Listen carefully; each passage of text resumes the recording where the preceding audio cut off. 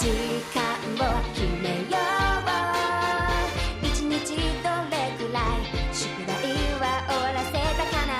相談をしよう。やりたいゲームは無礼に合っているかな。約束を守って楽しいゲームがいつもより楽しくなるよ。ゲームはルールを決めてから。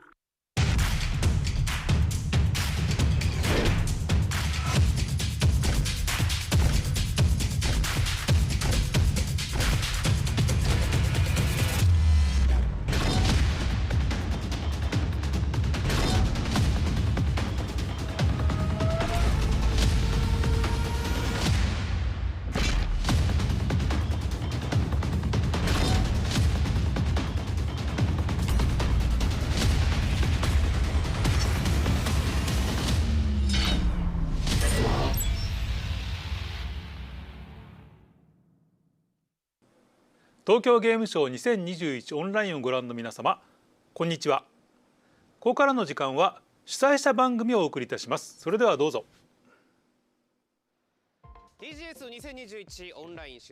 TGS 2021 Online Organizers Program. Is it difficult to be a game commentator? Let's find out their daily life and the production behind the scene. When you have a survey among male students, elementary students, the YouTuber is in the 6th place and the game production in the 5th place. Game and influencers are very popular. Game commentators have a powerful impact on the generation. Let's find out what is difficult, fun, or rewarding to create videos. This is Shohei Taguchi. Nice to meet you. Let's introduce guests. Nobaman Games. He focuses on simulation games and he has a unique point of view and investigate games. His area is not limited to games. He also have live action movies and introduce gadgets. Thank you. Hello everyone. This is Nobaman from Nobaman Games. Nobaman? You visited a booth. Yes, I was here yesterday too. How did you like Tokyo Game Show this year? It's fun. I got this too. You can also buy it. You can afford it, can't you? But the free gift is always fun. Thank you. Next. Clay. He focuses on a baseball game, including ProSPA. He stream videos every day, and his high skills of editing and talk is also something which drew attention. Did you go to booth? Not today yet, but in 2018 and 2019, I came to Tokyo Game Show as well. This is a hybrid organization this time. Have you met Nobuman-san before? No, first time. I'm looking forward to hear your crosstalks. We have one more guest. Koala's Game Show. He focuses on visual game commentary. He is a maverick in the game industry. He does react and comments to others in a sharp manner, and he brings laughter and surprise to the audience. Hello. Sorry that in the morning. Yes. Sorry about the appearance. Don't close up. Probably not. I mean, people appreciate my appearance in the morning. I will visit the booth later. Did you come to Tokyo Game Show in the past? Yes, but not with this look. I look more like an ordinary person.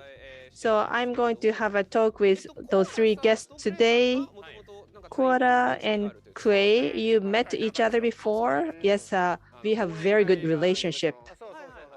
So we had a year-end party through the production office. Right. And Nobuman-san wasn't invited for the year-end party? That's not true. I will be invited next time. Have you seen the other person's videos? Because we have doing the videos in different genres. I always watch YouTubers overseas. And Koala was in the movies done by the Koala Matt, done by the YouTuber called Koala Matt overseas. On YouTube, Matt came to Japan, and he was going to show a game center. And YouTube was looking for someone who is familiar with the game centers. Game collector, what do you collect? Retro games, family computers, super family computers in boxes. I have more than 1,000 software. Really, that's a lot. How did you become interested in the game? Is there any one title that you can name? Koala, you're a game collector. I have an older sister, so family computers and super family computers were available from my older sister, and I also have a younger brother. So we played games together, and I realized, okay, so how about Cray? I always liked baseball games. I played baseball myself too. And my cousin, who is 1 year younger, we have very a good relation. And PlayStation 2, we played that a lot together. Crosspill, I like Real Purple on Spree. Those are the two kinds of, but I like Crosspill better. Nobaman-san, when I realized I was already playing games, the first time I played a game, I was this little. I played Mario on Super Family computer. So I was a gamer. Super Mario World, was it the first title? Maybe Mario Collection was the first title I played. Okay, that's the background of the three guests. So you play a game as a child? Well, then here's the first talk thing. How did you become a game commentator? Could you tell me the chance to be a commentator? Could you tell me the occasions? Let's talk about it from Nobama-san. So I was in Munich at the time of 2018, and I got so bored because it was Munich itself. It's really beautiful, but at 8 p.m. every shop is closed. So it's boring, to be honest with you, in the morning, in the night especially. So it was my daily routine to watch YouTube, naturally at night. And at that time, I was watching a person who played RT game, and then his name is RT game, and he played it in the wrong direction. So playing the game wrong was something I had always done before, even before becoming YouTuber. So like the war game, I just started playing, driving the car and in the wrong directions. And I thought that he got a number of viewers. And finally, I found that why not I should try again like him. So of course, the natural born, I should say natural born. So playing the game in the wrong direction can be kind of talent, I should say. Yes, you're right. So like I just played the game before, and I did the wrong way as well. So it's really difficult talk team, I think. Anyways. So it's really complicated, but I think playing in the wrong direction can be something fun for some fans, I think. So I should find something else to compromise. So anyway, what about Clayson? So I actually originally was working in the music industry. Compared to the music industry, I think the video era should be coming in the future. So I think I should touch on that. And also, I love playing baseball games before being a YouTuber. So I decided that should be the theme that I should play. So what kind of professions are you in the music industry? I like somehow as a composer. And in the past, I did play it by myself, but as a editor or as a creator, I invited audiences and played my instruments to the audience. I actually started from the scratch in terms of the BGM is for my videos. So 15 or 2016, and suddenly the video industry has surged in terms of the sites. What about the Koala-san? I was a collector of retro games, and I was a big fan of games in the CX. And I think that this kind of music, this kind of program can be so interesting if I play it as an individual YouTuber, and I started as a retro game from the scratch. And half a year, I just got 50 subscribers of my channel. It's really so small number. It's really, I should say, from my first time at the YouTube, it's really small step. So over the past the starting 20 years, I was a collector of Mother series for about 20 years, and I was motivated to be in a position to meet Shigesato Itoi, the creator of Mother, as a game commentator. So I try to make myself familiar with those common to those people. And yeah, I was successfully finally meet him. That's really amazing, and really I cannot say anything. I was so emotional to meet him. Is that coming from Ito-san's offer? I said I was a collector, and I said in my video many times, and I had many chances to meet or partner with the company Itoi-san belongs to, and that's why I started to work with them. So half a year, you got only 50 subscribers. And at the time of the you meet Itoi-san, then what about the numbers? It's around 200,000 or more. Yeah, you're right. I think the channel gets bigger, the more you can do. So of course, the most important thing is that you should be aggressive and create many games, videos also.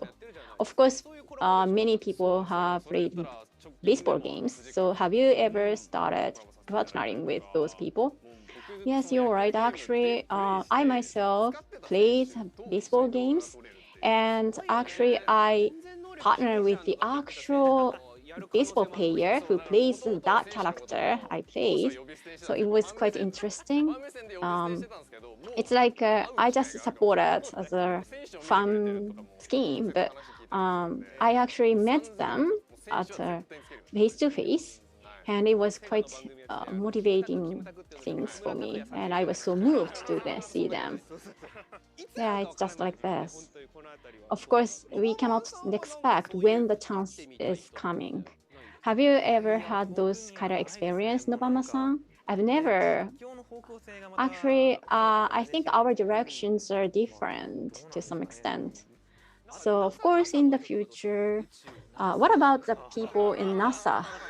I cannot imagine that, because you played a number of cosmopolitan games related to the cosmopolitan things. I've never heard of that. So of course, I'd like to talk about it in that direction. Could you tell? Probably you might have different stories to finally be a YouTuber. How do you analyze yourself as a game commentator? There are many commentators in different genres. How do you assess yourself? How do you see yourself? To be honest, I don't know.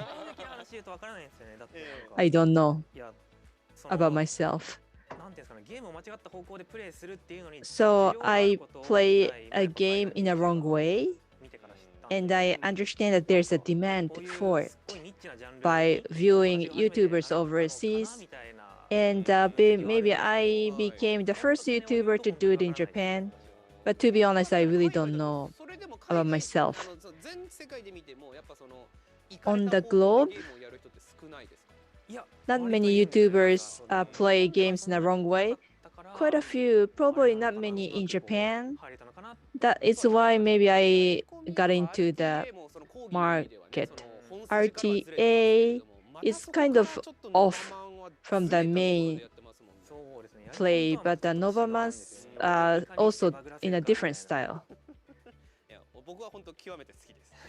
I really like it. Me too. Clay, how do you analyze yourself?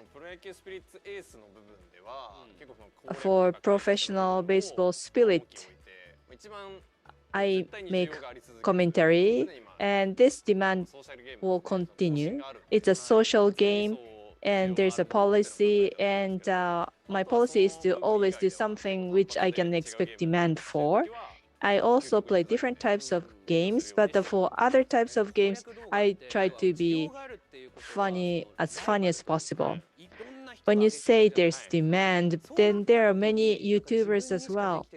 And is there anything that only you can do? There are many commentators, I'm sure, but easy to understand, or the movie's nice and clear. Also, the amount of information. Those are the things that I especially pay attention to. So you are frontline. You probably understand what is important to stay in the market. Koala, I have a dirty style.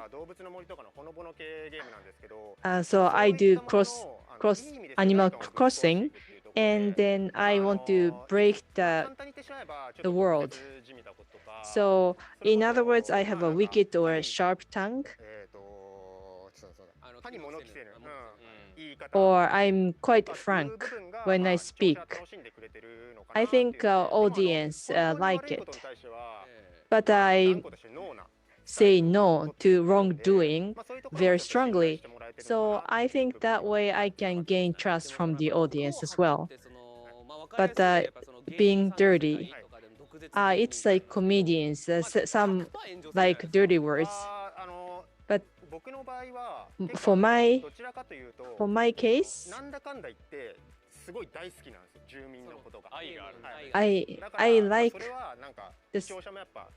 the people who live there, and the audience know that. So it's like on a rain day, so the bad boy is using the umbrella for the dog. The relationship with the audience is quite interesting. The Clay's videos, what kind of players watch your videos? I have core users. For Prospi, I want to make sure that the commentary is easy enough for beginners. And I do understand that some comment others leave, but 97 to 98% of my users is male, because I focus on baseball. Okay, understand. Novaman, not sure. Hyper Olympic. I think those who like that kind of style. How about the ratio between men and women?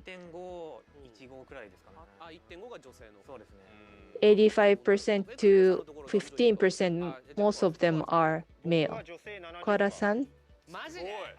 So 70% of the users is female.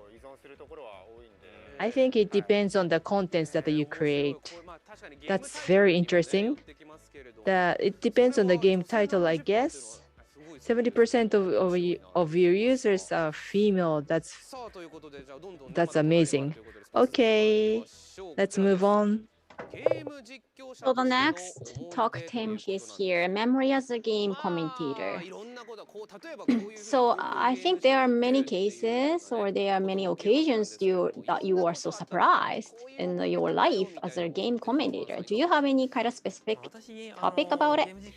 I actually have many milestones as a game commentator. One big thing is I got an offer from the to join this company, and that's a good milestone for me. It's the biggest one. And another one is I got my favorite cartoonist, Fukumitsu Shigeyuki. I was a big fan of him.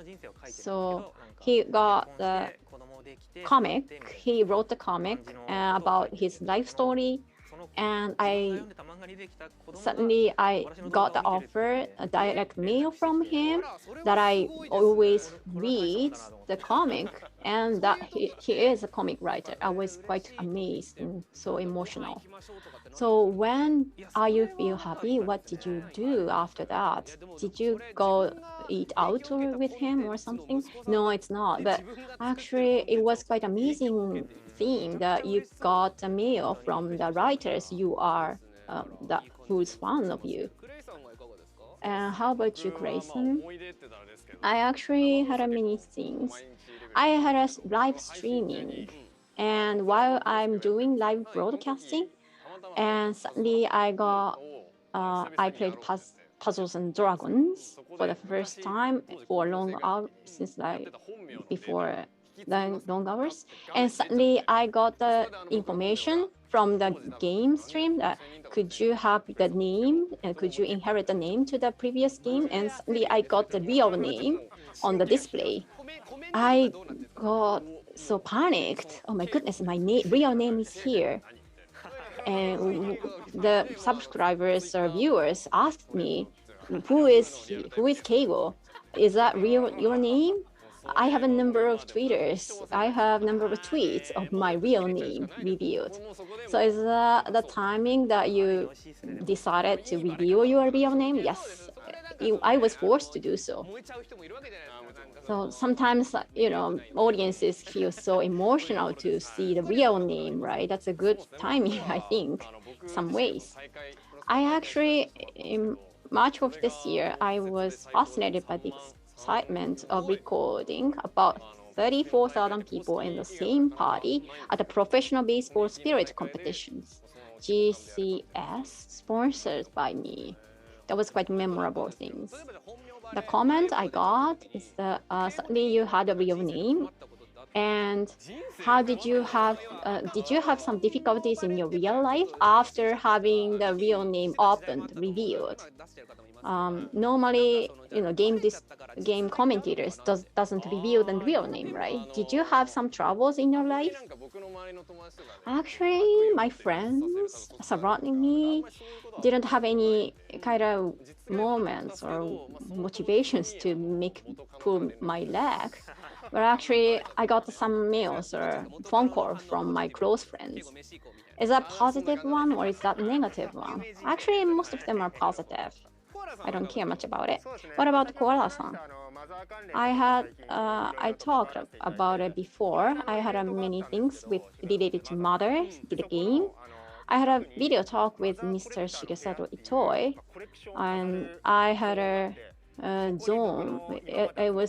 I came across with the zone that I collected a number of games, the Mothers, I told you, and the game that you found, and you involved with the games event. That's a really amazing moment, right? Yes. I thought my life, everything is worthwhile of doing. So I was so impressed. And the real event, for example, 2 years ago almost, and at the time, in front of me, a number of audiences are there, and I can talk with them face-to-face basis. It was quite memorable and emotional scenes for me. It's really difficult because of the pandemic, right? Yes. But still, for them, the audiences are eager to see you, right? So in that sense, you can have like the face-to-face communications. That's really good things. As for your things, are you pulling my legs? Actually, no. I'm just joking. But your appearance is quite emotional, impressive. But of course, not only the appearances. Your attraction is another things to talk. How do you make videos? I'm sure many people would want to hear about it. Is there anything that you pay attention to when you make videos? Well, memory 64 gigabytes, personal computer, and high performance microphone. And I record for 2 hours and spend 8 to 10 hours for editing. you spend that much money, that much time on editing, correct? Did you always had that kind of high performance computer? I was in Munich. I had a gaming note type computer, and I wanted to buy a computer with the highest specification. Does it make a difference? Yes, 64 gigabytes, that's a lot.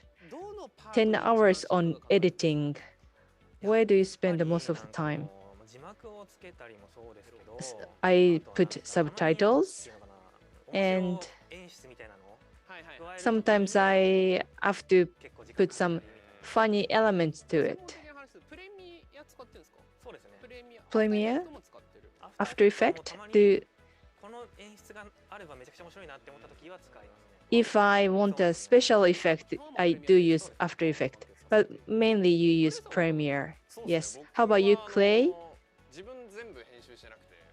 I don't edit everything. I used to do it everything, but I have a company, so I do recording to camera blocking, and the background music and subtitles are done by my employees. And I also do streamlining, or if I have time, I do more recording. Well, you can make movies on team as well. You made everything by yourself, and sometimes you look at your employees and want to say, no, they are not, those are not the right subtitles. Yes, I always have a mixed feeling. I look at my employees working and I feel that's not the way, but we try to compromise, both of us, and try. So it's been 2 years since I established a company. Now my employees can do better than me. So if I try to train my employees, and I knew that it would be easier in the future. Well, I think I have a similar situation. The editing hours about the same as the other two, and what is important is planning for YouTube. So when I'm awake, I'm always planning something. I think that's the nature of a commentator. When you go out and you go to an amusement park, for example, and you try to enjoy it, but you still think about planning. You cannot completely forget about making movies. Wow, your brain can never rest. Clay, you're always thinking about planning? Yes. I also need to manage the company. So apart from making movies, I have to manage the business. Nobaman-san, how about yours? Yours is off, right? When I take a shower, I often come up with a new idea. Sakurai-san from Mr. Children says the same thing. When I take a shower, you come up with new ideas. I think there's a shower soap to stimulate your brain while you take a shower. We call it a time machine strategy as well. That's right. Nobaman, you say you watch YouTubers overseas mainly. Do you stream your videos overseas? No. They may find you, wow, there's a unique Japanese. I don't know if the algorithm on YouTube allow you to do that. Bilibili, or if you find a different platform, you might be able to stream your videos overseas. Let's move on. Who is your admired game commentator? So can I have a talk with Nobama-san? So from I told you before, that's what I told you, NRT games. Esprit Game Breed, most of them are overseas. But one of the big coolest for me is like Let's Game It Out, the overseas game commentator. Like me, who he is playing the game in the wrong directions as much as I can, but the level sphere is different. So I just like play as I made a mistake, but he made a big mistake, not like me. He spent so long hours to do the wrong way. So for example, in the middle of the street, he just came across the car, but I just spent 1 hour to see how speed the car is. Or he just left it for 24 hours, for example, and every time he watches the screen and he just posts a video just once in a month, just like that. But he had, of course, it's understandable that probably spend a number of hours that probably you can create a number of interesting videos. But of course, you need to also think about the efficiency to create videos, right? Yeah, I cannot probably be like him. I cannot spend 24 hours to create just one video, I think. So that's one thing. I just wanted to watch like this. Yes. About Clay, I actually, of course, focusing on the posting the videos, but on the other hand, I posted a video on this streamer, live streamer. So people running on the front of the line as the streamers, for example, both of them, of course, have a fun. But of course, at the same time, his personality is also welcomed by the subscribers or viewers. So that's why they got a big fan of him. So I want to be like that kind of streamers whose personality is welcomed, highly welcomed. And that's why he got many fans. So yeah, it's a really interesting background that his personality is most attractive things to make the fans. And of course, interesting story. For example, the competition is really interesting as well as so exciting. Shaka-san, what about him? Actually, Shaka-san is doing anything, even he is doing something, everything can be welcomed by the fans. So that's really interesting. So I really congratulate on those who are named as that kind of persons like that. What about Koala-san? To be honest, I think that the commentators I have respect, but I don't have such a big respect on those people, to be honest with you. Of course, there are many people who are like us, but I just think the person, I just like a puzzle and combinations of the things that I admired for each person, and I just absorbed from those people, and I just combine with the things that I was so amazed. Conversely, if probably there are more and more streamers are coming to be like you, probably they are mocking you with the respect, of course.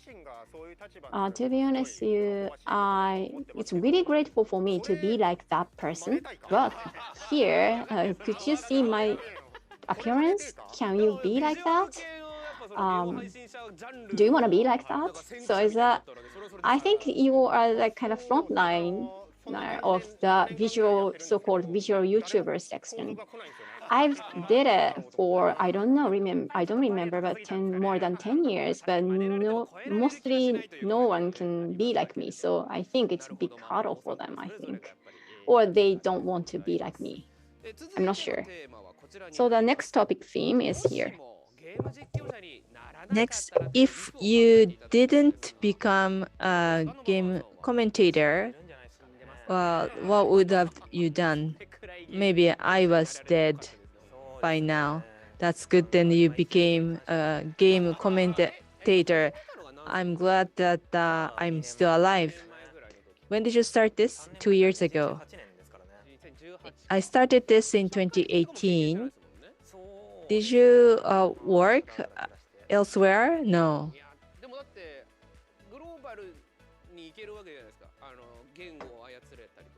Well, you can use languages, you can go overseas as well. Yes, but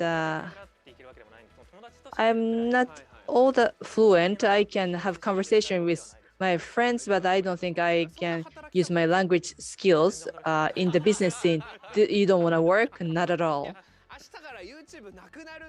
So tomorrow you cannot use YouTube, and you have to choose an occupation or die. Well, I think I'll die. Clay? Well, I was still in the music industry, especially music events were very much damaged by the pandemic. So I was dead, or I would look for a occupation related to baseball, NPV, working for NPV, produce goods. I was working at the stadium too, Yokohama Stadium. So I was at 8th gate where the most enthusiastic fans sit, and I dealt with complaints. It was a difficult position. Which game was the most difficult one? Probably Hanshin versus Yokohama, because Hanshin fans are quite passionate. The pitcher Yamazaki threw a ball and hit the head of the opponent's player. Well, maybe that experience also helps you now. That's right. Koala, I worked in different areas. Before I was a YouTuber, I was a detective. What? Not in this appearance, but I was a detective, and you don't want to draw attention. But now I want to stand out. Well, I try to do what I like. For example, VTuber. So I worked with a VTuber. I was supervising a cameraman. If I wasn't doing this, I want to do something creative. I like drawing, illustration, so maybe something creative. Yes, that kind of mentality. You said detective? What is it? 80% of the time I was investigating when people are having an affair. Yes. Former pro wrestler was causing lots of accidents, and I had lots of experience as a detective. But I never lose track of the target people, but this time I did, and I was scolded by my president. Do you do lots of preparation? People think it's a stylish and a smart profession, but it's not. So you need a tough physical and mental toughness if you find that the people having an affair. So there are no fixed business hours. You cannot sleep. If you are on standby, even on a cold day in winter, you keep the camera on in the cold car without a heater till 5 o'clock in the morning. Wow. And the remaining 20%? What about it? Did you test the chemical? No. I talked to the former detectives.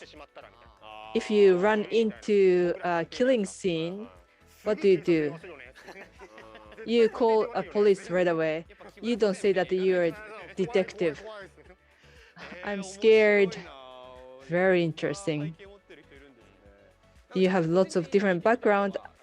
Personally, I'm interested. You're gaming commentary is quite popular, but 3 years ago it wasn't this popular. How about the reaction from your families when you tell this to your mothers? What was the reaction? My family doesn't know where I live, what I do for living. Really? So we have no communication. We have no idea. As long as you're alive, that's good enough. Wow. So you keep the kind of distance with your family members? Clay? Well, I don't remember. I started this in 2016. At that time, I was not confident about my career, so probably I didn't talk about this occupation very much. And when I got the 100,000 followers, and maybe I started talking about this. What was their first reaction? They were pleased by it because I already had enough followers. Koala? I drew a web manga before, and my mom always said to me that, oh, it's great, you're working hard. She always encouraged me to do the thing that I was doing. And mother always said to me that she hopes that there will be lots of followers in the future. Great support from your mother.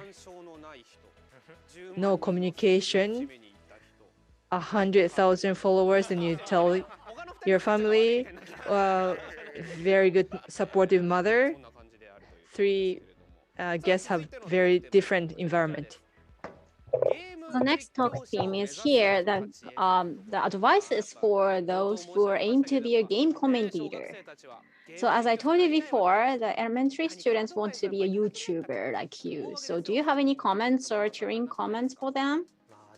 Koalas?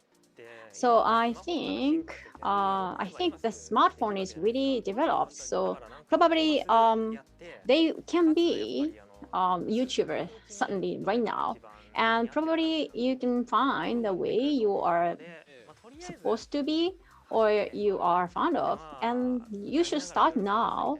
And while you're doing, you can find, probably you shouldn't focus on one theme, but you should expand the areas that you are doing.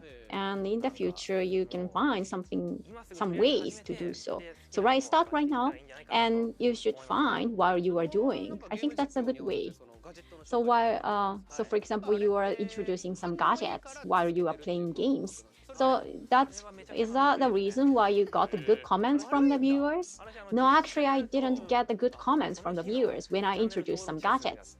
Actually, you find analytics, and Google says that you suddenly had a drop of the number of subscribers. Because you like it, so that's why you still continue it. Yes, you're right. I actually do it because I love it.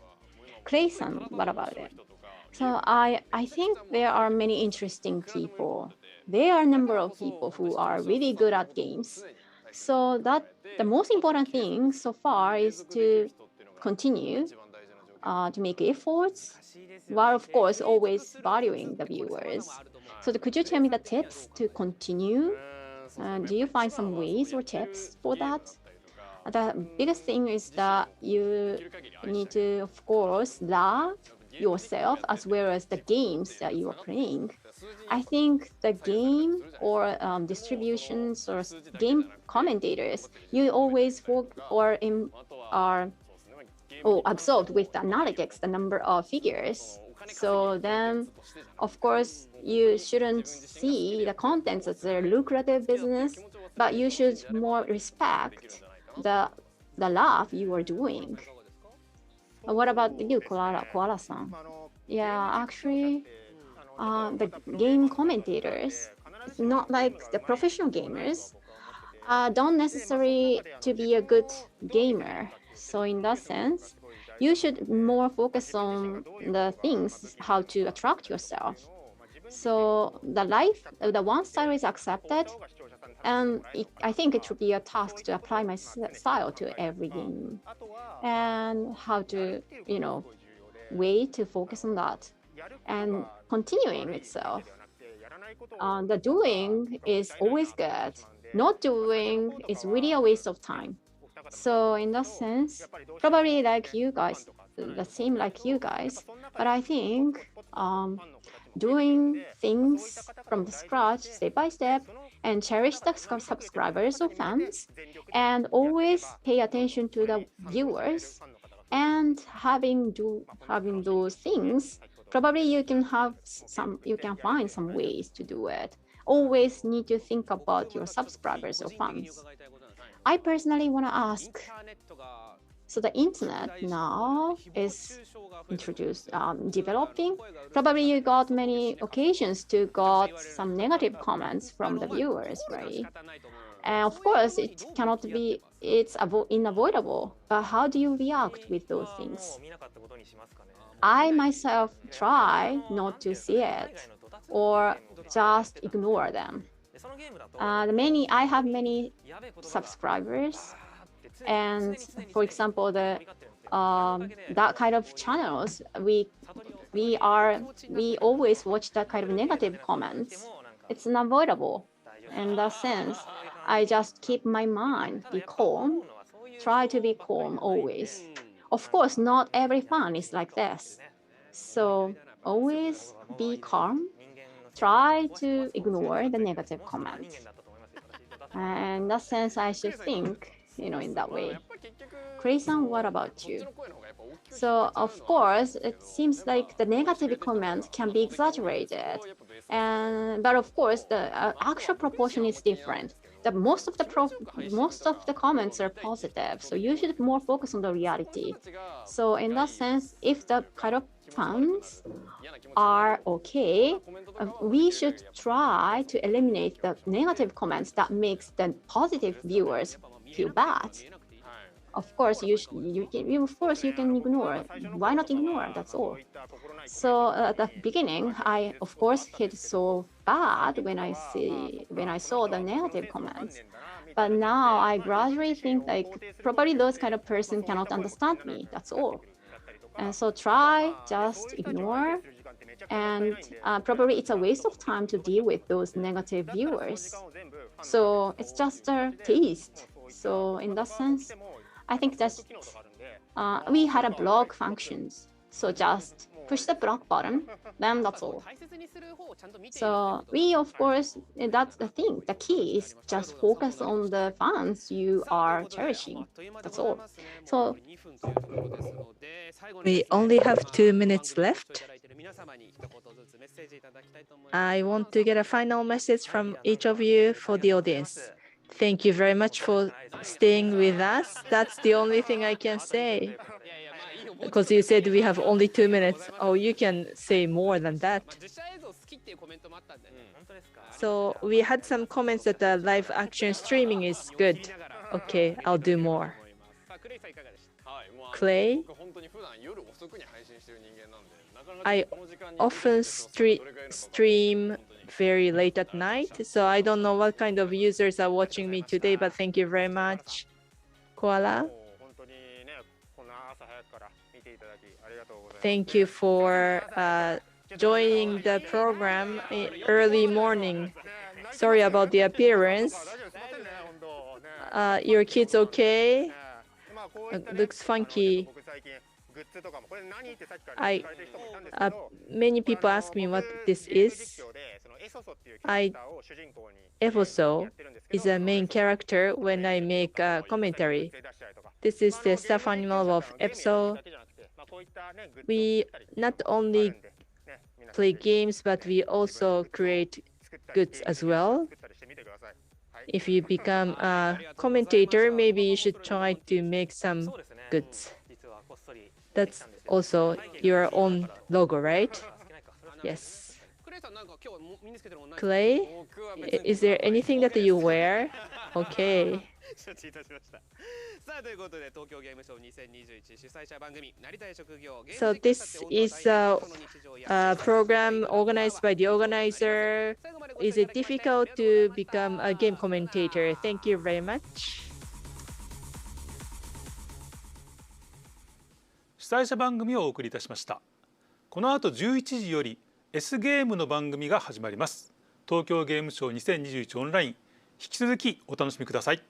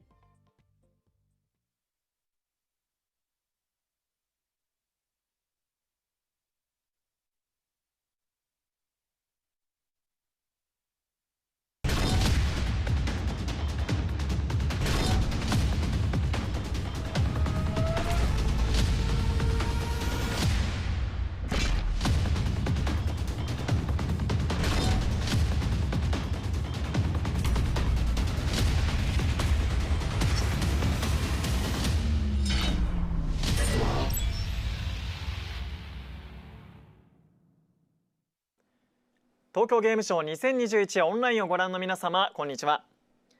ここからのお時間は S ゲームの番組をお送りいたします。それではどうぞ。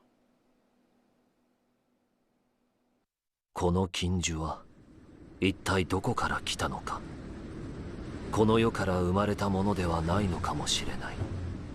その業はこの世に渦巻く殺戮と陰謀によって育まれ、欲望や憎しみを糧として無限に広がっていく。涙ももう乾ききっていた。私はもう人ではなく、自分がかつて戦っていたものになってしまう。地獄の果てでまた巡り合おう。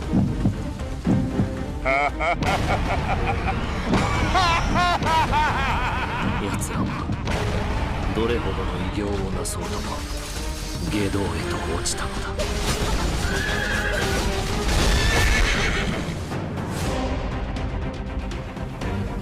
悲しみや後悔を背負おうと俺たちはこの剣で断罪しなければならない。いつかその根源を断ち切るまで。それこそ組織の役目。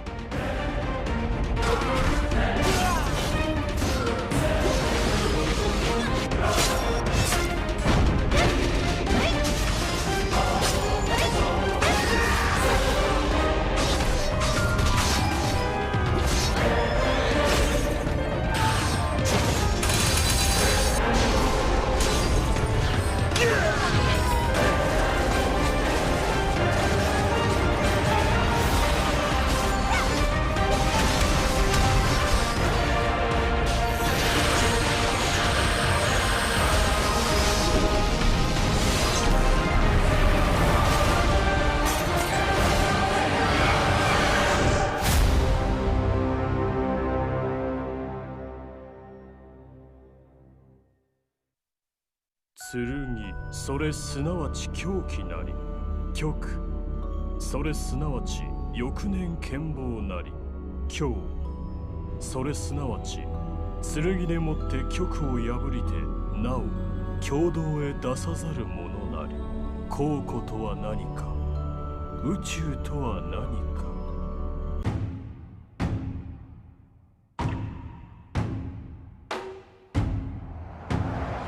2011年、たった5人だけのゲーム開発チームが人知れず産声を上げた。やがて彼らは影境という名の完全なる架空宇宙を作り出すことに成功する。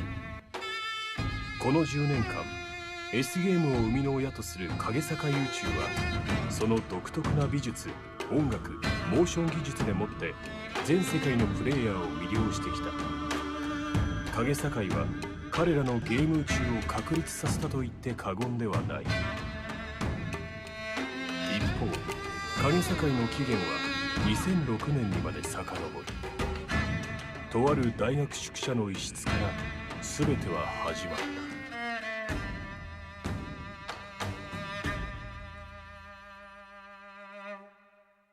た。2006年、当時まだ大学生であったソウルフレームはレインブラッド死の町の初期構想および制作に取り掛かり始めていた。彼がアメリカへと留学した後も依然としてゲーム制作は続けられた。その当時、彼は一見して影境、ひいてはゲーム領域とは無関係だと思われた。しかし彼は早い段階から転向を考えていた。彼が必要としていたのはたった一つのケーキだった。ある日偶然にもソウルフレイムは RPG メーカーという絵を動かすことのできるソフトウェアの存在を知る。彼はためらうことなく新世界の創造に全勢力を傾けていった。繰り返される自己肯定として、そしてさまざまな困難を乗り越え、2010年ソウルフレイムは彼の諸女作となるレインブラッド死の町を中国の大手ファイル共有サイトへと投下した。その翌日、レインブラッド死の町はトップページへ躍り出ることとなり、評価は驚異の 9.3 点を記録した。最高で and a user review was up to 9.6 out of 10. Unlike the typical RPG, Rainblood story starts from the end and the beginning. A bleak standoff between So and Zuozhang was in the beginning, and Zuozhang sets a trap in a town and lures So in. Carrying a secret of his own, So enters this town and tries to solve the puzzle. Then the story unfolds to reveal how a friendship turned sour. It was first released on Very CD in China. It received more than 200,000 reviews and updated to 9.6 score. The English edition of Rainblood Town of Death was on Gamesgate and Amaranthia soon later, selling a lot of copies, a total of 30,000 copies. Just in a few months after the release of the English version, an RPG fan on that platform it hit a high score, and the Phantom Universe world started. In 2011, its game was formally incorporated, and at the same time, Rainblood, another version, was released as the first ever independent PC game for the Chinese market. And the development, the story continued in Rainblood 2, and the story becomes clearer. So barely escaped from Zuoshang's deadly trap. There were new characters, faction, and the stories unfolded in the world of Rainblood, in what's soon to be a full-fledged universe. There are a range of subquests. Moreover, S-Game found the perfect artistic niche for their creation. The next installment would take things even further.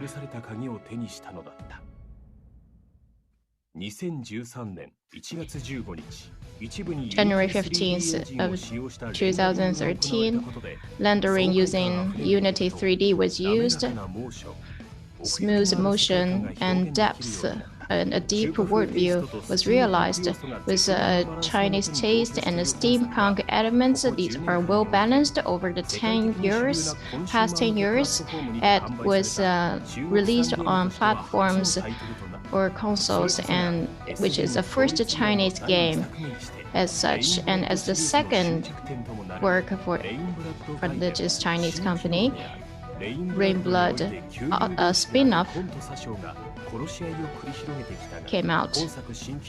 The conflict between So and Zuoshang was finally revealed, and they are both orphans adopted by the organization for their extraordinary talents. So excels in assassination, while Zuoshang is a mastermind who leaves nothing unaccounted for. In this prequel, they are both rookies sent to investigate and eradicate Mirage, a faction deemed harmful by the organization.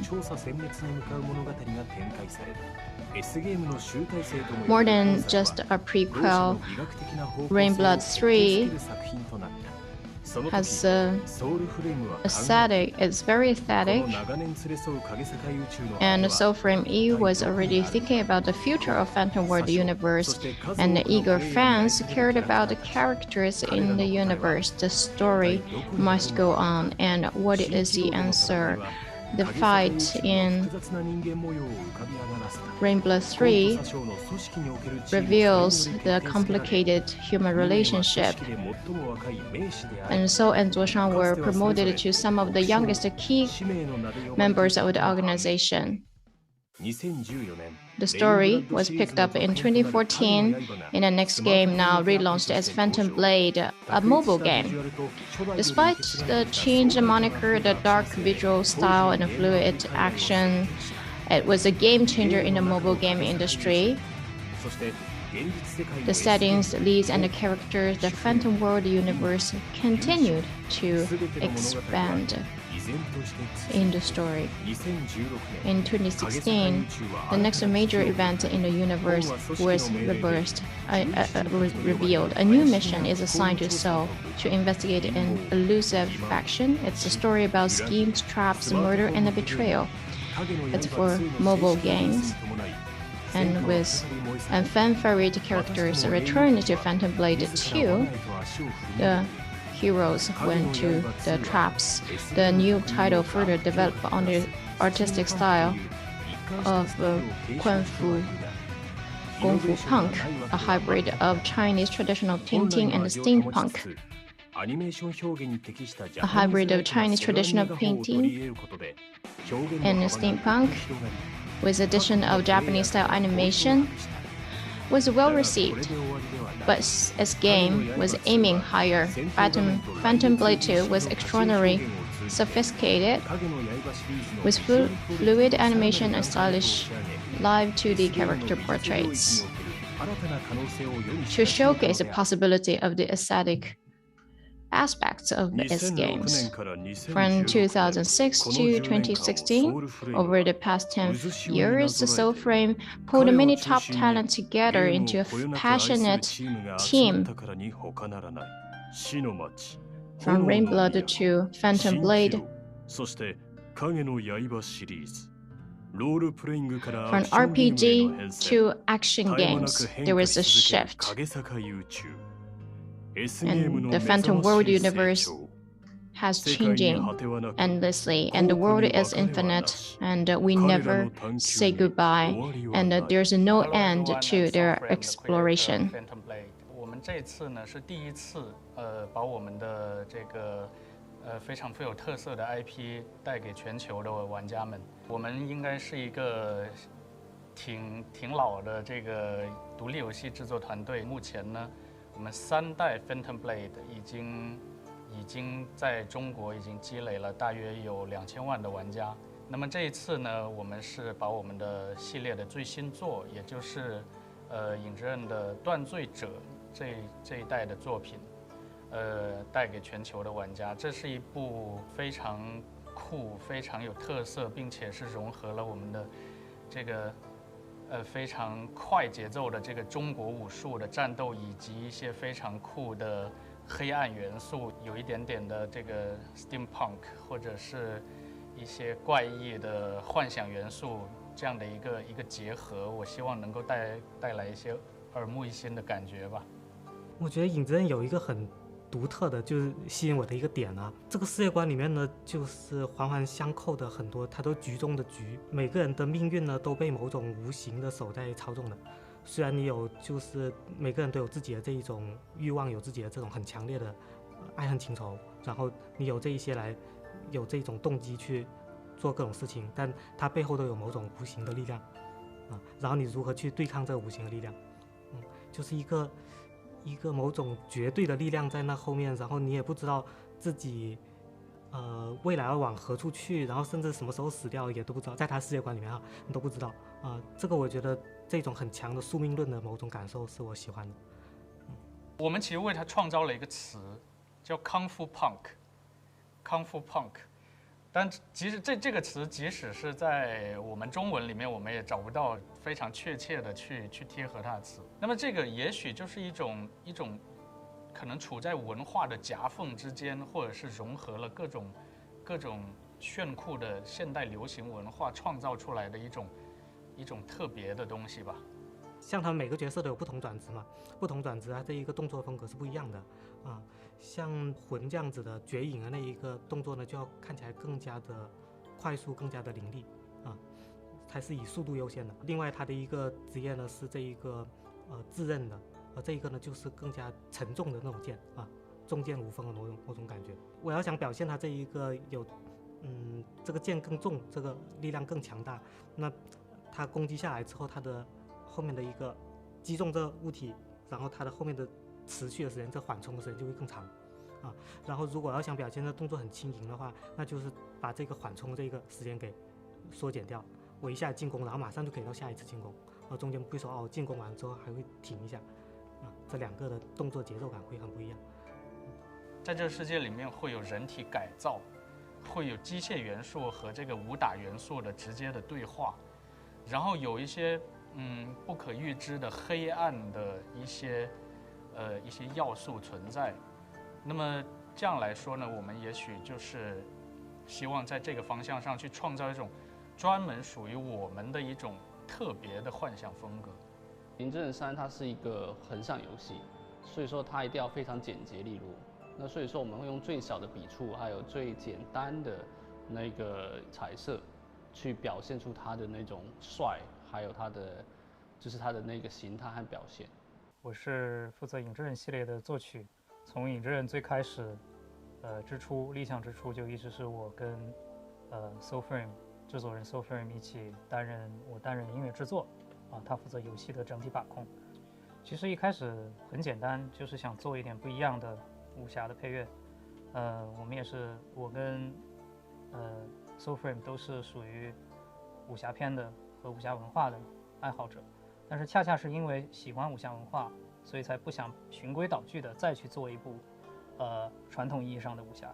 当然这个也是 SoFrame 的想法，我的想法从音乐的角度来说，就是想做一些没有尝试过的音乐尝试，比如说在武侠里用摇滚、用金属乐，然后用一些实验性质的音乐、无调性的音乐去做。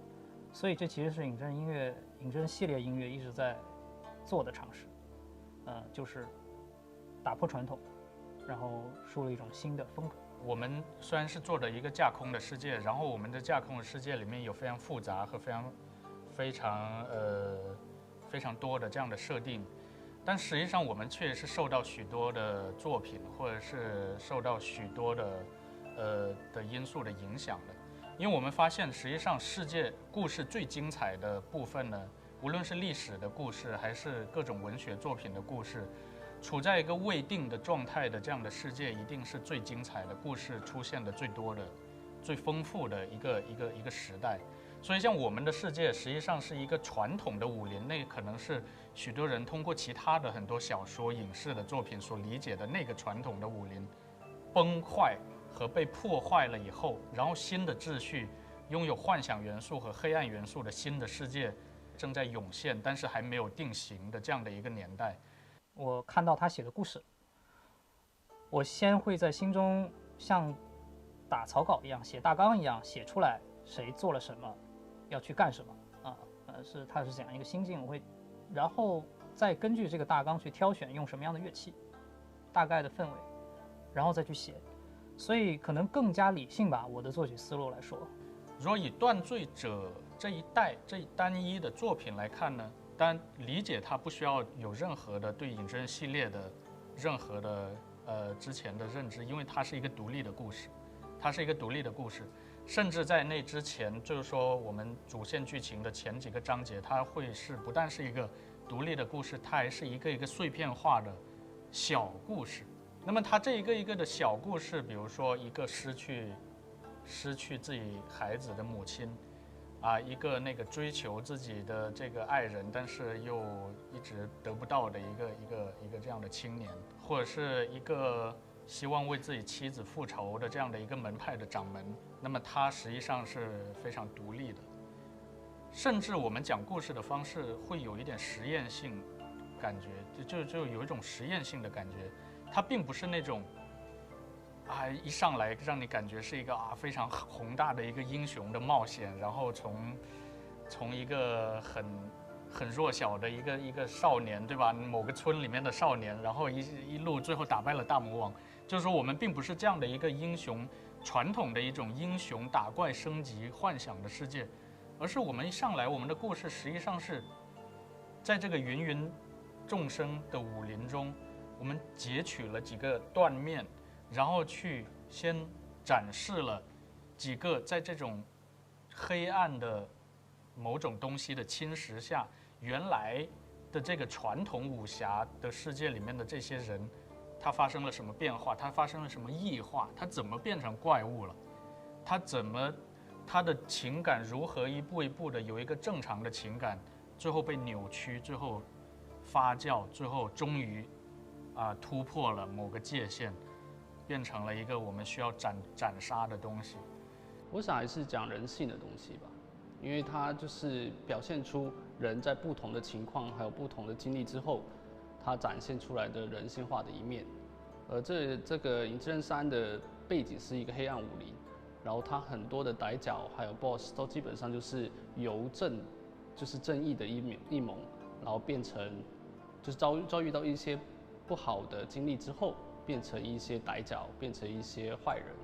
所以说，整体来讲还是人性吧，正义难分辨，忠义难两全的一个黑暗武侠故事吧。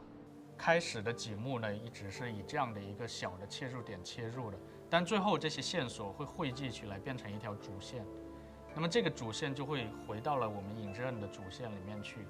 那么我们在大量的游戏里的心法的这个介绍，就 Phantom 的介绍，然后包括我们的这个支线任务，包括我们的许多的这样的道具和这个叙事的这个说明里面，其实都会揭示我们的这个世界它其他的一些小故事，到最后就会融入我们的主线。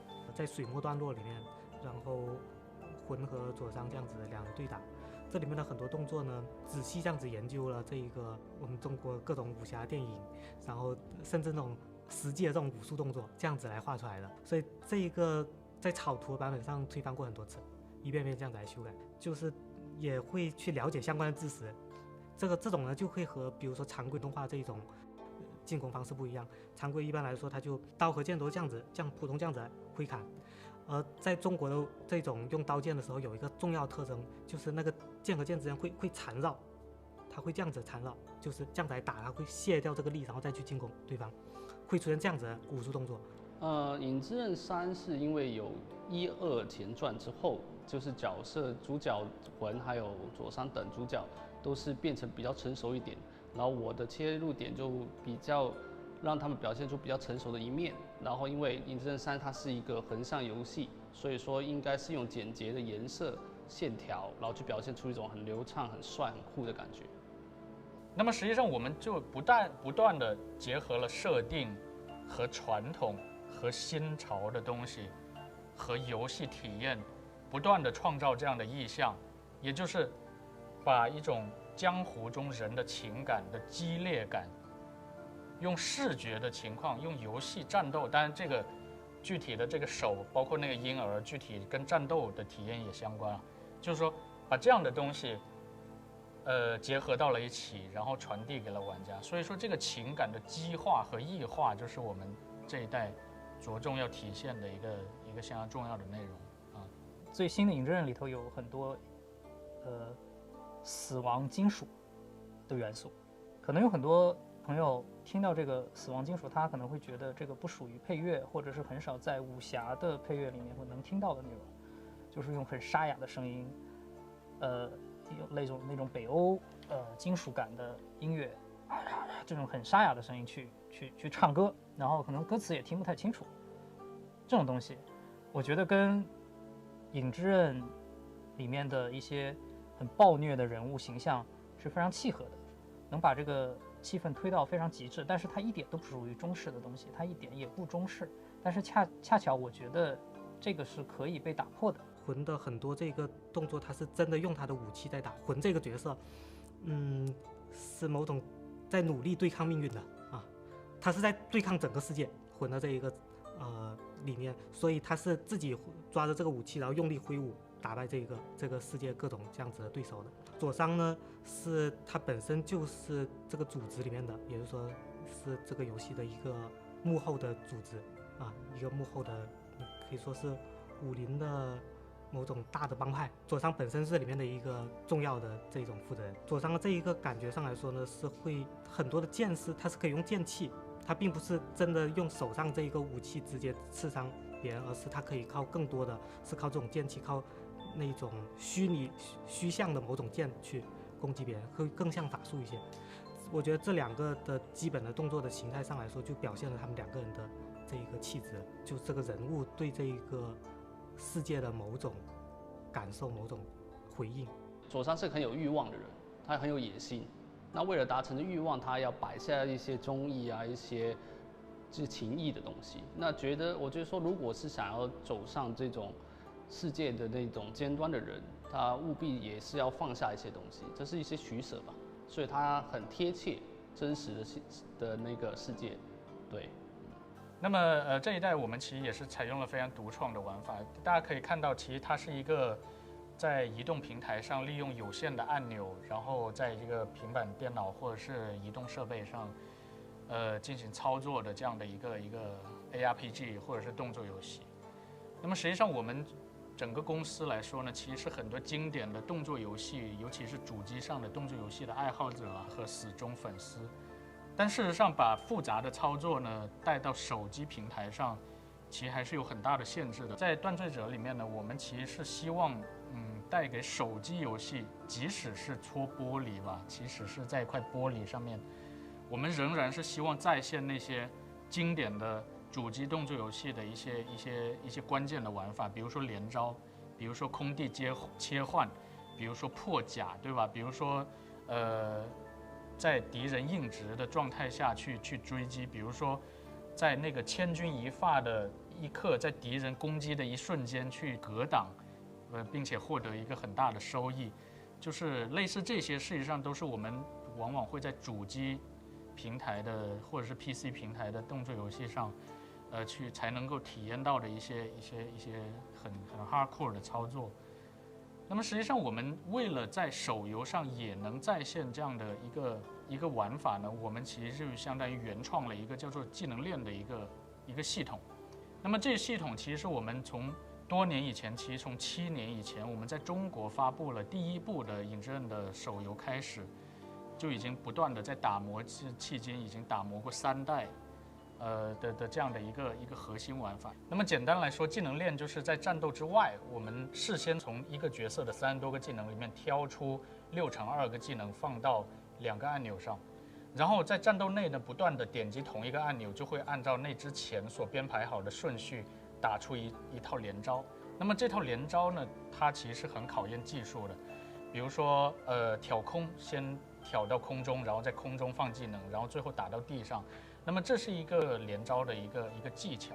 这次的动画制作其实难度挺高的，它的难度还在高的还有同时2个点，它还不是单一方向的高。因为现在这一个制作呢是有2个风格存在的，就是融在一块，一个是水墨的风格，一个是写实的风格。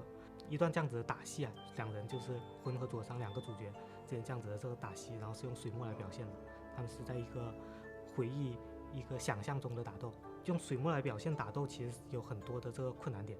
首先就是我们如何能做到它的，先不说它动作设计啊，它的技术上的难度上来说，我们怎么能做到这个稳定感啊？这个其实在技术上挺困难的，我们也做了相应的这一个技术的研发，然后在写实那个段落来说呢，因为它其实是很复杂的造型，身上铠甲很多啊什么的，然后我们再做一个更像真人的缓慢动作，这一个点上来说是对2维动画难度非常高的。其实就是很贴切我自己本身的喜好，那所以说就发挥得很好。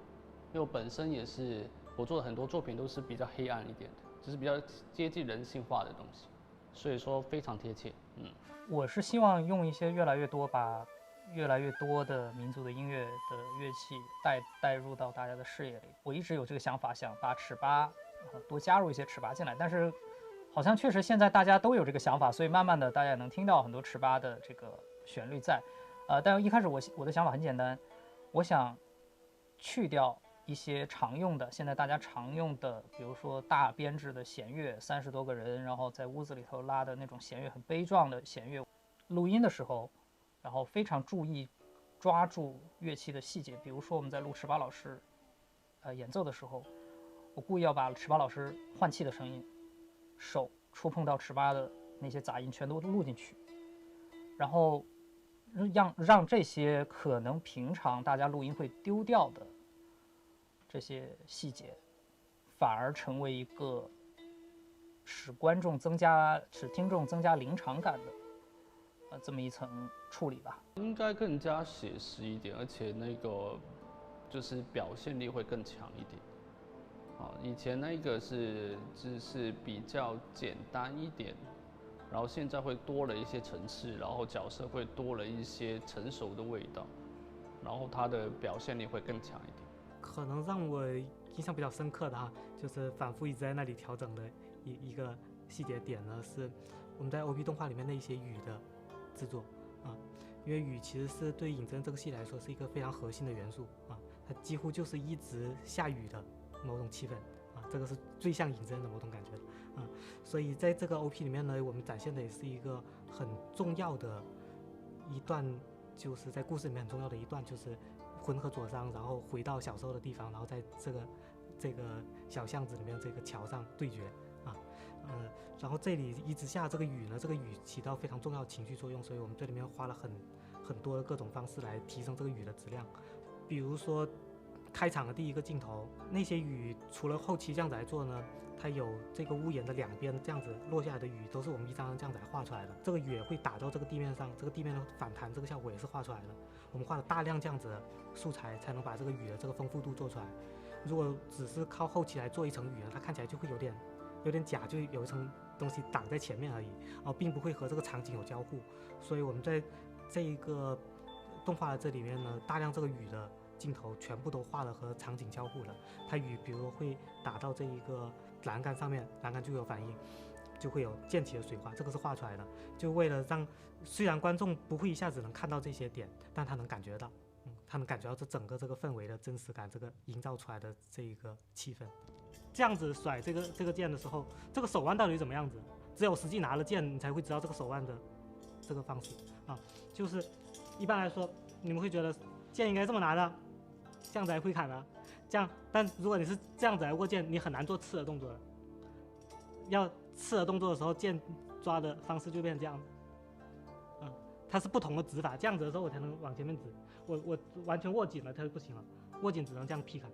我在格挡的时候我可以这样子握紧了，但是我要刺的时候，我就马上这个手型就要变成这样子才能刺出去，就是说这时候变成这样子扣上来，一般格挡的时候变成这样子，然后如果我想要剑，比如说我要想这样子来转这种剑花，要想更灵活的时候，事实上就变成这样。这个手的方式其实是这样。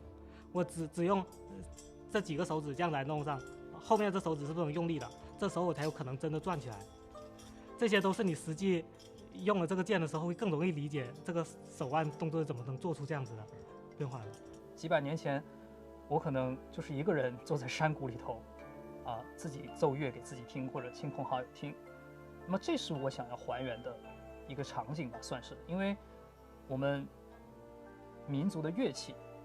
你想让它更加打动你，我觉得是有必要把它放在以前它诞生之初所存在的那个情景里面。喜欢游戏的人，也许是这个世界上面就是交流的隔阂最少的一批人。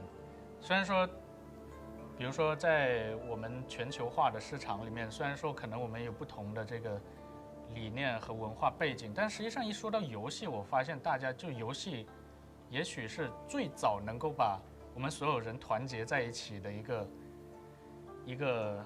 东西吧。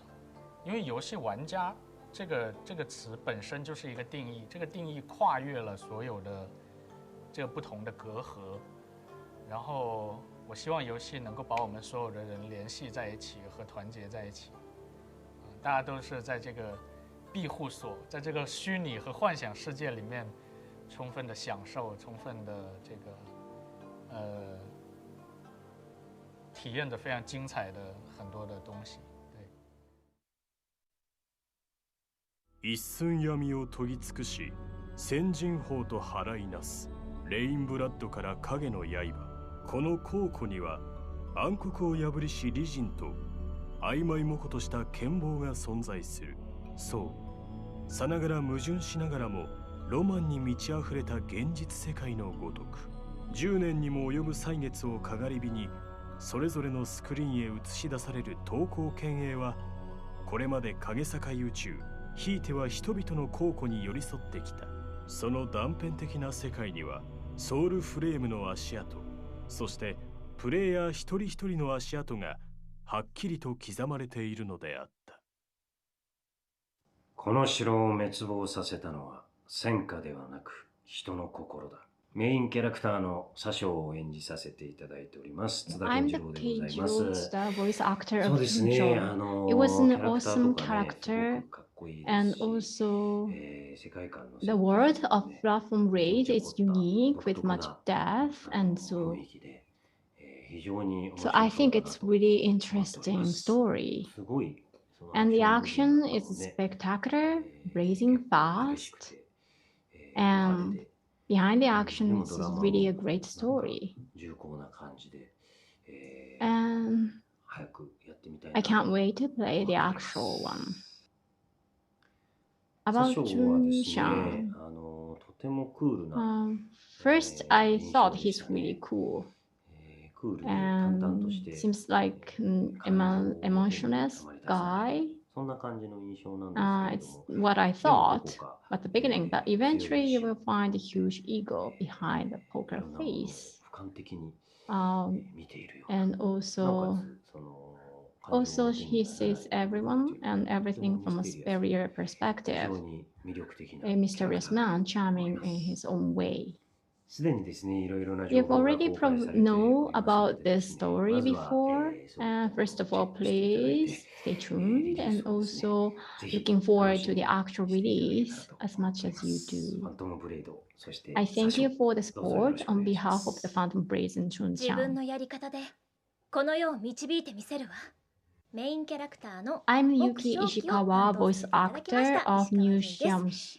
Xiaokui. そうですね、It's a weighty すごくストーリーが and 深 sad くて、 story そ and の deep 深い one. ストーリーがとて So も悲しいんで nevertheless, すけれども、 it's really でも so sad な one, んです but か I ね、 think ど I うに can もできないよう enjoy な救い reading のない the お kind of 話がまた面白くて、 story. 私 The も台本をすご script く itself 楽し and み the ながら game 読ませてい demo ただきまし resembles た。 animated Chinese ゲー traditional ムのプレイ動 painting. 画も I 見せて enjoy いた it. だいたんですけれども、 And I なんか always 墨絵のよう watch な the visual 背景 style, になっていて、それがス and トーリー the とマッチして background い is て素敵 really だな matching と思い with ま the し story た。 itself, and it's really 私が演じ fascinating. た木正気 My もですね、 character is New Xiaokui. 16歳と She い is うこと just で、ちょっ 16 years と他の old キャラクターより若いのか and な a っていう bit 印象 younger な than んですけれ other ども、 characters でもす in ご my く芯の impression. 強い But 女 actually, の子で、 her キリスト inside と is 凛 quite 々しく、 deep なんか自分が and 追い求 so めるものを mature, 絶対 tough, に vigorous, 追って with やるぞという、すごく unremitting 自 resolve 分を in 持った子 everything だ she なというふ does. うに She's 思 so いました。 cute and とても handsome か at っこ the よく、 same でも可 time. 愛らしさもある女の子です。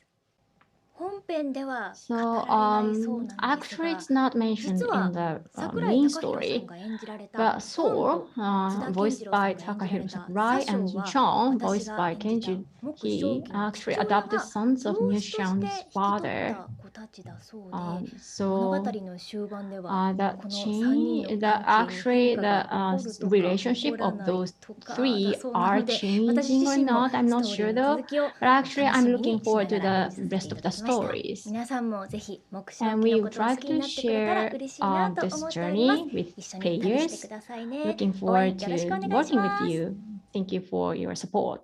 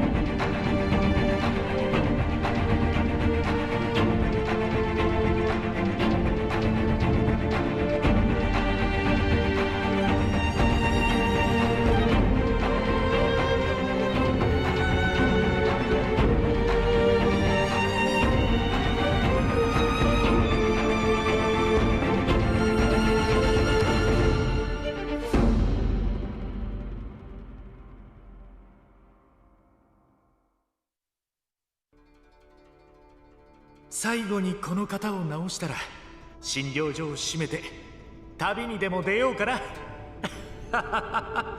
先生のような人がもっとたくさんいたらこのブリンも良くなるんじゃないかって思った。それは数えきれないほどの命を救ってきた手、明寿海春の手だ。私は毎晩悪夢にうなされていた。彼は何がしたかったのでしょうか。私は何を間違えたのでしょうか。言いたいことを言えないままついにこの日が来てしまった。神羅万象は人の心が生み出した幻。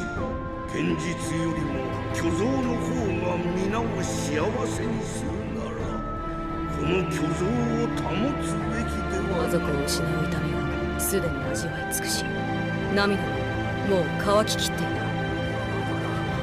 彼女が帰ってきた。どちら様でもいい。全てを終わらせてください。ただ破門にされただけではまた帰ってくるやもしれない。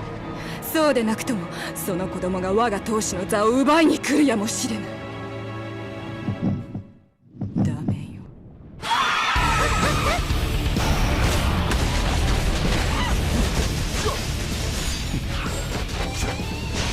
私はもう人ではなく、自分がかつて戦っていたもの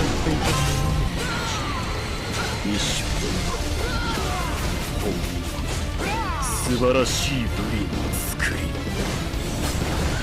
どんな手を使う、そのものを引き止めないと。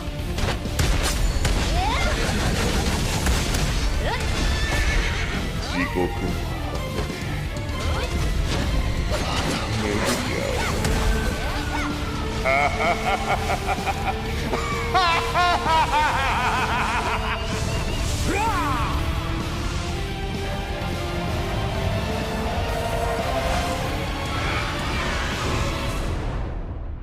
9月8日10月初秋、13日、ほのかに秋の初風を感じる季節。落ち葉が空を舞う頃。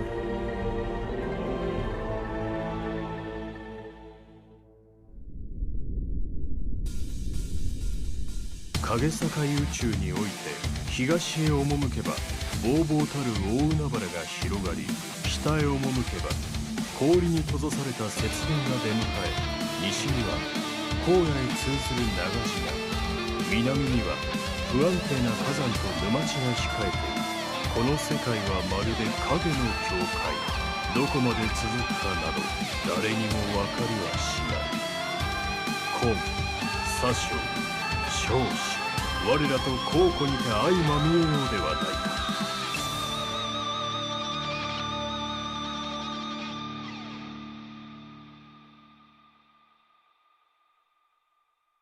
この後いかがなりまするや。まずは次回のお楽しみ。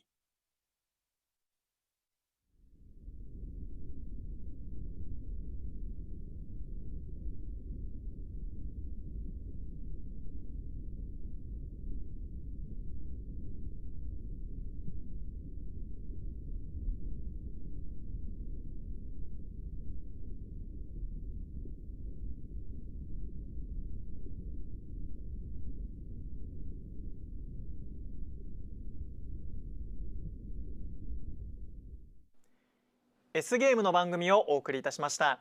この後12時より日本電子専門学校の番組が始まります。東京ゲームショウ2021オンライン、引き続きお楽しみください。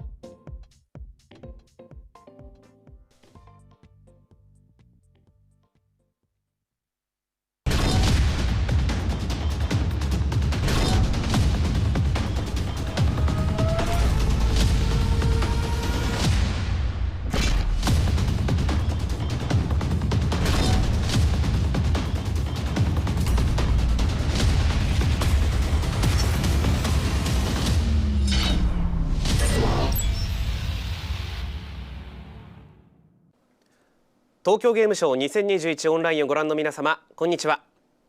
ここからのお時間は日本電子専門学校の番組をお送りいたします。それではどうぞ。日本電子専門学校スペシャルプログラム Japan Electronics College Special Program。はい、どうもこんにちは。東京ゲームショウ2021オンライン、ここからの時間はTokyo Game Show 2021 online. You are now watching Japan Electronics College official program. I'm Toji Watanabe, MC for you today. So today we are introducing the titles created by young creators with live play.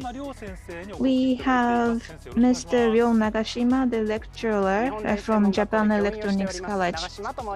I'm Nagashima from Japan Electronics College. Thank you very much for having me.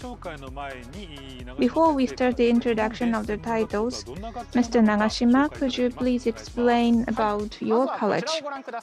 Yes, please take a look at this. We were established in 1951, and this year is our 70th anniversary. We are one of the most oldest colleges in Japan, and we are located in the same place for 70 years. We are located in Shinjuku area to train specialists.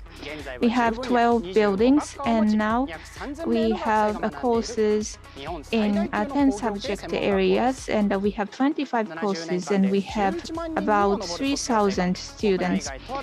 And in the past 70 years, we have more than 110,000 graduates working inside Japan and outside Japan. So because we are located in Shinjuku, so it's very advantageous to our students to find a place to work. And we are the first college in Japan to have a course dedicated to gaming. So there's the educational program co-developed with the company, and also there's the original course materials created by our lecturers, and there's the learning environment to be professional, so the beginners in this area can start their learning without worrying about anything at all. So for game discipline, we have 3 courses, depending on what you want to do in the future. So, game production course is a 2 years course. This is the very first course at the college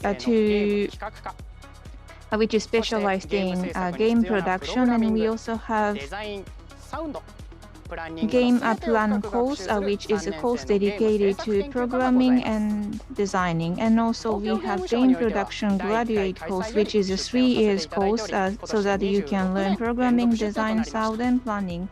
And we are participating in Tokyo Game Show from the very first one, so we are now participating in this show 26 years in a row. So the college was established 70 years ago, and this year is the 70th anniversary. Congratulations.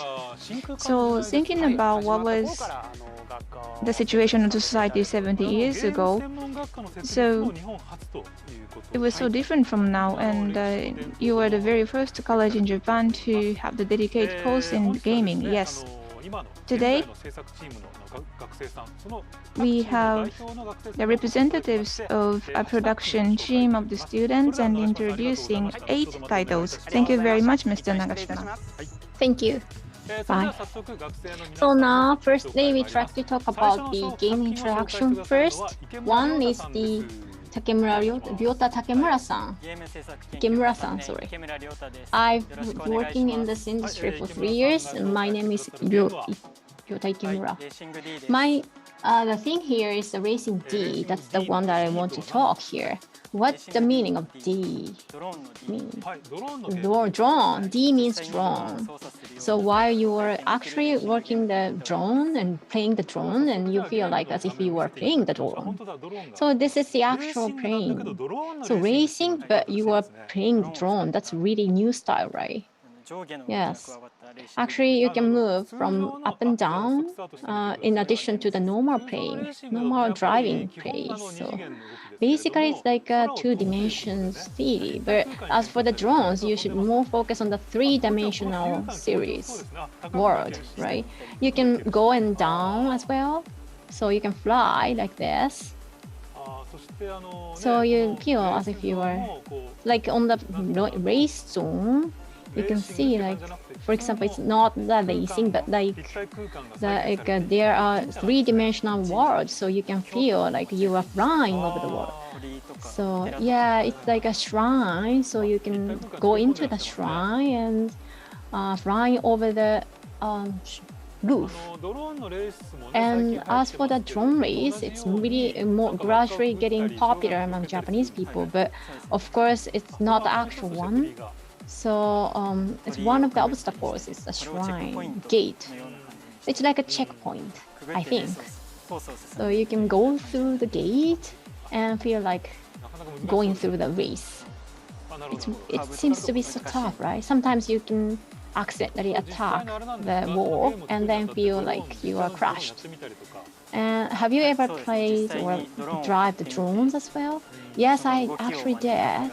And try to mock the movement of the actual drones and feel like as if I were actually playing the drones as well in the game series. I think it might be difficult for playing driving the drones, right? Yes, I sometimes hit the wall as well, actual scenes. After learning the actual movement of the drones, you can apply it to the actual scenes of the games, right? Yes. What's the difference between the actual scenes and the game scenes? Like cars, for example? Apart from the cars, you can fly. So definitely you need to consider the three-dimensional world. Now you can go in. Thank you for playing. Thank you for showing. Could you be specific about the things you focus on? The actual playing, the operations of the drones. Yeah, like you said, it should be difficult for moving up and down, but it seems like really refreshing to play. I think that's the most part that I focus on while I'm creating the games. I think apart from driving the drones, you feel as if you were, in the actual scenes, a realistic one. I think the designs of the atmosphere, you can also see in the scenes of the rivers or shrines, actual shrines or backgrounds. I feel being specific about it. Yes. Kemura-san, what are you planning for in the future? Do you have any dreams in the future? In the dream, I try to be a programmer of the games, and I try to make the emotional games for the Japanese people all over the world. Of course, I try to create it. As a team member, probably there must be some team members who are who are dedicating to the music or dedicated to the design. So some seems like really interesting. Some are mocking the movements of the drones, or they are creating with the collective actions, and they are actually all of the staffs are playing the drones at the same time and learn how to move it. Yes, I'm looking forward to your future career. Thank you so much for your attention. Thank you. Thank you for watching. So the second title we would like to introduce is introduced by Yoshiki Handa. So I'm the third-year student from game production called Yoshiki Handa. My game is titled eSports. E means chair in Japanese. Yes, so this is a sports that you play with chairs. So it's like a dad joke. It's a sports using isu, so that is why we call the game eSports. Okay, for today I prepared 2 rounds to play. Okay, let's switch to the game screen.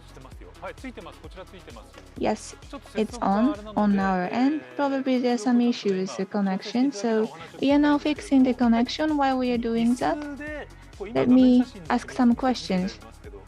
So as you see on the screen, the chair is driving the corridor. So it's like you play the curling with the chairs. So it's what I did when I was elementary school students. I used the chair of the teacher to drive the corridor. Actually, I had the same experience, so that is the inspiration of the game. Okay, so this is a game to drive the corridor of the school with chairs. Yes. And is it about how fast you can drive? It's not all about that. So there are some points you can get depending on which location you stop at. So because it's, too dangerous for elementary schoolers to run around the corridor, so what is important for them is to stop. And that idea can be related to the sports of the curling as well. And you connected this idea with chairs. Yes, sorry, we are still having some connection trouble, so bear with us one moment. So how did you get the very first inspiration? So first of all, we thought about our experience. There are several team members who had the same kind of experience as mine, so we were scolded by the teachers. Yeah, that could be the very good inspiration for you to develop game, yes. Can we just restart the game? So I think this is something that everyone once did when you were elementary school student. So it's actually difficult to drive a chair like a car, however you want to do that. And we can tell that there are some elements of the curling. So game is a kind of entertainment, so that is why it's very important to have unique idea like this. And at the very end of the corridor, there are some numbers. So is it points? Yes. So there are 10 points, 20 points, 30 points. And it's very important to stop at higher points. Yes.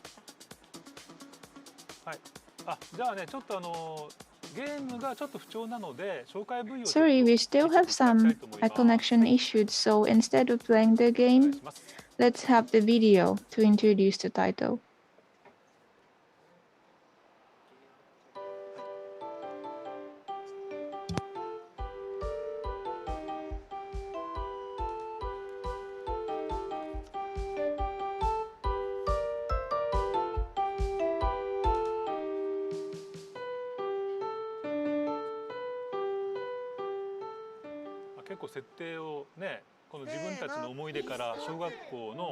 So the inspiration is coming from your childhood memories, yes. Okay, that was points are written on the floor of the corridor, yes. And just like curling, it's very important that the what level of momentum you can give to the chair, yes. So if it's a curling, you use a brush. So instead of using the brush, so you were using the force of the leg to go into the good direction, yes. So now some happening is there. The girl just had the water on the floor, yes. So now there's the water on the floor, so what you have to do is to avoid the water, yes. When you are on the water, you cannot rotate enough, and that could be disadvantage for you to get points. Okay, so there's the first player and the second player, they compete against each other. I have played the game by myself, and actually it's very difficult. Yes, so it's a simple game, however, the manipulation is quite complicated. And when you get better and better, I think you can enjoy this more and more, and you can enjoy the game among friends. Yes, indeed. Thank you very much. So the idea is to interpret the curling as a TV game and reinterpreted that idea with your childhood memories. Esports. That was the title. So what kind of game do you like to develop in the future? I want to be a game planner, so I'd like to plan a game which you can enjoy for 10 years and or more. So the sports game like this is something that you can play again and again. So this is what you want to develop in the future. Yes, thank you very much. Okay, then next third title is here, coming from Yon-ichi-san. So the third grade Ijion, thank you, in game creation division. So here, Olgo, the name is Olgo. So here you can see we have 5 members, including plus me, and also the designer is 5. And so the creation period is June 2021 to the 6th. So this is the one you can play. So here, the little boy, cute little boy is the main character, and he walks like this, and he can move while on the right button you can jump. You can let them jump, and you can push the button like open the door, or you can have some commands to manipulate him. So it seems like an action adventure game, right? So in the house, he moves from up in here, and here there is another character here. Once the ghost can capture them, he is in danger of death. So he needs to move, and sometimes the number of the hit, then the player should be game over. So you need to escape from the obstacles in the game field, and sometimes you need to jump, and of course you can explore the floor and also need to escape from the ghost, right? Yeah, that can be action games.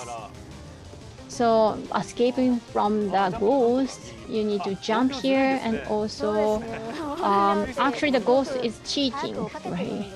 Yeah, she is chasing you, so you need to escape from her. And she has a magic power. So there are some unique atmosphere, which is quite unique. And also there is a number of atmosphere, and also you need some tactics to escape from the ghost. Yes. You need to jump here, and sometimes you need to think twice. And sometimes to get a higher jump, you need to have some tools. And in the house, there are another ghost, which is not your enemy, but supporter. So you need to sometimes move the furniture, and also away from her and close to the house. Then you can hear the sound of Olgo, and then the Olgo sound can be protecting you from the ghost. So here, this is the end of the game. So it sounds like with this unique one. But once you started the game, you can manipulate him so fast. So what's the more focused one you are thinking? So this is the game. So the story is another one to focus on. So the editing and story, those two are the ones that I focus on. And could you tell me your dream in the future?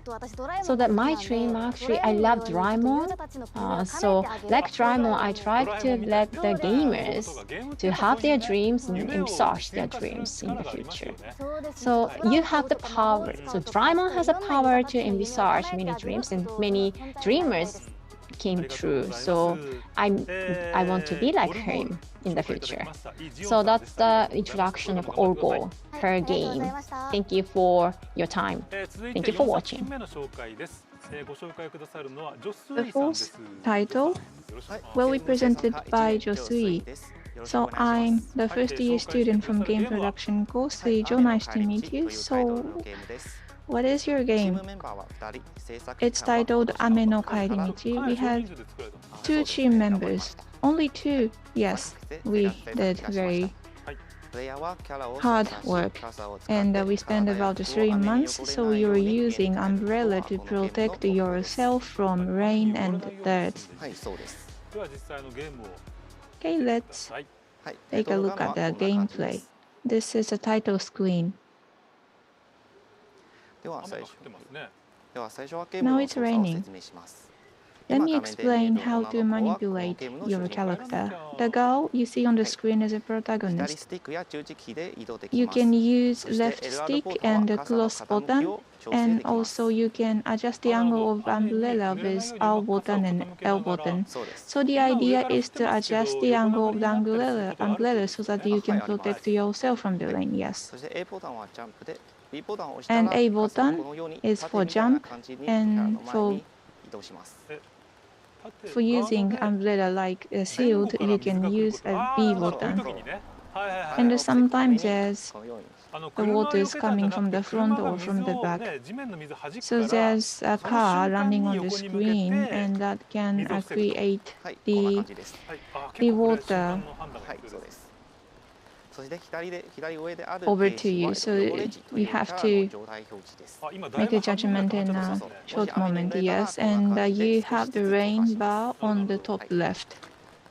So when you are struck by the rain, the bar increases. And if you are under the roof, the rain bar decreases. Okay, now I can see the rain bar is now all cleared. Okay, let's move forward. So when the rain bar reaches to a certain point, the image changes. Okay, let's move on.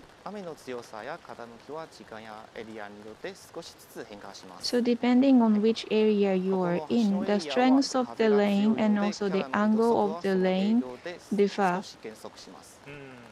And now there's strong wind in this area, so that is why the protagonist has to slow down. Now the rain is getting stronger, and you have to watch out your steps when you go down. So there's a cat in front of the girl. The cat ran away, yes. And if you go into the building, there's the cat. So you have to catch the cat, however, you can move on without catching the cat. So this time I'll just skip this part. So the visual is like the pixel art, and it looks very literal. Yes, actually it's done by handwriting. And I played the game for quite a long period of time. And actually I thought that I could play this game for a longer period of time because the atmosphere of the game is very poetic.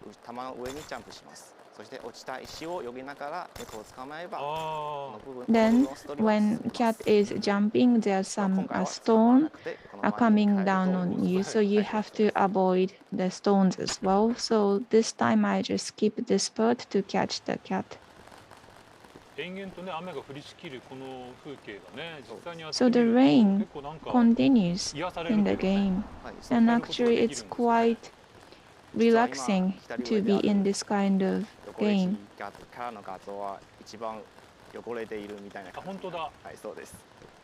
So as you see the image on the top left, the girl now got a lot of dirt, and probably it's better not to have umbrella with her.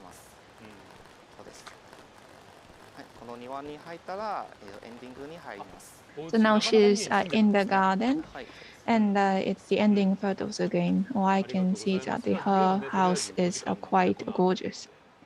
Okay, thank you very much. So we just talk about the visual of the game, and also there's the sound of rain falling down, and also the visual of the girl walking. So I really see that there's so much effort put into this game. So that was why I was enjoying the game as well. Jo-san, what kind of game would you like to make in the future? I want to create a game that has the very good storytelling. So just like the game we did, even without telling the story, we can see that there's some story behind it. Okay, thank you very much. So the fourth title was Ame no Kairimichi. Josui-san, thank you very much. So the next one is the fifth one. So Mai Ishida, who is introducing this series, Debris Collect. I'm Mai Ishida. So this is the Debris Collect that I'm creating now. So the team members here, we have 4 members. The concept is just protect, destroy, and collect. It's really dangerous cleaner. So this is the actual game scenes. So debris, is that a space debris? Yes. Actually, it's a garbage on this cosmos here. So it's like a scientific SF version. It's really a unique setting. So firstly, I need to focus, make sure how to play, how to control. Like you can just attack the garbage and collect the garbage as well. So there are a number of garbage in the air and the cosmopolitan sphere, and you can collect the number of garbage when you after attacking them. And there must be some kind of social programs that we have many garbage in the cosmosphere. So that's another background of this game, right? Yes, you're right.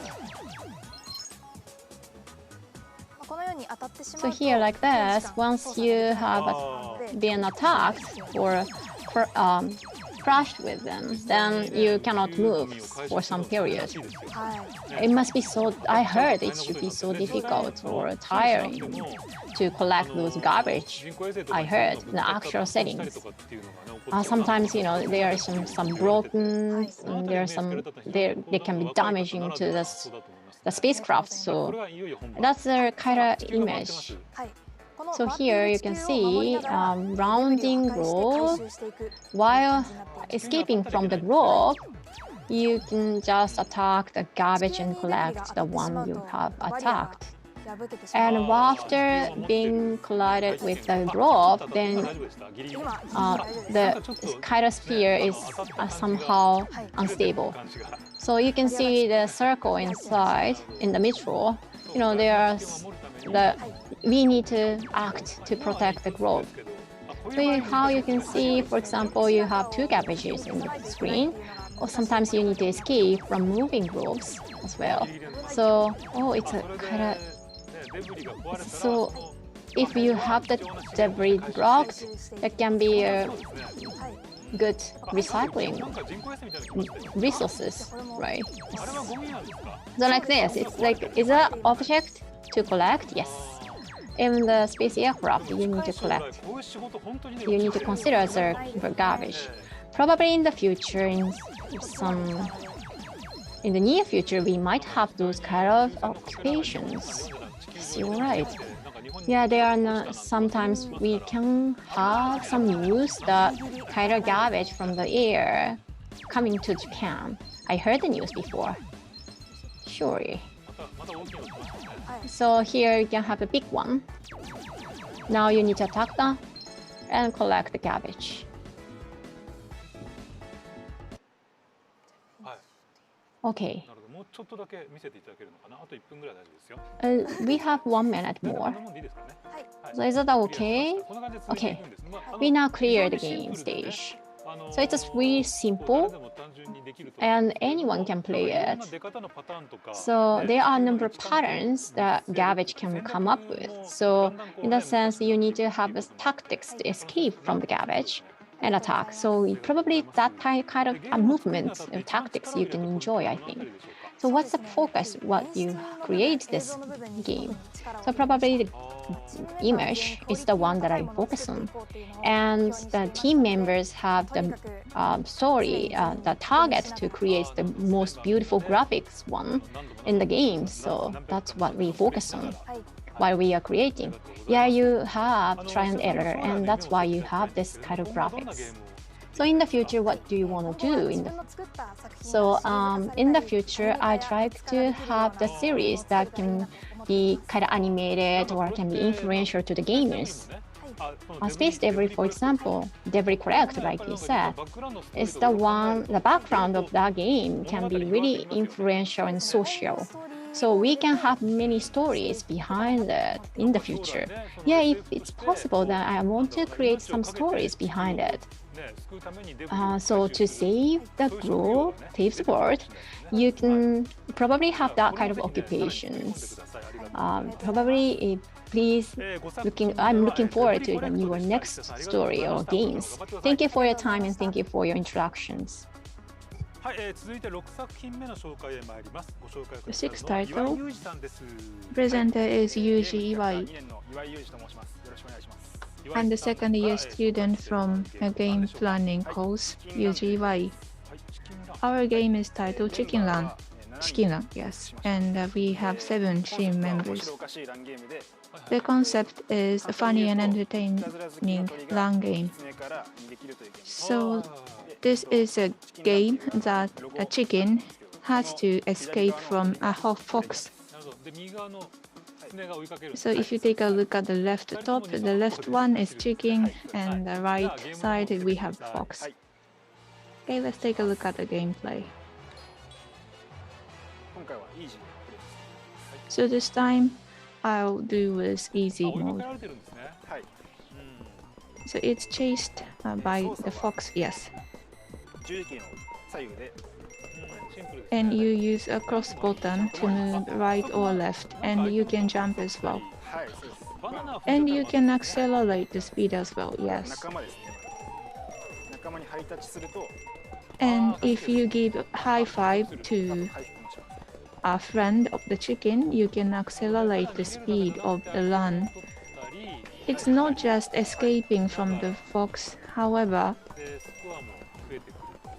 you can also gain scores, yes.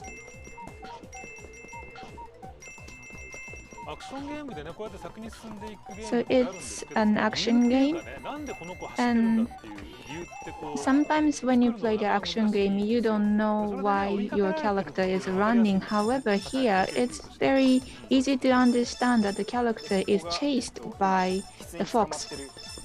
And now the fox caught the chicken, and the game mode was switched to the command mode.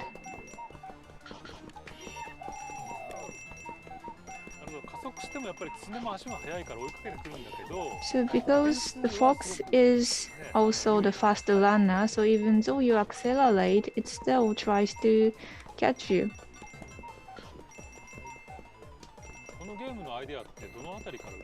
How did you get the inspiration for the game? The inspiration came from the old movie overseas. Do you mean Chicken Little? Yes.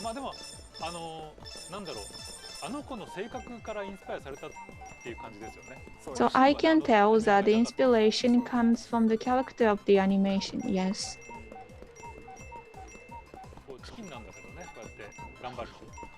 So he's a chicken, but which means that he's hurt. He has a chicken heart, but still he tries to be very brave. Oh, they are friends of chickens. Yes, that are the friends who he gave high five.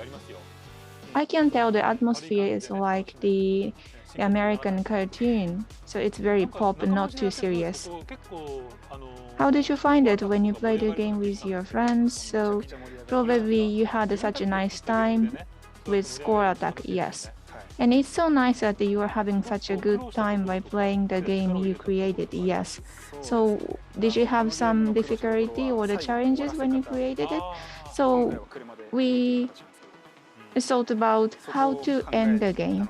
So finally we came up with the idea to run away with a car. So that's also very American, so I could tell that that was American car. Iwai-san, what kind of game would you like to produce in the future? I want to be a game planner. I want to create a game which will be loved by lots of people. Thank you very much. That was Chicken Run. Iwai-san, thank you very much. Next one is the seventh title, the Sayaka Yamada-san. So here, I'm third grade of the research of the game. Thank you so much. The one that I wanted to introduce is this one full of monsters. So the full of monsters. Probably you don't know about my Japanese joke. Anyways, so that's the name itself is coming from the ancient story in Japan. Yes, it's really refreshing and exciting for action game. So you need to attack the monsters in the game. So here, this is the actual game scene. So here, I'm trying to start now. Oh my goodness, it's another monster here.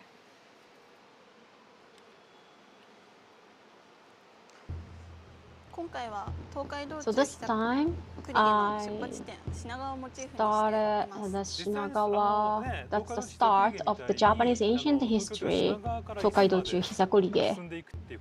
And it's a story coming from the area to Meiji Jingu Shrine. So sorry, it's a Jingu, it's a shrine in Japan. You can manipulate the characters in like this, and A button, you can push the A button to let him jump, and while you push the X button, then he will attack. So it's like a retro type. The atmosphere is like a retro type, but like I had a sense of the monsters game. So, but I think the younger generation creating that kind of games among the younger generation, that can be really interesting to me, because you haven't born right at the time of the game. It's like 19th game. Yeah, this kind of style game. I played many side titles like this, and I learned how to play. So like the sense of actions or backgrounds of the scenes. So it's really like the arcade game that I played before. You can have a number of sense from that. So you respected those titles of the past. Yes, I did. So here, probably we haven't seen that kind of games in the game center, even in Japan. So yeah, there are some archives in the game centers, historic one, sometimes. Yeah, you can sense the taste. And this is the one you learned. Probably it's a bit older than you. So from here, we are going to go to the boss stage. So it's really good, and I'm really happy to hear that you kind of progress that I played before, and you somehow make the dreams come true.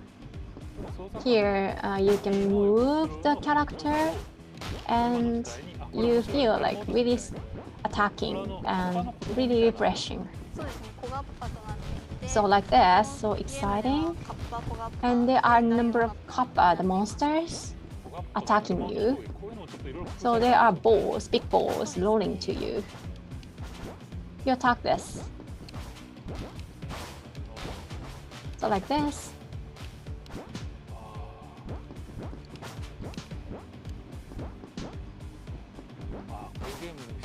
So here, I really want to play this because I feel nostalgic about it.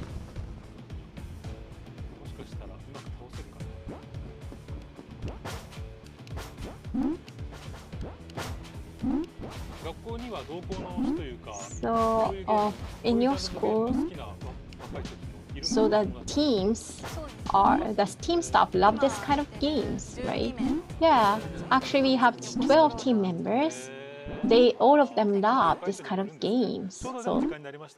So now it's time. So probably you have many difficulties in creating this game, but what did you focus on?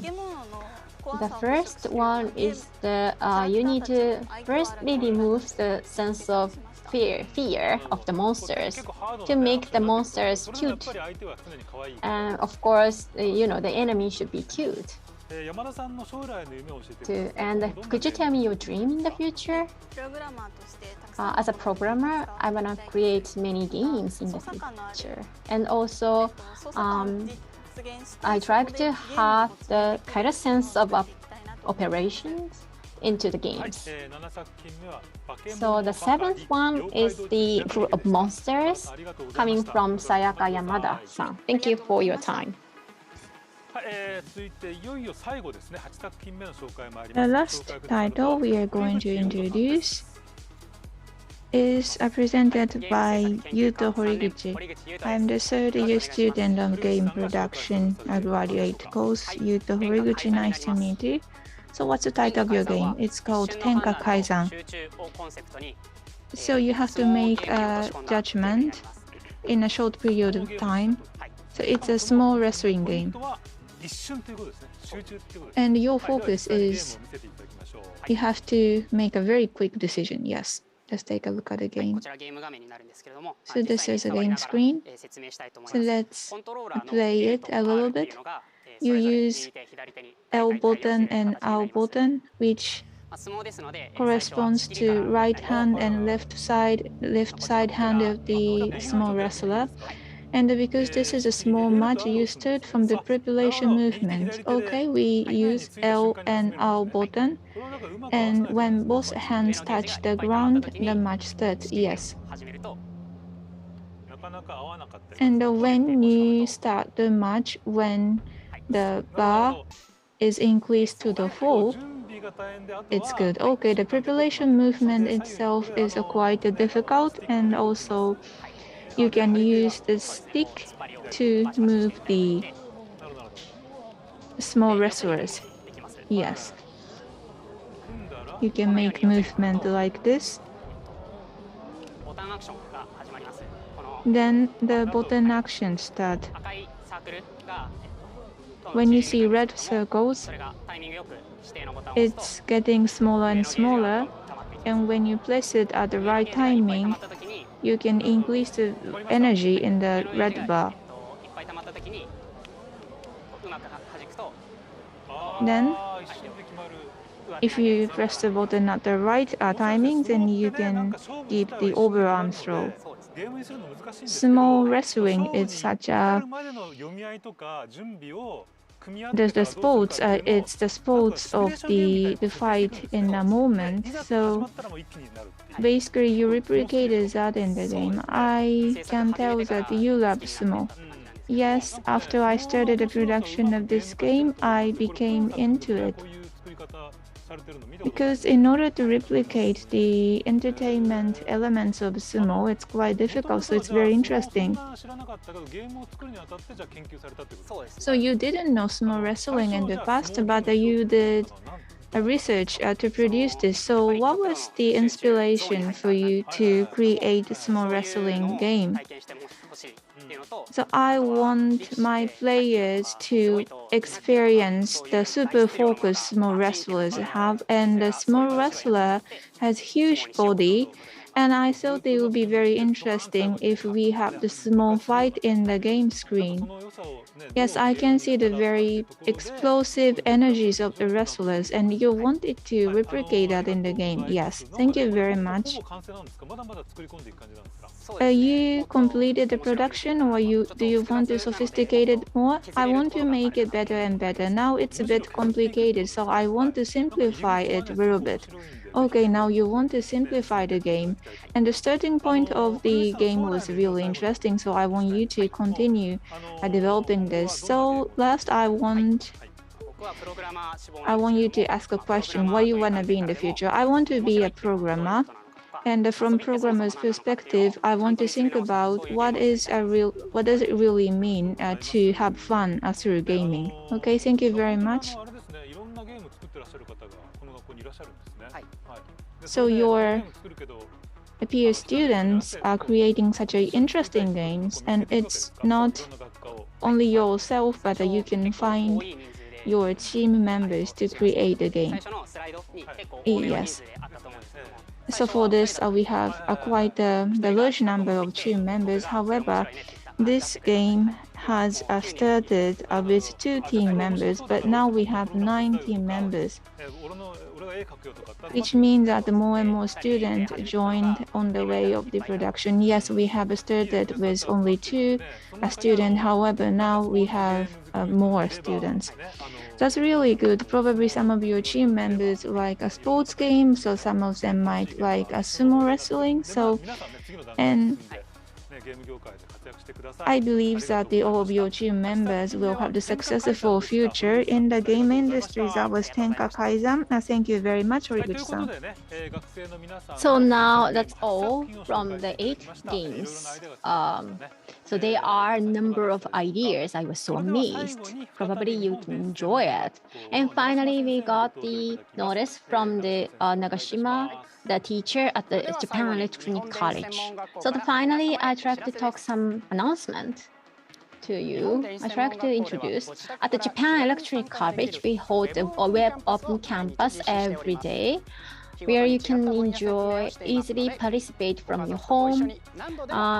Probably many things are explained, so please join us with your family as well. Of course, there are times in the game field we will explain details about my career path, your work and career path.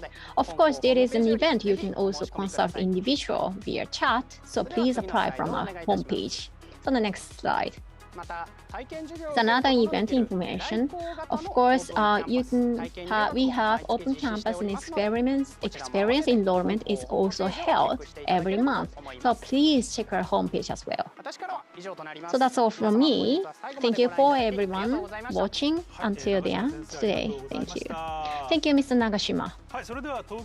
So the Tokyo Game Show 2021 Online Japan Electronic College Special Program. That's all from our side. Thank you for watching.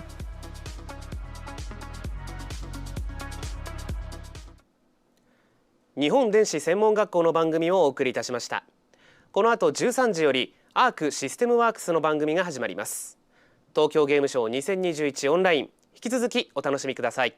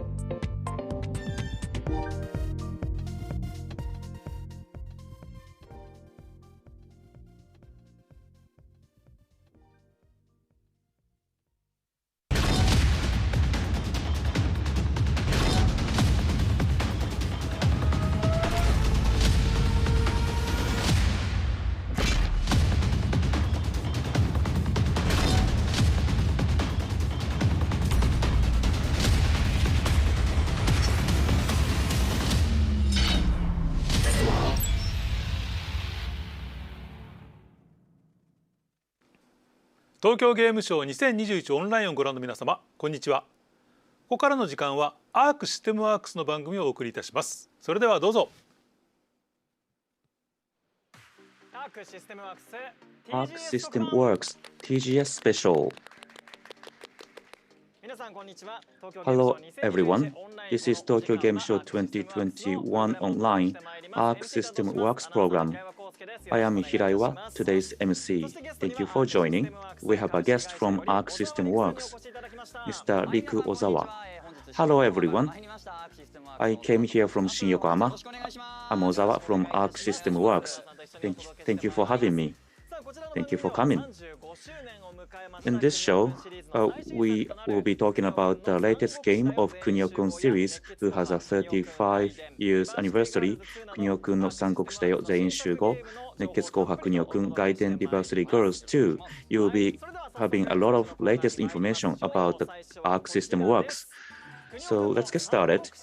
First game, Kunio-kun no Sankoku Shida yo Zein Shugo.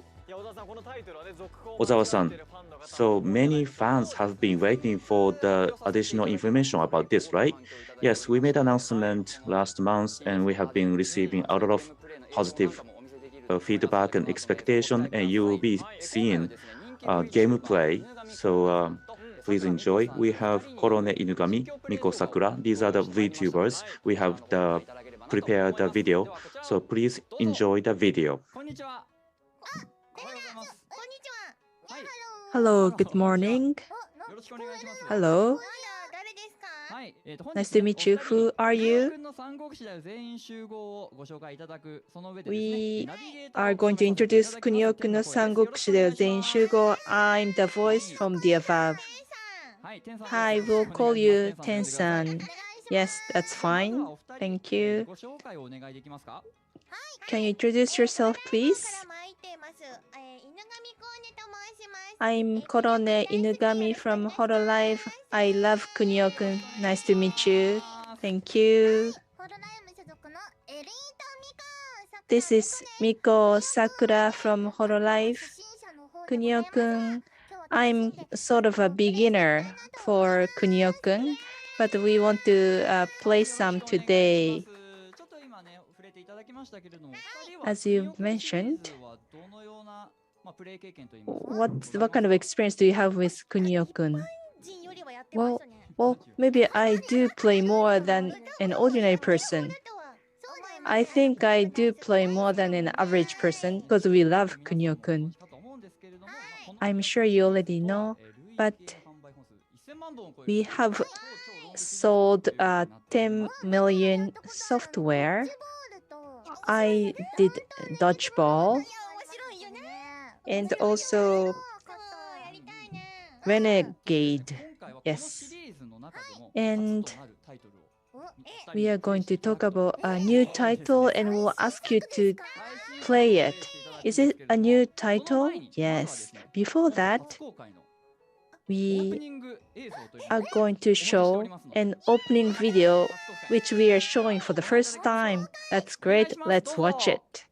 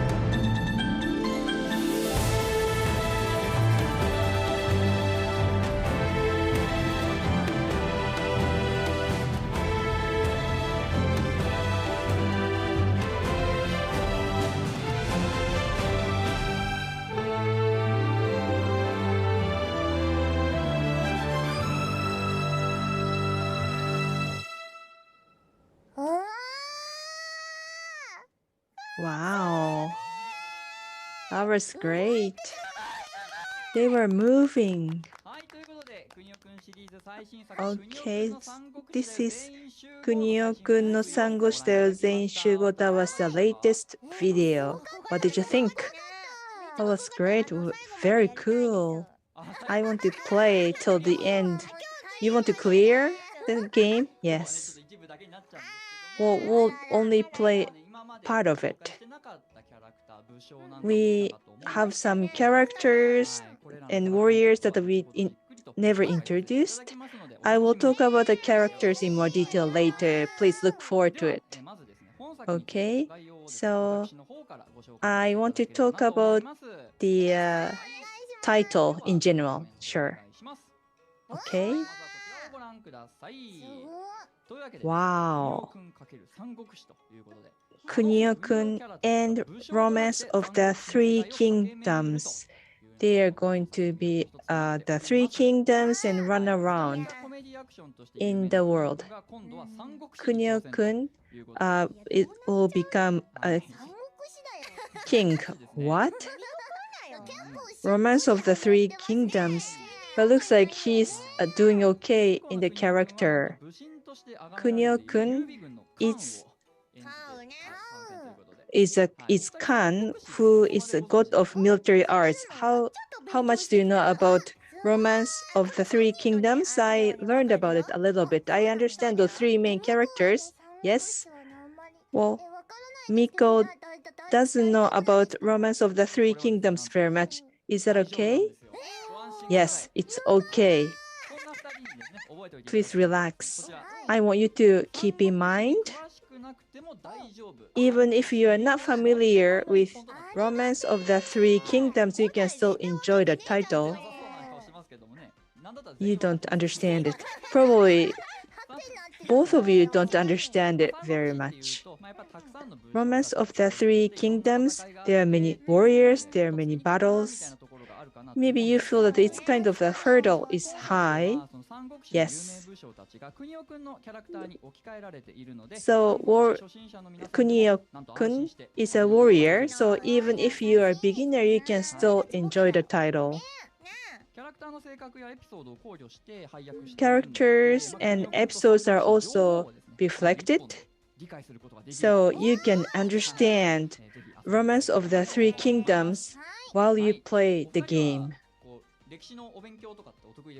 How about history? Do you like history?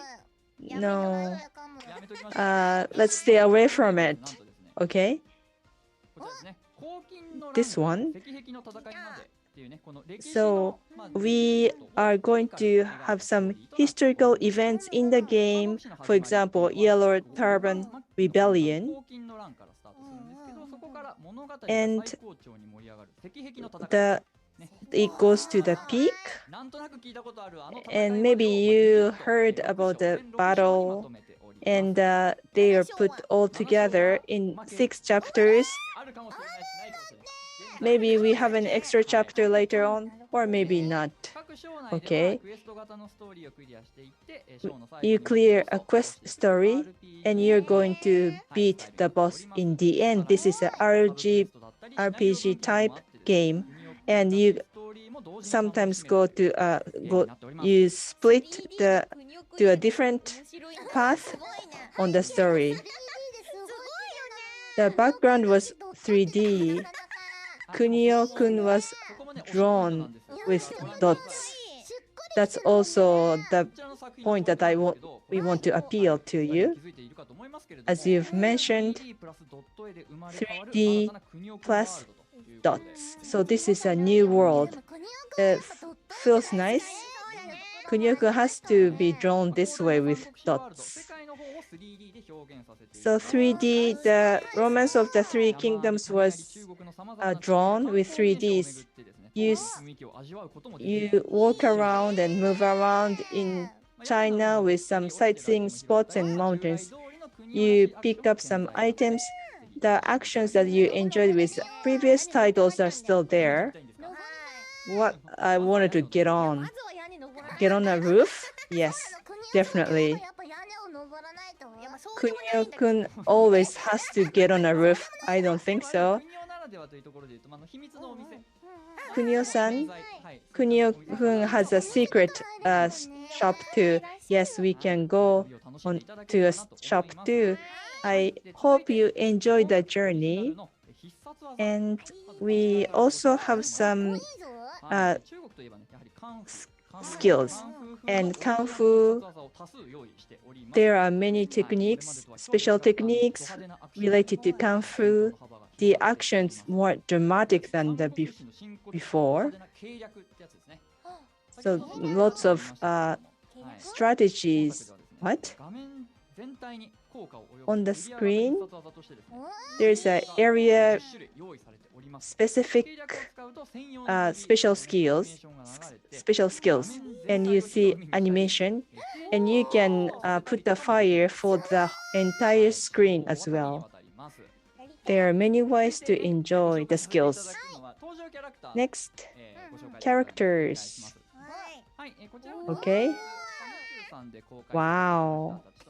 Those are the characters we already disclosed. Nishimura is very cute. I like Nishimura. So you can expect Nishimura in the game. In addition to those characters, we have new warriors.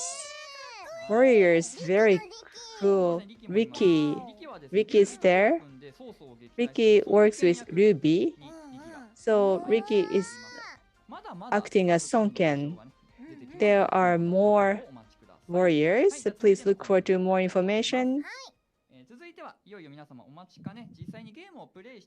Next, you get to play the game, but before that, I would like to talk about the story of the game. So it has a story mode, so you can really play the character in the world of the romance of the three kingdoms. So you play the Kunio, and this is really different approach from novel or animation. And also there will be a co-op play with between two players. In a story mode, you can play with your friend, so two-player mode, and also offline, you can play among 4 players. This is what I wanted. So you can play with up to 4 players, but 4-player mode we will be disclosing the information, not today, but later. So today you will be playing a game with a co-op mode. Yes, we get a chance to play the game, and actually we have started. You are in a game. So Korone is playing a Kau, Guan Yu, and Miko Sakura is playing Shuso, Joe Kan, I am Shuso. And the character was Tsurumatsu last time, but you are playing Shuso, Joe Kan. He was in a promotional video, no, not. No, don't tell a lie. I think I saw him. So the Shuso, Jokan, is the pupil of the Guan Yu. So you are the thorn in the side. Why am I thorn in the side? Well, anyway, this is the 3D in the background, and they are perfect. And we are on the roof. Don't follow me. You just wait on the ground. Well, don't leave me behind. We wanna be on the same screen. So where should we go? So where are you now? There you go. And we can pick up the items, weapon, can we? There you go. Now I have the weapon, and you can attack people. Are we supposed to attack the women? No, I don't think so. Well, you see the number, and it means that we are hurting him, right? Look at it. We can enter the shop. What is it? Do we have money to purchase items?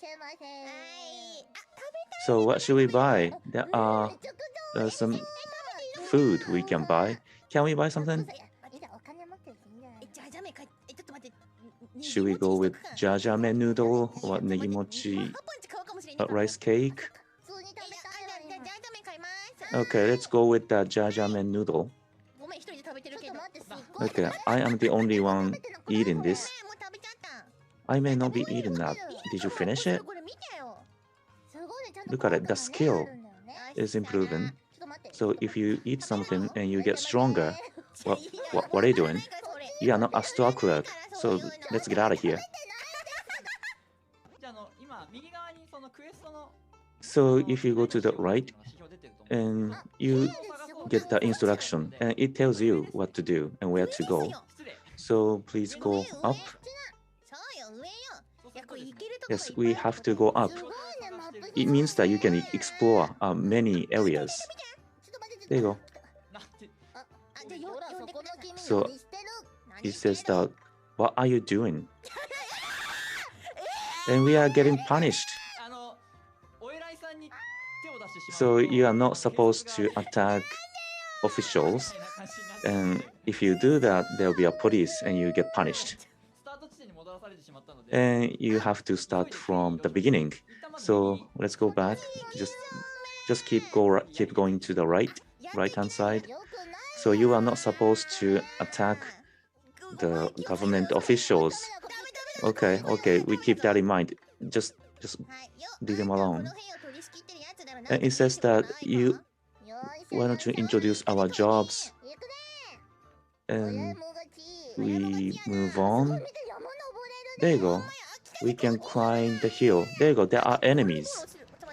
And are there golf balls on the ground? Well, leave it. It may be a rice ball. Is that rice ball? Don't leave me behind. There are so many enemies we have to attack. Where did my weapon go? They are strong enemy.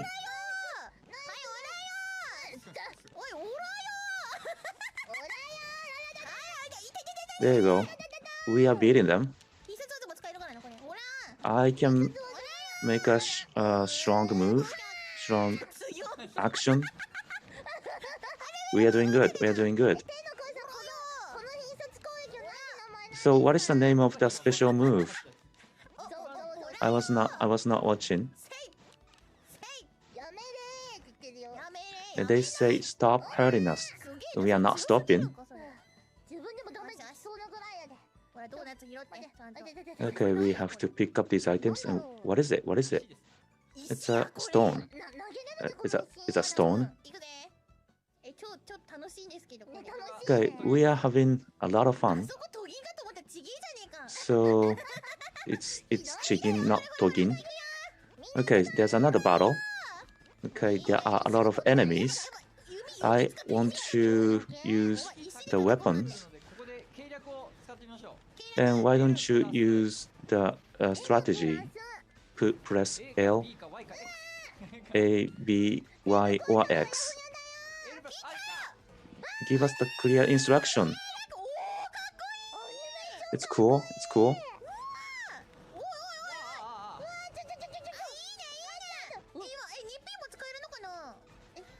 Can I do the special move? I'm a second player. You cannot do it today. You cannot do it. Why? How come she can do it and I cannot do it? I'm sorry, not for today. So most of the enemies are gone. We are strong. We are doing good. You just cannot do it today, but in a full version, you'll be able to do it. But not for today. Not for today. Okay. And it says victory. Okay, we did it. So should we go left to go to K? So that is how you play the game and make a progress in the story. So we will face the boss character. So I will switch the screen. So this is the different scene. It is famous scene known as Oath of the Peach Garden. Yeah, they share the drinks, and these three characters become blood brothers by sharing the drinks, right? So this is important. Okay, it started. Watch out, watch out. They're hurting us, they're hurting us. I'm doing a punch, throwing a punch. Okay, we are doing good. I think we are winning.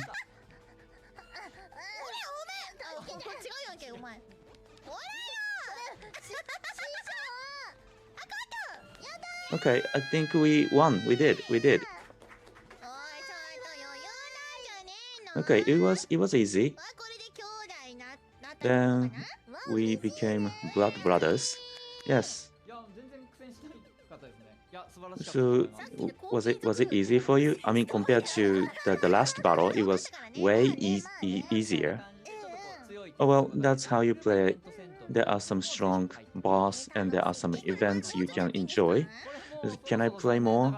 Well, we have to wrap up. No. We just want to keep playing. Well, but the more you play and the more you enjoy it. But thank you for playing. I think you enjoyed it. So how did you like playing Sangokushi Dayo Zein Shugo? How did you feel? Well, it was really fun to play, and 3D graphics are beautiful and smooth, and Kunio-kun on a 3D background is great. And I don't know, you showed the audience, but Kunio-kun can pick up the chair, you can be on anything, and you can get to study and learn about the romance of the three kingdoms. And I was about to say, yeah, you see the good personality, and what you see is what you want to see about Kunio-kun. You know, there are some classic part of Kunio-kun. So anyway, we just loved playing it. Okay, so thank you. I hope the audience got to learn how fun the game is. So this is Kunio-kun no Sangokushi Dayo Zein Shugo. There are a couple of announcements we want to make. This is about the release information. Nintendo Switch version will be available in December, and PS4 Steam version will be available in 2022. So it is just around the corner. December is, soon. An official website will be launched just tomorrow. So if you check out the website, and you will see a lot of information update. Okay, so please check it out. And also, there are Kunio-kun official account, and from the Twitter account, there will be a tweet about the latest information about Kunio-kun. So please check that out as well. Okay, thank you. Thank you for enjoying the game. Yes, thank you. So it was Kunio-kun no Sangokushi Dayo Zein Shugo. And you will be with us, but we will go back to the studio. So thank you. Thank you. Okay, so thank you for watching the video. So Ozawa-san, how did you like it? Well, I was there when those two players were playing. So those two people were too powerful, and they were very active and fun. And a full video will be available. And because we have a very limited time today, we have to edit a lot of the part, but the full version will be available later. So please stay tuned. So it's going to be available with the official channel of Arc System Works. Okay, we will check that out. So there's a 3D, but also there are classic aspects of the Kunio-kun, and they really enjoyed it. Yes, we could see that. Okay, so moving on. Next game is Nekketsu Kouha Kunio-kun Gaiden Diversity Goals 2. So Ozawa-san, what about this? So This is the University Girls version of Kunio-kun, and this is the second one. And we have the newest promotional video. And please watch the promotional video, and we will welcome the two VTubers, and they will be playing a game. And they played the University Girls 1, not the latest one, but I think you enjoy it. Please watch the video.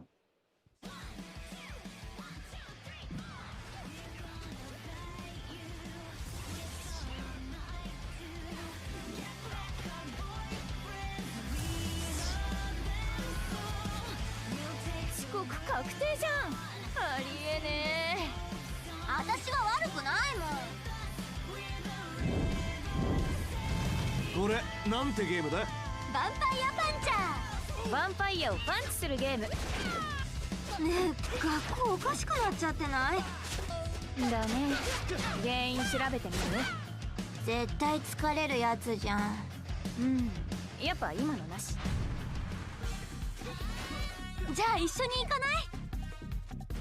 私たち街を救おうとしてるとこなの。でゲームいっぱい買う。いけたか？ハイスコア取れたか？出直してこいだってよ。んだと？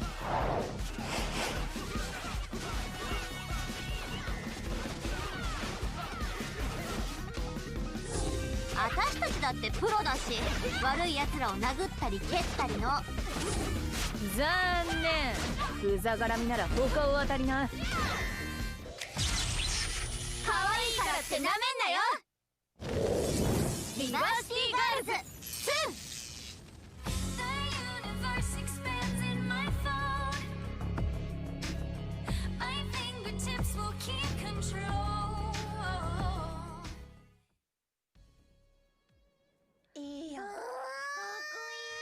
Nice. Very cool. Yes. This is River City Girls 2 PR video. Thank you. Do you know River City Girls? Did you say yes? We recently started playing it. No, I heard it for the first time. Let's find out about University Girls 2 more. Yes. So, let's look into it. Yes, please.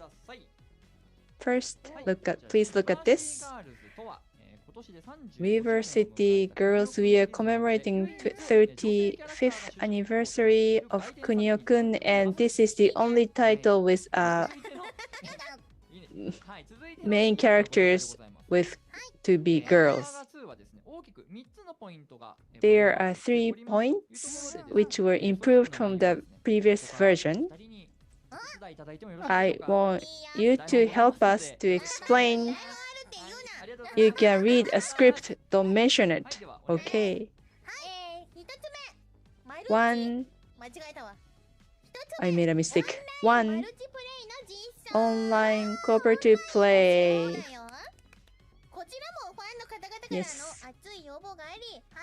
We received many requests for multiplayer. Sorry. I have a script, but I make so many mistakes. Online multiplayer is possible. Please invite your friends when you play River City Girls 2. That's great. I was too happy, so I made mistakes. Yes. 2. We have Japanese voice. Fans also made a request about it. So we implemented Japanese voice in full scale. Please watch it. Yeah, it was very cute. 3. The volume increased from the previous version. It's quite a jump in volume. Characters, number of stages, number of items, events, and new actions elements, they are all added to this new version. We'll share more information later on.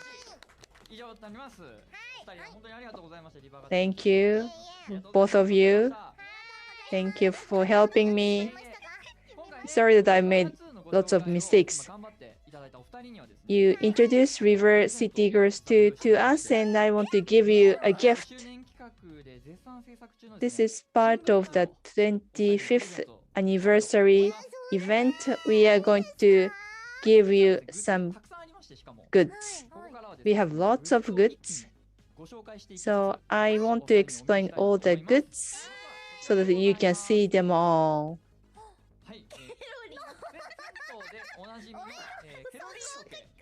Caroline, Caroline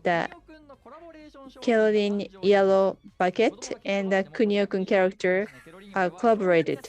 Caroline Bucket is a very heavy bucket so that even a child kick it, it doesn't move. So we are still making it so you cannot see it. But this is the very first time that we collaborate to make this. Wow. Hardcore chocolate, and we made a t-shirt. Kung Fu hardcore chocolate, and we collaborated. It should be a very cool item because it's a Kunio-kun's character. I cannot see it on the slide, but we can show you the design. So the reaction that we make will be very important. Wow. That's really cool. I really want it. It's cool. Yes, it's cool, isn't it? Cool.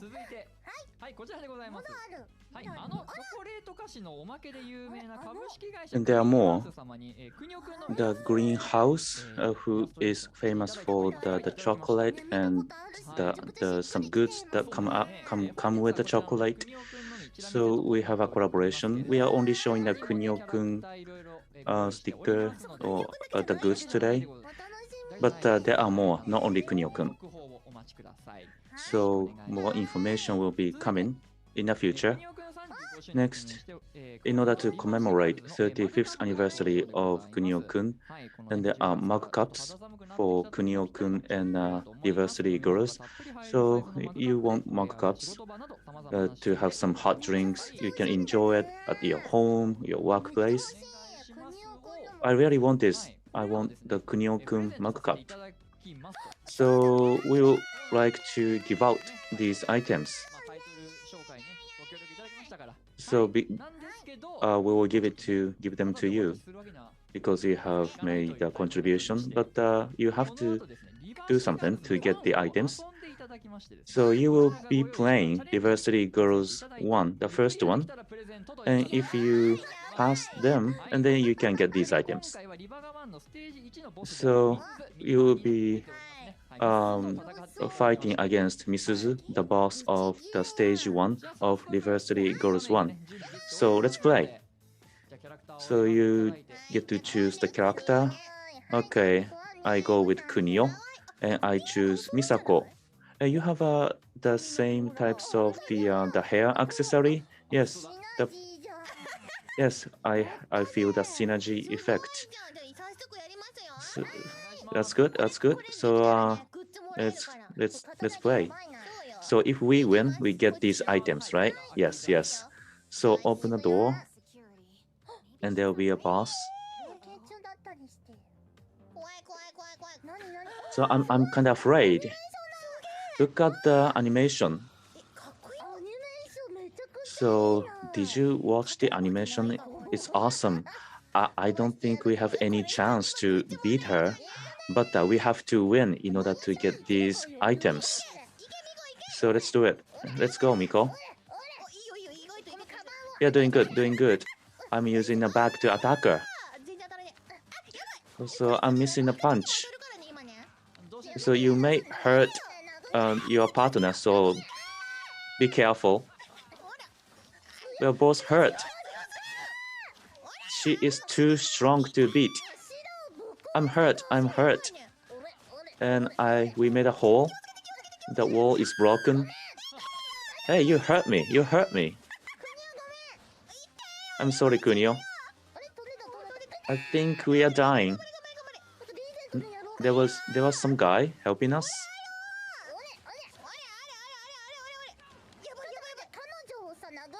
So it's not to punch her. Don't punch me. It's not my fault. This is this system's fault.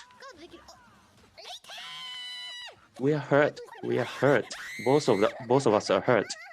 We have to run away. We did it. We did it. So that is the end of the play for today. But the Misuzu is only the boss of the first stage, and there are more bosses. But you did great. You guys did great. We had a fun. So yes, I want to play more. So talking about the presents, and we have these items. We have mug cups. So it's yours now. Thank you. Thank you. So you got items, and you learned about University Girls, and there are the game that is really the original of University Girl. So this is the starting point of the University Girls. 新熱血硬派国尾たちの挽歌. So this was original game that was launched 1994. So it has a 27 years of history, and this game is going to be available with the current console worldwide. So it's transferred to the latest console. So every household should have this game. So it's not just a simple transfer. The game will have an opening movie that the original version didn't have. Can we watch it? We cannot show you today. That's a bummer. But if you are interested, please check this out. So, 熱血紅白国尾くん Gaiden Diversity Girls 2, we have covered a lot of information, and there are a couple of new information about Kunio-kun series. So this is a smartphone game app. Nyanko Daisenso has a collaboration with Kunio-kun, and the campaign is underway. So collaboration between these two games. Yes, there are promotional video for the collaboration, so please enjoy the video. The characters are cute. So this is an athletic event. There you go. So classic Kunio-kun is playing. I mean, he doesn't fit in the world.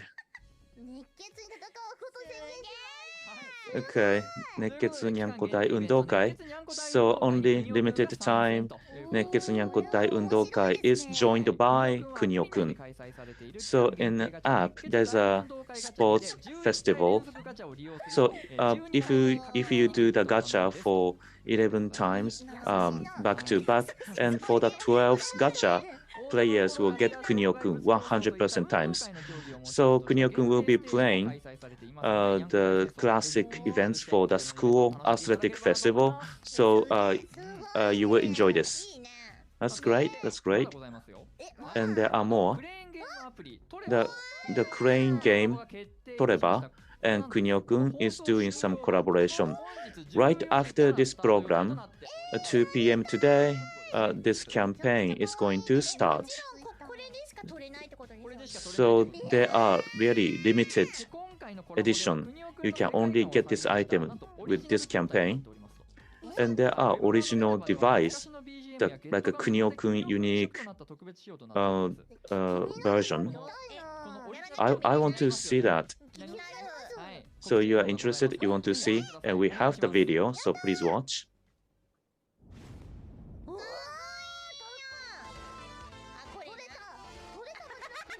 What is this? So that is how you play it? Wait. I did not expect that Kunio-kun is doing it.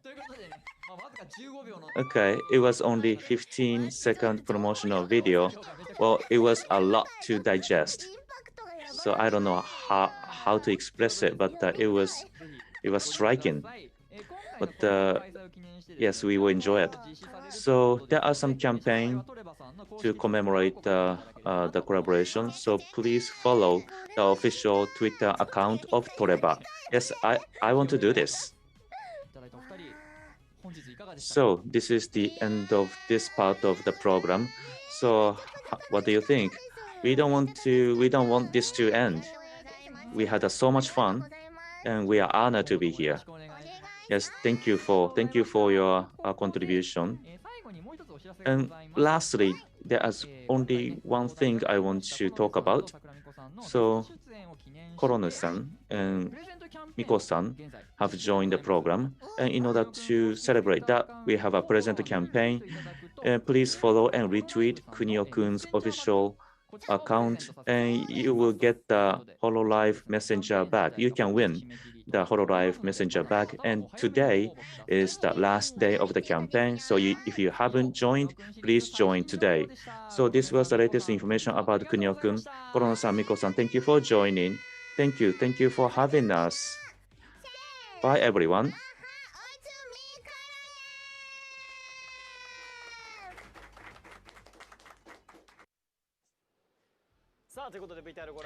Okay, thank you for watching the video. Thank you, Korone Inugami and Miko Sakura.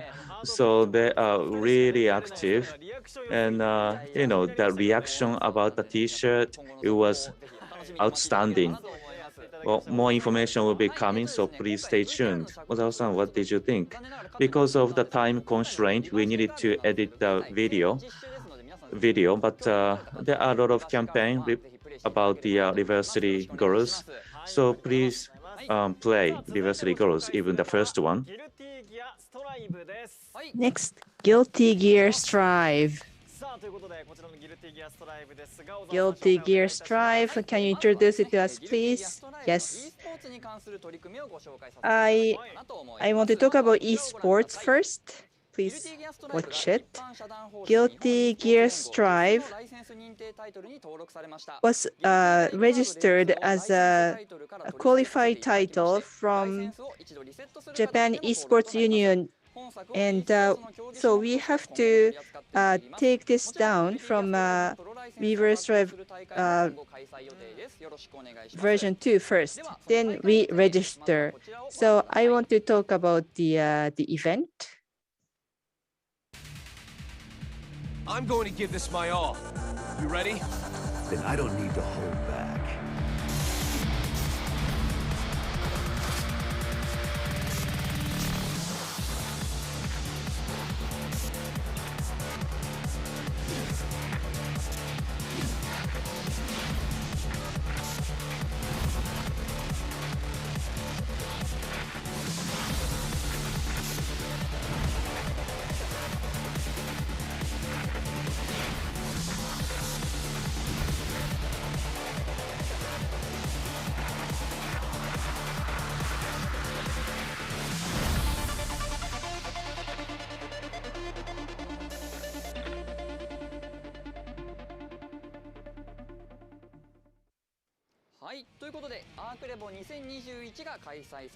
Arc Revo 2021 is going to be held US, EMEA, Japan, and Korea. We are going to hold this in 3 regions.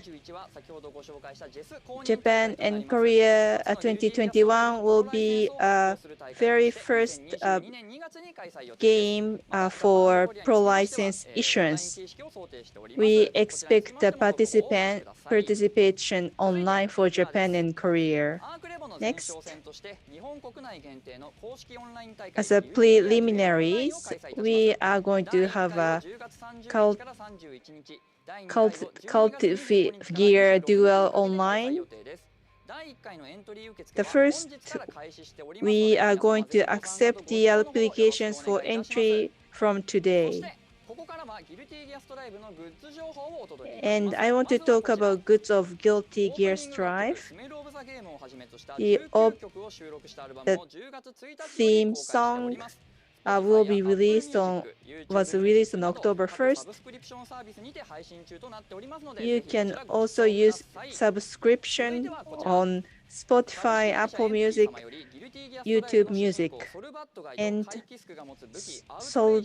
Solvat Guy and Kai Risk has a sword, and we are going to provide that as a metallic museum with Outrage MK2. And this is only available at ARC shop, ARC, and we have special coloring for image colors for Sol and Kai, and Daisuke Ishiwatari autograph is also available as a giveaway at a metallic museum. Also, DMM Scratch is ongoing to win Guilty Gear series goods. Maybe the character goods that you're looking for become available. Next, Guilty Gear Strive Dolphin Cushion. Iruka-san, the dolphin of Guilty Gear Strive become a cushion. Even if you throw this cushion to your friend, it's very soft and there's no damage. Next, Guilty Gear Strive t-shirt. We are taking orders. We are taking pre-orders. This is completely the copy of the illustration. We use silk screen print, which it has high durability and bright colors. Guilty Gear Strive is finished. Next, I want to talk about other titles. I want to talk about 3 titles. First, Kitaria Fables. This is about the world of sword and magic. Nyanza is a main character, and this is a 3D action RPG. Nyanza is going to investigate as a mercenary at the Nikku village with other guards because there's a monster, and people say that there's a rumor that the disaster is coming, and this is available on PlayStation 5, PlayStation 4, Nintendo, and Nintendo Switch. Next, Fallen Region. This is a dark fantasy RPG. This is the characters are in Welkin, the only heaven on the globe, and you as a player, you are going to gain items, and what kind of actions you take will determine not only the story but also playable characters. PlayStation 4, Nintendo Switch will be available on October 28th, so please check it on this link. Next, playable alternative Dark War. The world and characters are very popular, and the Blade Blue series are very popular for smartphones, and we are having an event, and you can get Jita, the reality SS character, by just reading the prologue of the event. Ozawa-san, thank you very much. Lots of information. We shared lots of information. We are getting close to the end of the program. Ozawa-san, any thoughts and comments to the audience? We are working hard on the development, so we'd like to ask your continued support. Thank you very much. Kunio-kun distributions very fun. You can play with other friends. Yes. Ozawa-san, thank you very much. A special program from Arc System Works. Thank you very much for staying with us. Let's see you on Arc System Works games. アークシステムワークスの番組をお送りいたしました。この後15時より110インダストリーズの番組が始まります。東京ゲームショウ2021オンライン、引き続きお楽しみください。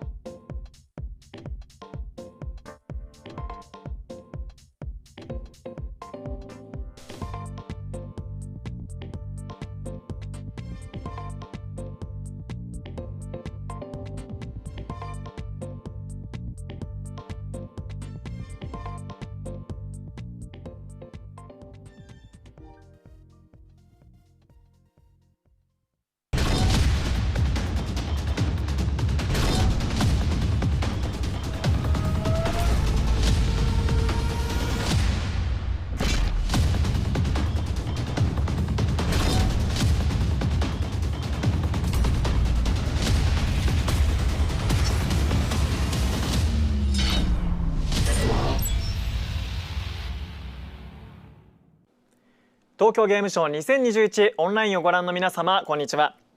ここからのお時間は110 インダストリーズの番組をお送りいたします。それではどうぞ。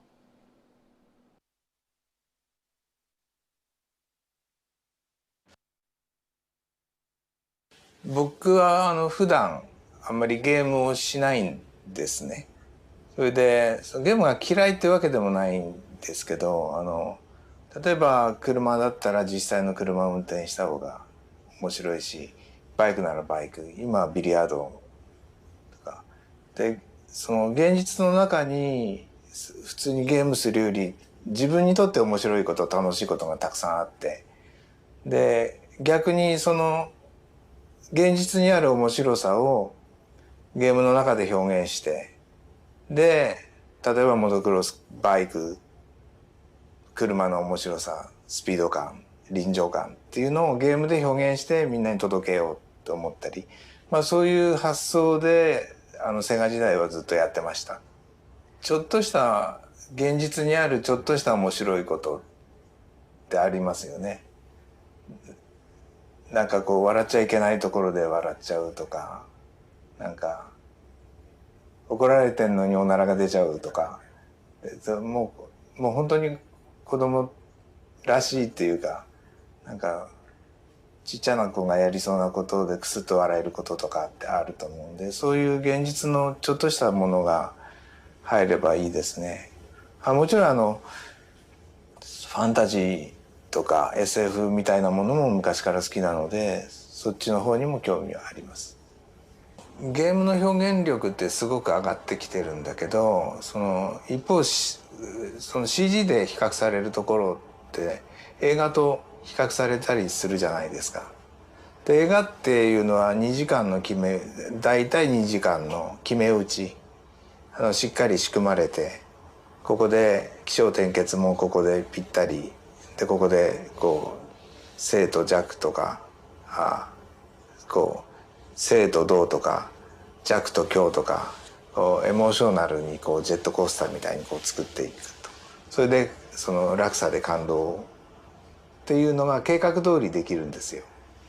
でゲームはそのゴージャスなゲームになると、 RPG タイプのゲームになると30時間も遊ぶと、30時間のクオリティと同じ予算でその2時間の決め打ちとだと、やっぱりそのそつなく30時間をこなしていかなくちゃいけない。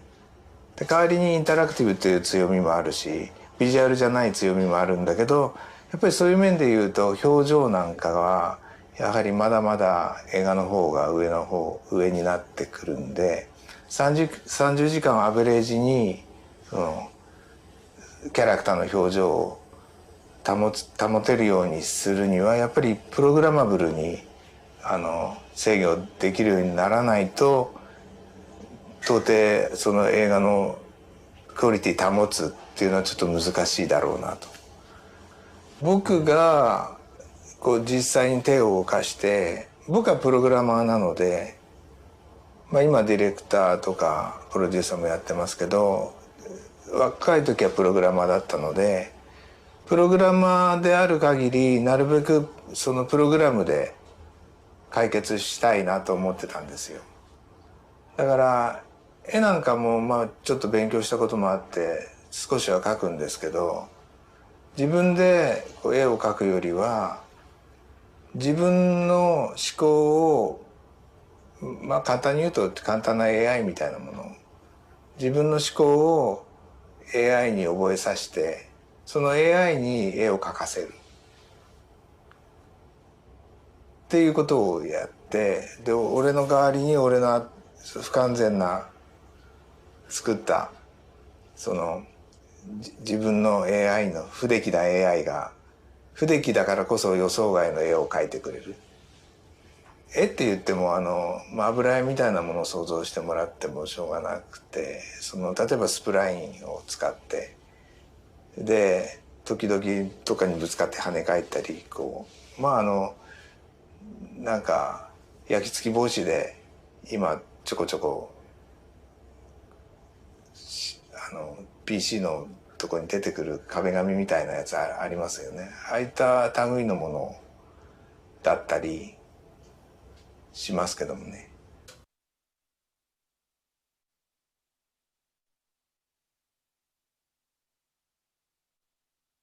コロナ禍で何が大事かなっていうのを考えた時にゲームって一人じゃ作れないですよね。集団で今チームで言っても50から、多い時で100とか、そういう体制で、ゲームを作ってるんですけど、やっぱ大事なことは僕らは客商売じゃないですか。最終的にはお客さんに届けなきゃいけないっていう中で、この隣にいる人、そのリモートだといなかったりするんだけど、その隣にいる仲間が何を考えてるのかとか何がしたいのかっていうことをしっかり思いやって仕事を進めていくってことが非常に大事だと思うんで、週1月曜日に朝礼とかしてるんですけど、その時に同じような話もするんですが、隣にいる人の気持ちをきちんと考えて、相手のその立場に立ってものを考えてそのコミュニケーションを取るってことが、すごく基本なんですけど、小学校の時に言われてたようなことなんだけど、一番大事なんじゃないかなというふうに思います。すごい強い女性なんですけれども、体も大きい、なんですけどすごい能力あるけれども、必ずしも幸せに生きてきたわけではないですし、その人間としての悩みもあれば、いろいろなリアリティがあるいうところで、普通の人間であるはずの主人公が、特別な、まさになんていうんだ、その能力を買われて、いつでも死んでしまうようなミッションに放り込まれる。でそこの辛さっていうのは当然あるわけですけど、これを決して怖いよ怖いよって当然言うわけじゃなく、すごいどしっと構えて、少なくとも表面的には動じない様子で戦い続けるし、そこにそのヒロインの人間としてのハードボイルドな魅力がにじむ、そういったゲームというか、キャラクター性ですよね。強くて、美しい女性であるっていう魅力で、同時にすごく人間臭いところが実は中に秘められてて、でそれを表に出さないからハードボイルドな魅力にすごい満ちている、そういうクールなキャラクターですね。はい、そこが魅力だと思っております。と思うので、もちろんこだわりどころとしては、僕らアクションゲームずっと作ってますから、そのアクションにおいてはすごいこだわりありますし、で昔からカットシーンとかそういうストーリー演出も僕ずっとやってきてる、そういう経緯もありまして、そういったストーリーテリングもこれも頑張ってやりきりたいと思います。はい。Today is a bad day for Dower.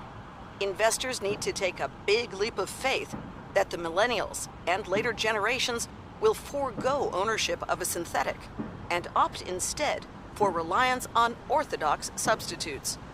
Synthetic workforce will continue to be used as a convenient supplement. A1120, time for your appointment. Lieutenant Stone, we hope you enjoy the accommodation. This is your ticket out of here. I know that your schedule is super busy these days, but maybe you'd care to listen.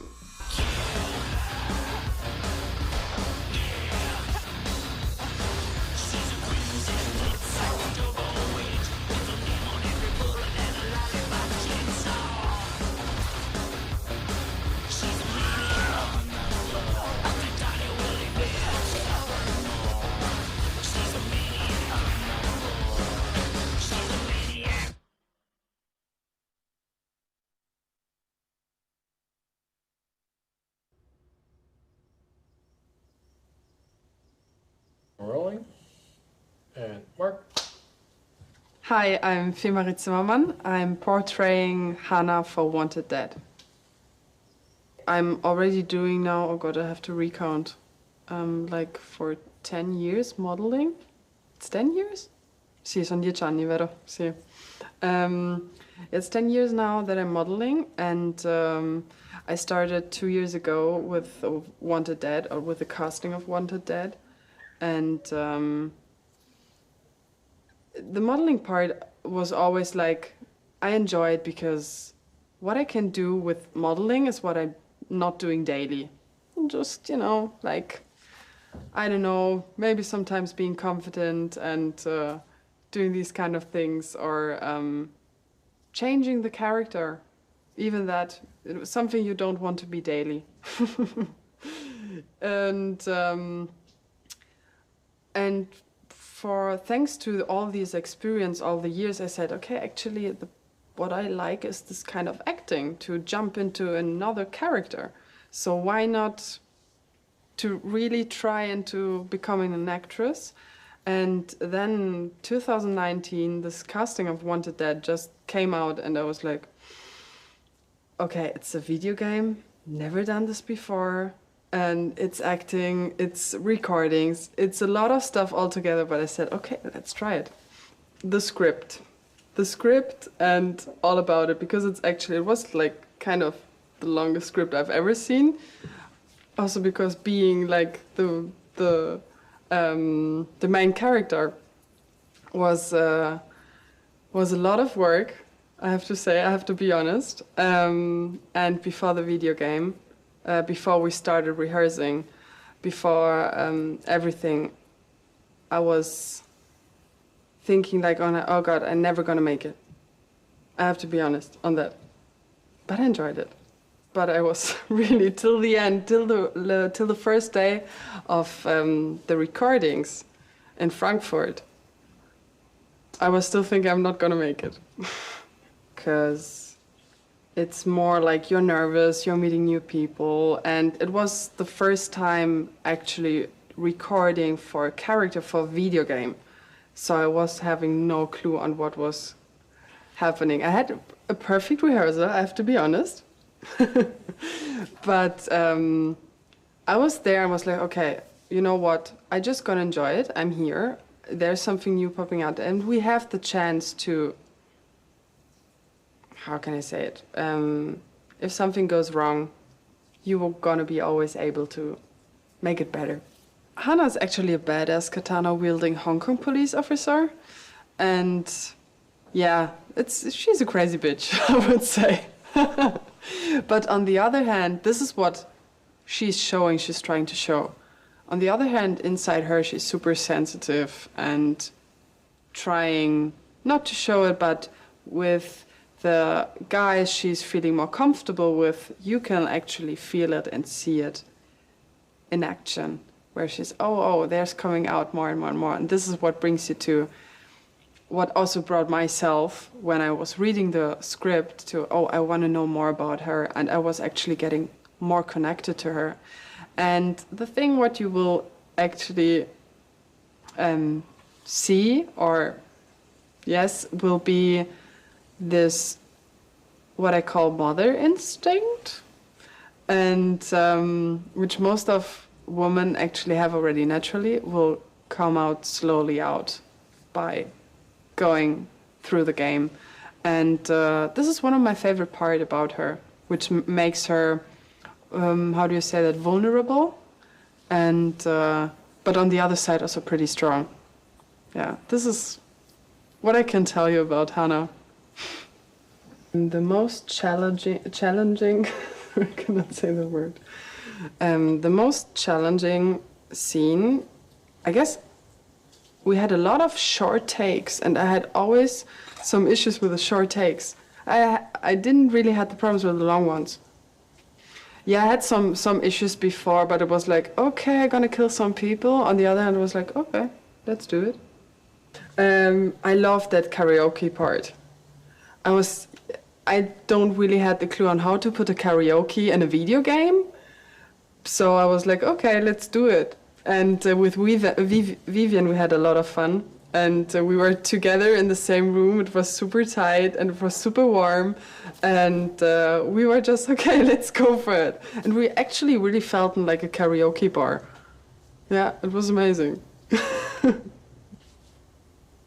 You know what's missing here? A cooking show.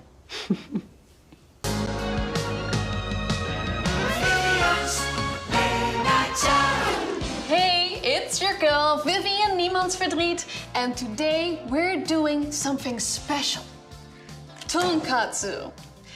I know, pork is not that easy to come by, though the synthetic substitute in a store near you will do the trick.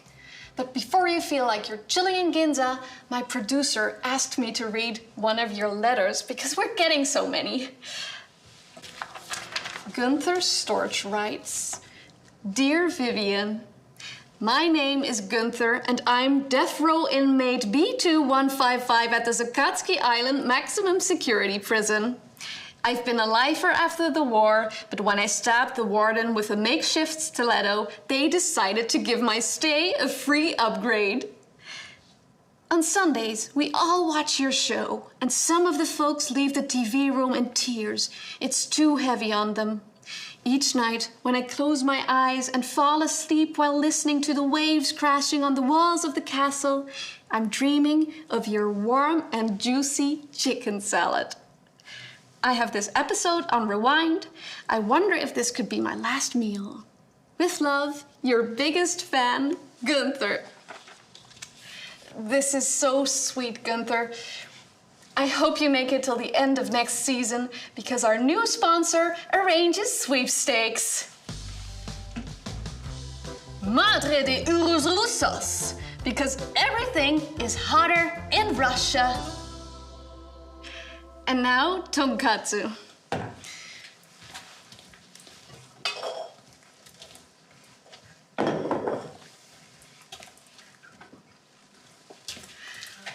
For tonkatsu, I would highly recommend using fresh panko, breadcrumbs. Don't buy these. Take your white bread that is on the older side and put it in a blender.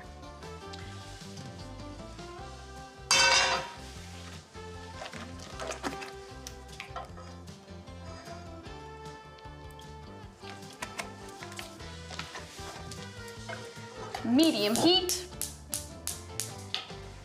Now we wait while the oil gets hot.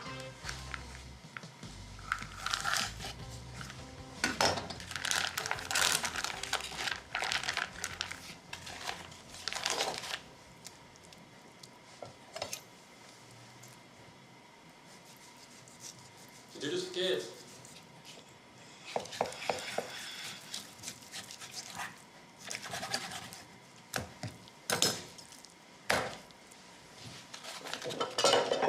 We really want to have our tonkatsu nice and flat.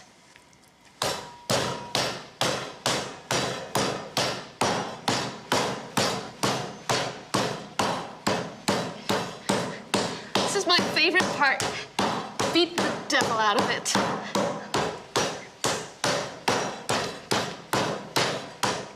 Salt and pepper.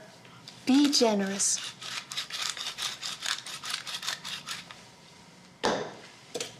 Whisk the eggs.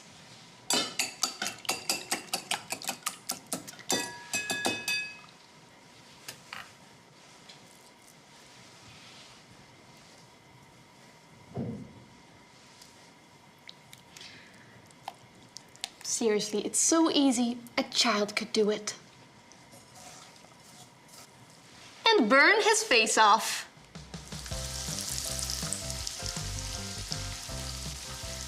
Give it a minute.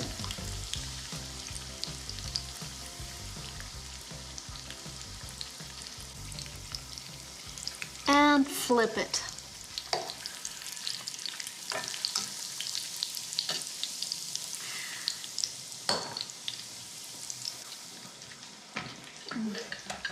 Nou, zie je wel, maar Gunther houdt wel van mijn kookkunsten. Ja, hij zou het eilandje van de avocado bakt eens een keer moeten proberen. Dan gaat hij zich vast nog wel bedenken.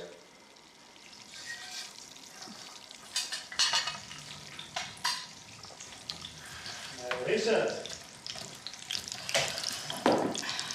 Actie. Now we take the cutlet out. Dry off the oil with a few paper towels. And let it rest for a moment. Remember, there is a lot of cooking going on, even if you're not cooking. This is not me making this up. This is science. Oil, nice and hot. Let's give it a minute more. Delicious.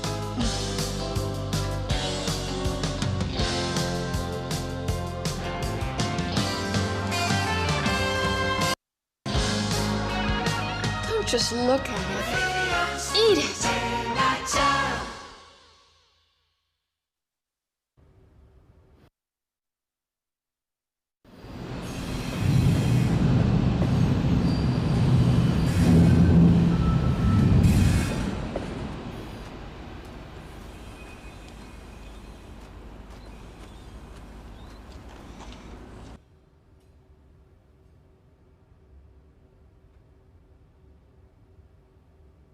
Yes, Mark? Well, simple. My name is Dasha Rash. I'm electronic producer, and I speak with sounds mostly, not words. It's a language. I mean, a sound is everything for me. It's also, I guess, my personal essence of existence somehow. I don't know. It's, I mean, maybe it's too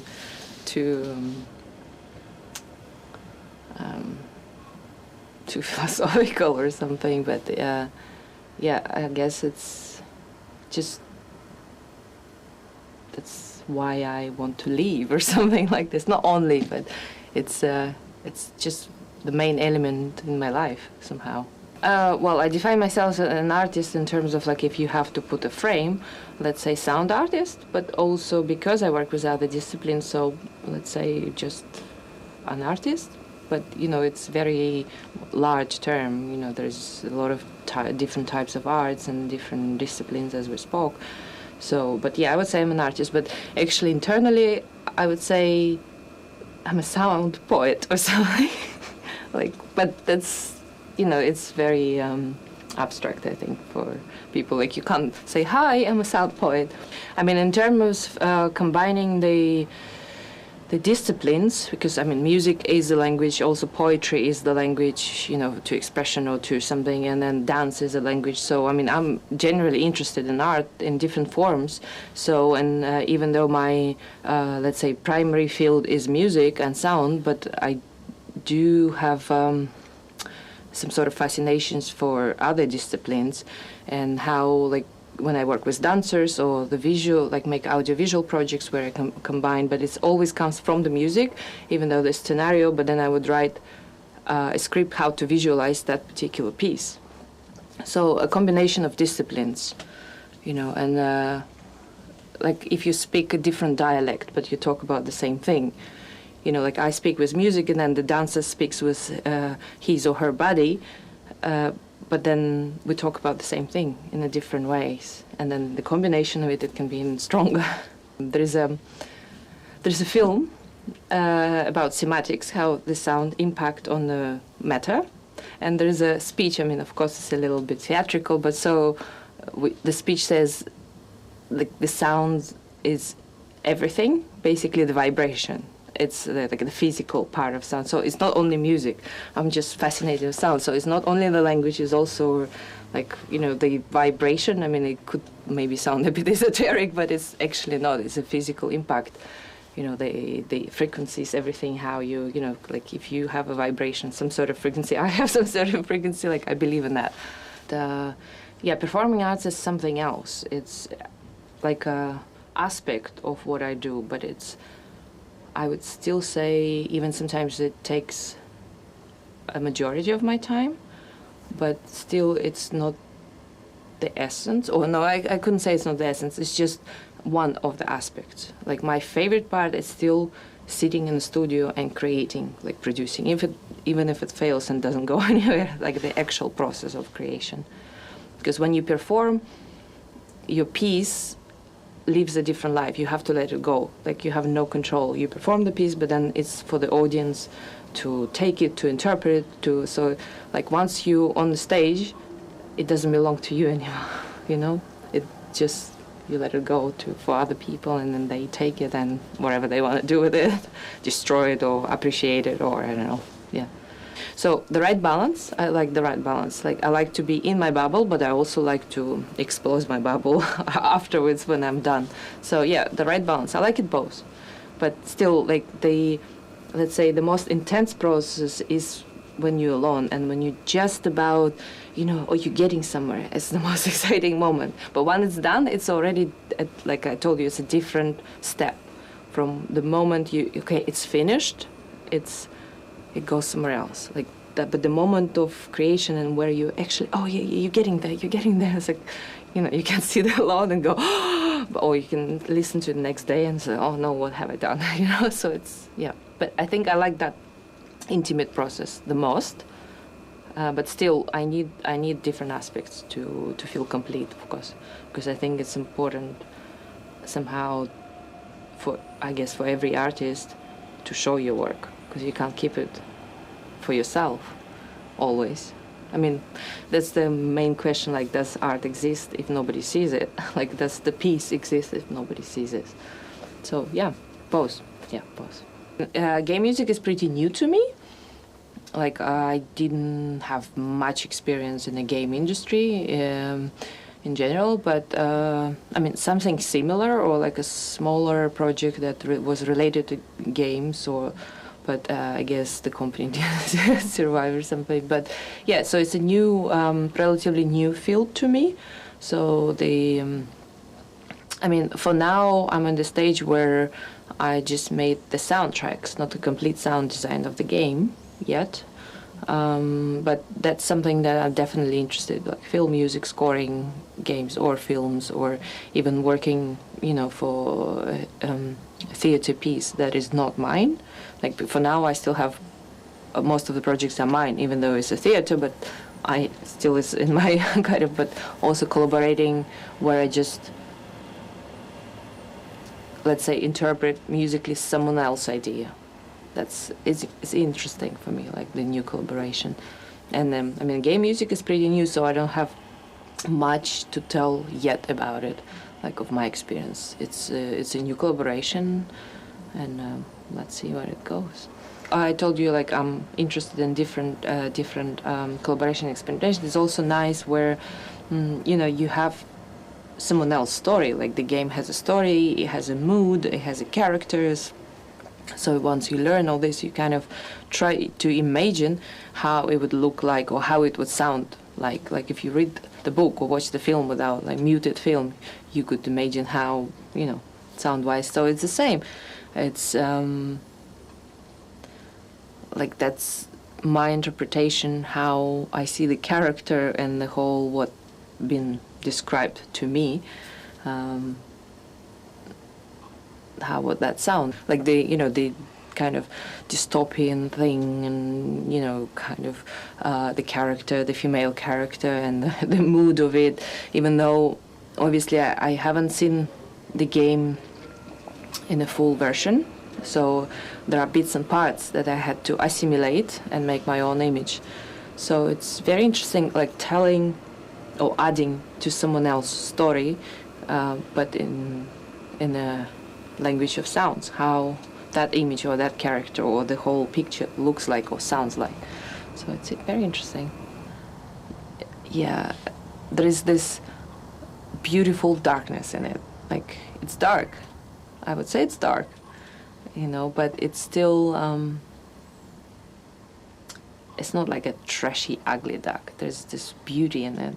So that's, I can only talk mood-wise. I cannot tell you specific elements, because that's how I work. You know, it's the overall vibe, the frequency. You know, that's what I was referring, like the frequency of a personage that I got it. So a beautiful darkness. Yeah. So But that's how I see it. That's how I see a combination between the action, just like beside the action game, but also within the character. It's, even though it's virtual character, but it's based on some human aspect. So there is always a contradiction in the force and the opposite, and beautiful darkness, like the human. Yeah. やっぱ日本のクライアントと違って結構ハードコアなゲームを目指してる。日本って結構カジュアル路線だったりすることが多いんですけど、パブリッシャーさんってすごいワンテンっていうのはハードコアなゲームを目指すんだっていうのを最初から一貫して熱いこだわりを持っていて、で僕らもずっとその難しいアクションゲームとかを作っていたんで、そういうところはすごいスムーズにやり取りができて、同じようにハードコアなゲームを作るんだっていうところは同じ志を持ってすごいいい感じに進められているなって思っていて、であと結構ゲーム部分はそうやってハードコアっていう一本筋を通して、大きな方針を立てて、一緒の道を歩んでいけてる感があって、でそのシナリオ面とかもやっぱそのオリジナルの IP を打ち出していくんだっていうところですごい熱いこだわりがあって、そこは僕らはそんなに口出しをせずに全然向こうの魅力的な世界っていうのを、作っていこうっていうところで、そこの熱い思いとかはちゃんと受け止めて反映できてるのかなと思っていてっていう感じですかね。結構そのハードコアが、日本のクライアントだとやっぱカジュアルっていう話とか、カジュアルの定義とか、すごい難しかったりとかする中で、ハードコアでいいんだこれはって言って進めさせてもらえるのは結構楽だったりはしますね。はい。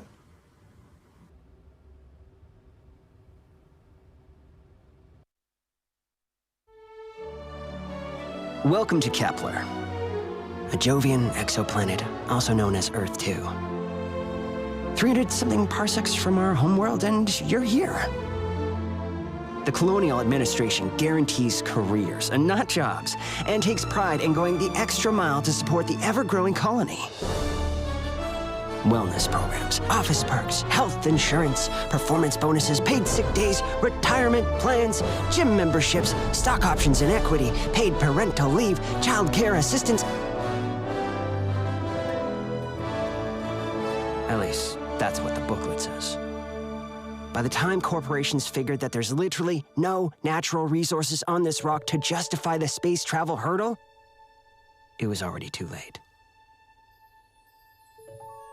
They just had to pull the plug. Goodbye, Dynamic Solutions. Bye-bye, Omnigen. Ciao, Dower Synthetics. Some settlers were given a choice. You either leave or wait until the next big thing. Well, my grandparents decided to stay. Now, you either work odd jobs or you're a farmer. Can't say that I hate agriculture, but there's only two ways to get off of this planet. You either find a treasure map and become a gazillionaire,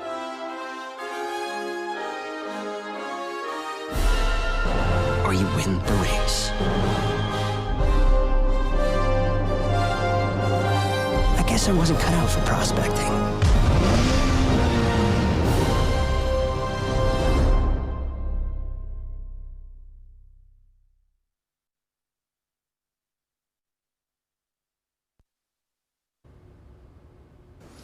そうですね、企画を考える時ってみんな楽しそうだなとかって思ったものをもちろん企画やるんですけど、結局なんていうんですかね、触った時にそれが面白いかどうかってのは別の話なんですね。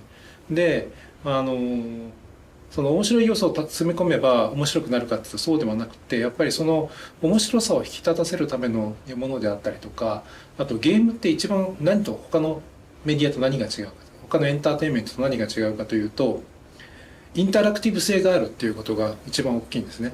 なのでインタラクティブ性のところ、触り心地であったりとかっていうところをまずこれクリアしないといけなくって、でその企画の面白さとか絵作りの面白さ、絵作りはまあ結構重要なんですけどっていうところだけ考えていっちゃうとですね、そういうところがこうゲームの部分とかっていうそういういろんなものがおざなりになっちゃう時があって、でそのまとまった時に一つにまとまってるかどうかっていうのはすごい重要なのかなというふうには思っています。まあいろいろあると思うんですね。人によっていろいろあると思うんですけども、こういうロジックがあってこういうことを今度試してみたいで、こういうことをやったら面白いかどうか、ある程度遊びを頭の中で構築した時に自分なりにこういうところが面白いなっていうふうにやっぱり一回やるわけですよね。でそれをさらにその作った時にそれが実現できてるかどうかっていうのはすごく重要で、それが実現されて思い通りであればそれは成功ですし、ダメだった時にじゃあどういうふうに作り直すわけじゃないんですけども、どういうふうにそれをもっと自分の理想に近づけていくのかっていうことを試行錯誤していくっていうフローがあって、その面白さに近づけていくっていうそんな感じなのかなというふうに思ってます。ただ不条理にやっぱ難しいゲームってやっぱりダメだと思うんですよ、僕の中では。なので不条理ではない自分の腕にチャレンジしてくるゲームがあって、そのチャレンジを自分の腕が悪いからいけなかったんだっていうふうにそのフィードバックくれるゲーム、はい、僕はハードコアなゲームでもそういう作りのものがやっぱりいいんじゃないかなというふうには思っています。ゲームの可能性というか、ゲームは僕の中では総合エンターテインメントだと思っていて、でインタラクティブ性があるエンターテインメントという中ではやっぱりその一つ抜けてるのかなっていうふうには思っているんですね。でインタラクティブ性というところだけ捉えていくとですね、今コントロールパッドだったりタッチパネルだったりとかっていうふうにインターフェースが技術の革新によってどんどん進化していくと思うので、それによる新しいその遊びっていうのが生まれてくるでしょうし、あと今その PC の性能とかどんどん良くなってるんですけど、どんどん絵の方向だけに絵がどんどん綺麗になっていくみたいな感じになっていくんですけども、これをもうちょっとゲームの方に寄せていくと今までできなかったもうなんかアホみたいに数が出てくる敵とかみたいな、そんな感じで新しい遊びがまだ進化していくと思っています。なのでゲームの可能性という意味ではまだまだこの序の口なんではないかというところで、今後もっと発展していくんじゃないかなというふうには思っています。でゲームを作っていくっていうことは、作る環境が整っていくということは、どんどんゲームも今度インディーとかでどんどん増えていくと思うんですよね。そうすると今度新しいパブリッシャーさん、例えばワンテンさんとかみたいなパブリッシャーさんがどんどん増えてきてですね、そのゲーム業界がどんどん活性化していくと思うんですよね。なのでそういうところにはやっぱ頑張ってほしいかなというふうに思います。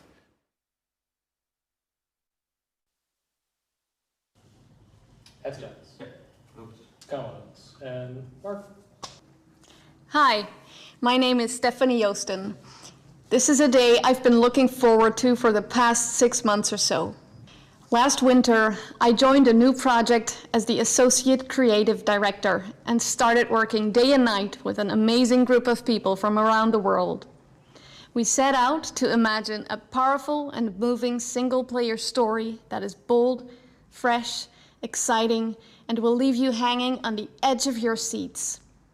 Our brilliant development team was given the job to craft a completely new experience by blending themes and genres in unexpected ways and innovate on the industry standards as we've known them so far. We are creating an emotional spectacle like you've never seen or played before. This is more than just a game, and I cannot be more excited to give you the first look.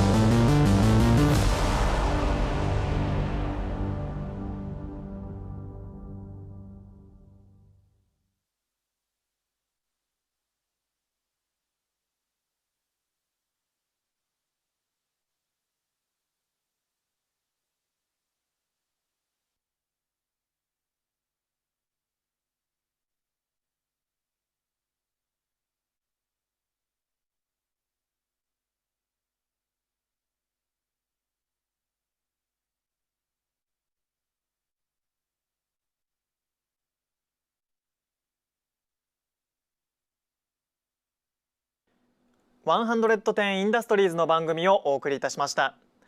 この後16時より NC の番組が始まります。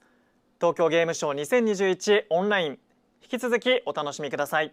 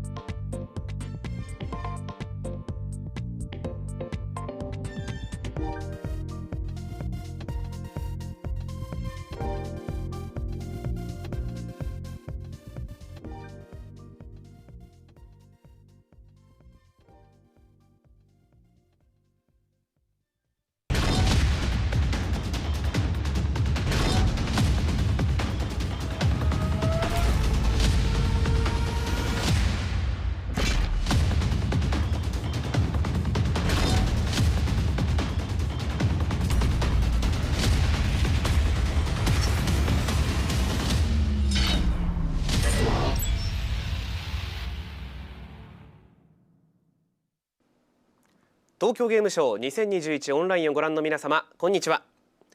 ここからのお時間は NC の番組をお送りいたします。それではどうぞ。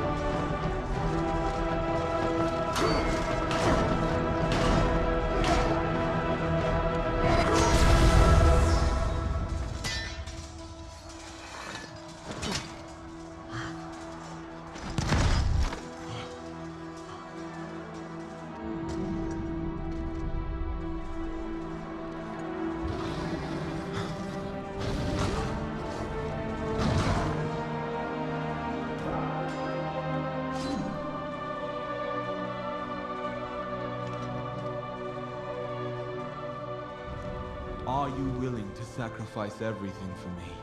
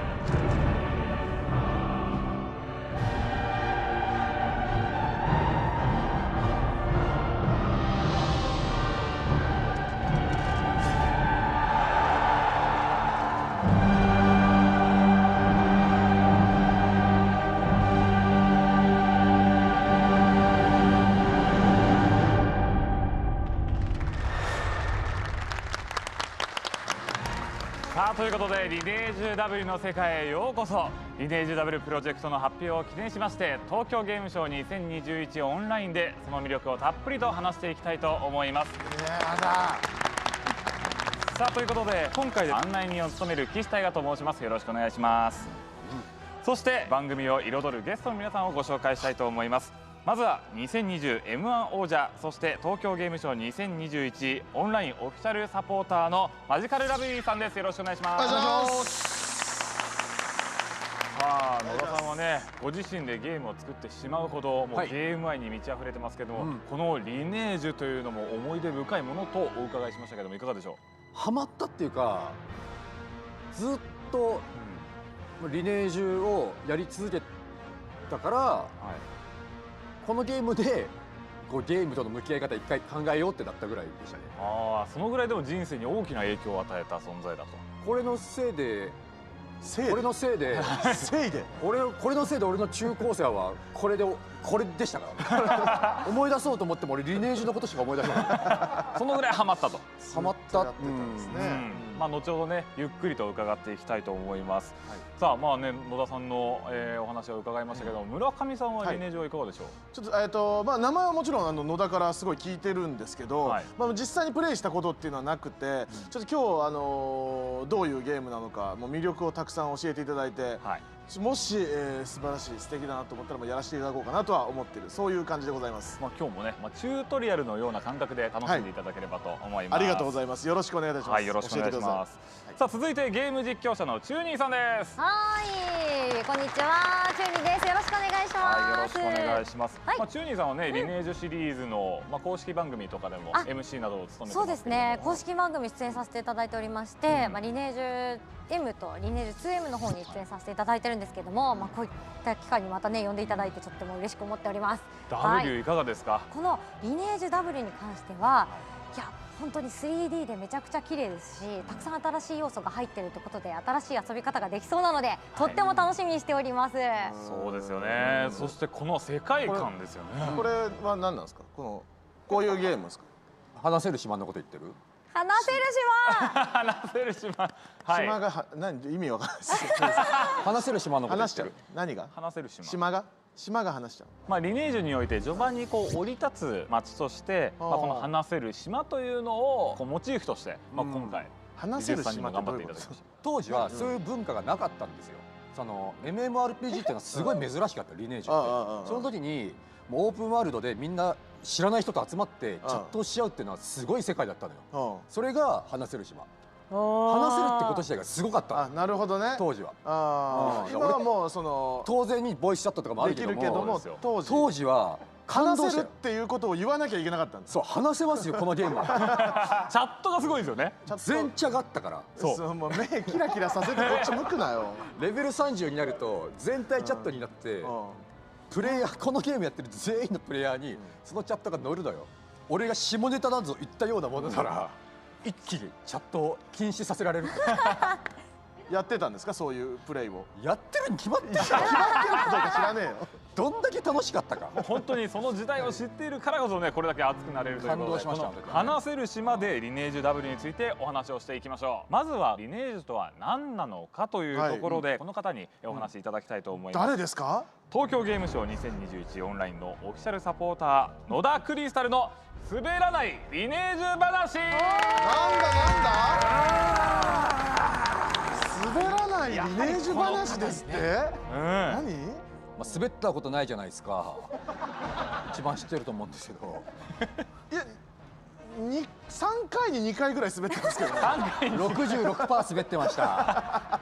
とはいえですよ、違います。今回話すのは、面白い受けるとかじゃなくて、このゲームがいかに滑らないゲームなのか、この素晴らしさを皆さんに伝えようかなと思っております。なるほど。僕のそもそもリネージュとの出会いなんですけども、兄貴から最初誘われたのかなとは思うんですけども、もういつの間にかやってました。なんか、家にパソコンがあってリネージュログインしてからもうそこからリネージュを1日10時間とかやる人生になってましたね。なるほどね。そんぐらい僕はこのリネージュにはまってました。なんでちょっと今日はね、その魅力が伝わるようにお話まとめてきました。このリネージュの魅力大きく分けて3つかなと、まあ、たくさんあるんですけども、その中で1つ目がこちらですね。はい、決命システムなんですけども、決命、まあ仲間というか、チームですね。で1人がリーダーになっていろんな目的の中で募集をかけて人が集まるという、マジのそのプレイヤーやってる人間の人とってことでしょ。本当の人ですよ。そうでしょ。だってもうこう人見知りの場合ちょっとこれやりづらいんじゃないの。楽しめないというか。人見知りですよ。あなたはめちゃくちゃ人見知りじゃん。めちゃめちゃ人見知りです。できてたのそれ。関係なくなりますね。リネージュの世界は。どういうことですか。対面じゃないから、まあすごい悪い言い方すると、まあ最悪会わなくなってもいいしっていう。でも一生の仲間もできるわけですよ。なるほどね。不思議となんかね、今何してんのかなってふと蘇ることがあります。パートナーとか、あの時の本当の友達みたいにはなってくるんだね。みんなどうですか。やってましたこの決命システムとか覚えてます？そうですね。決命結構私本当に初心者なので、毎回決命に入るといろんなその決命員の方にいろいろ教えてもらえて、結構便利だなって思ったりしますね。まあでもリアルな友達で決命をやってるパターンもある。もうあります。ね、もうだから普通の社会じゃん。普通の社会こっちの大学みたいなことになっちゃう。そうみんなでじゃあ試しにあそこ行ってみるみたいなとかやってるのがすごい楽しかったです。なるほどね。どう決命システム理解した？理解しました。そうだからいいこと言った。その大学のサークルみたいなやってることは。いや私は一応そのアニメとかでそういうのは見てるんでね。そのまあその明るいんで意外とね知識は完全に理解しました。僕もね決命作ったことあるんですよ。野田さんは決命ではどんな立ち位置だったんですか。結構こうトップに立って行こうっていう感じの立ち位置だったんですか。結局ねその時はですよ。その時は決命作った癖して一人で狩りしてましたね。あ、じゃあ俺の背中に置いて、俺の背中についてこいっていうシステムでやってました。誰も入ってくれなかった。どんどん抜けていきました。で次がこちらですね。2つ目。ボスレイド。楽しそうですね。ボスレイドね、時間が決まってるんですよ。この時間にボスが湧きますっつってみんなが群がって、ボスの強さもピンキリなんですけども、基本的にはレアドロップっていうのはボスから手に入れることが多くて、なんでもう大急ぎで現れた瞬間速攻で倒すんですよ全員で。かなりリネージュのボスって結構強いというかみんなで挑戦しないといけないイメージありますけども。これやっぱそのまだ MMORPG に浸透してなかった時にこの全員でそのバラカスっていうね、めちゃめちゃ強いドラゴンがいるんですよ。バラカス。それをね倒しに行くってイベントが定期的にバラカス討伐隊みたいな行くんですけど、笑っちゃいますよ。1000人ぐらいが一瞬で死んでいくんですよ。その画面に入った瞬間死んでるんですよ。こうやってやる。もうなんか死んでる。なんか死んでる。なんか死んでる。じゃあもう行かなきゃいいじゃん。行かなきゃいい。行かなきゃいいんだけど、バラカスのお祭りだから見てみたいんですよ。1回でもいいから。1回でもいい。ああなるほどね。出会えること自体少ないんですよバラカスって。で自分が倒れてる最中も、そのコンティニューしなければ、しばらく死んだ時の画面、その画面に入れるんですよ。で自分が死んでるのに前線で戦ってるやつがいるんですよ。みんな死んでる中で。クソかっこいいね。超かっこいいっしょ。憧れちゃうよそいつに。あれになりたいってめちゃめちゃ思いました。ボスレイド伝わった魅力。はい、めちゃくちゃ楽しそうだねボスレイド。でやっぱこれですね。これ村上すごい好きだと思う。3つ目がこちら。アイテム強化システムなんですけども、これはまあ通称オーバーエンジャントと呼ばれるもので、武器を強化できるんですね、スクロールによって。これがですね、まずスクロール自体がめちゃめちゃ高いんですこのゲームで。プラス6からは武器そのものが消える可能性があると。でもその高い強化スクロールを使う武器なんてめっちゃ高い武器に決まってるじゃないですか。プラス6からプラス7にするとき、手震えますよ。なんで強化するだけでその手震えちゃうの？いや燃えるんだから。武器が。この武器を自分の主要武器がなくなるんですよ。何パー？僕はプラス7からプラス8にしたときは20本やって全部失敗しましたね。プラス9持ってたら神扱いされてて、プラス10はニュースになってました。なんか成功しましたみたいのがね、前茶で流れたりとかね、前茶で流れるんですよ。マジかみたいな。まあそうだ、ギャンブラーはやっちゃうってことだよね。いや、祭りが行われます。僕は絶対やっちゃうと思う。そうやっちゃう。絶対やっちゃう。俺ね、武器防具燃えて引退したの10回ぐらいあるんですよ。気持ちはものすごいわかる。で1週間後戻ってくるっていうね。で引退するから誰かに武器とか防具全部あげるんですよ。でも戻ってきたら取っといてくれてるんですよ。何それ。ああ素敵じゃん。素敵なんですよ。これお前の武器だろ、使えよみたいな。使えよって。いい思い出ですね。いい思い出ですよ。いい思い出だな。ということでですね、今回かなりねリネージュ愛に満ち溢れた今お話いただきましたけど、実際でも野田さんはW の発表を見た瞬間印象はいかがでした？当時は2D の画面でやってて、これが現実世界だったらどうなってんだろうって妄想はすごいしてて、リネージの世界に自分が入ったらっていうなんか夢が叶ったようですね。よりねこう自分がイメージしてたものがそのままね現代になって再現されてたり、あとはもしかしたら過去会っていたあの時のプレイヤーとまた再会できるかもしれないっていう、そういうこともねもしかしたらあるかもしれません。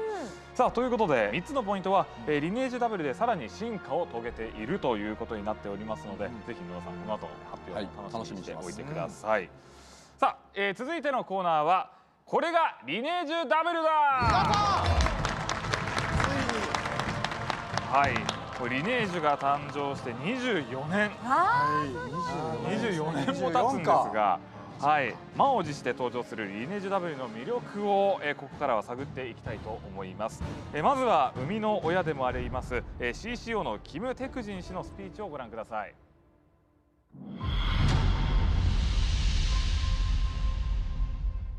こんにちは。NC ソフト CCO のキム・テクジンです。本日は皆様に新たなプロジェクトをご紹介させていただきます。1998年にリネージュを公開、それから24年という月日が流れました。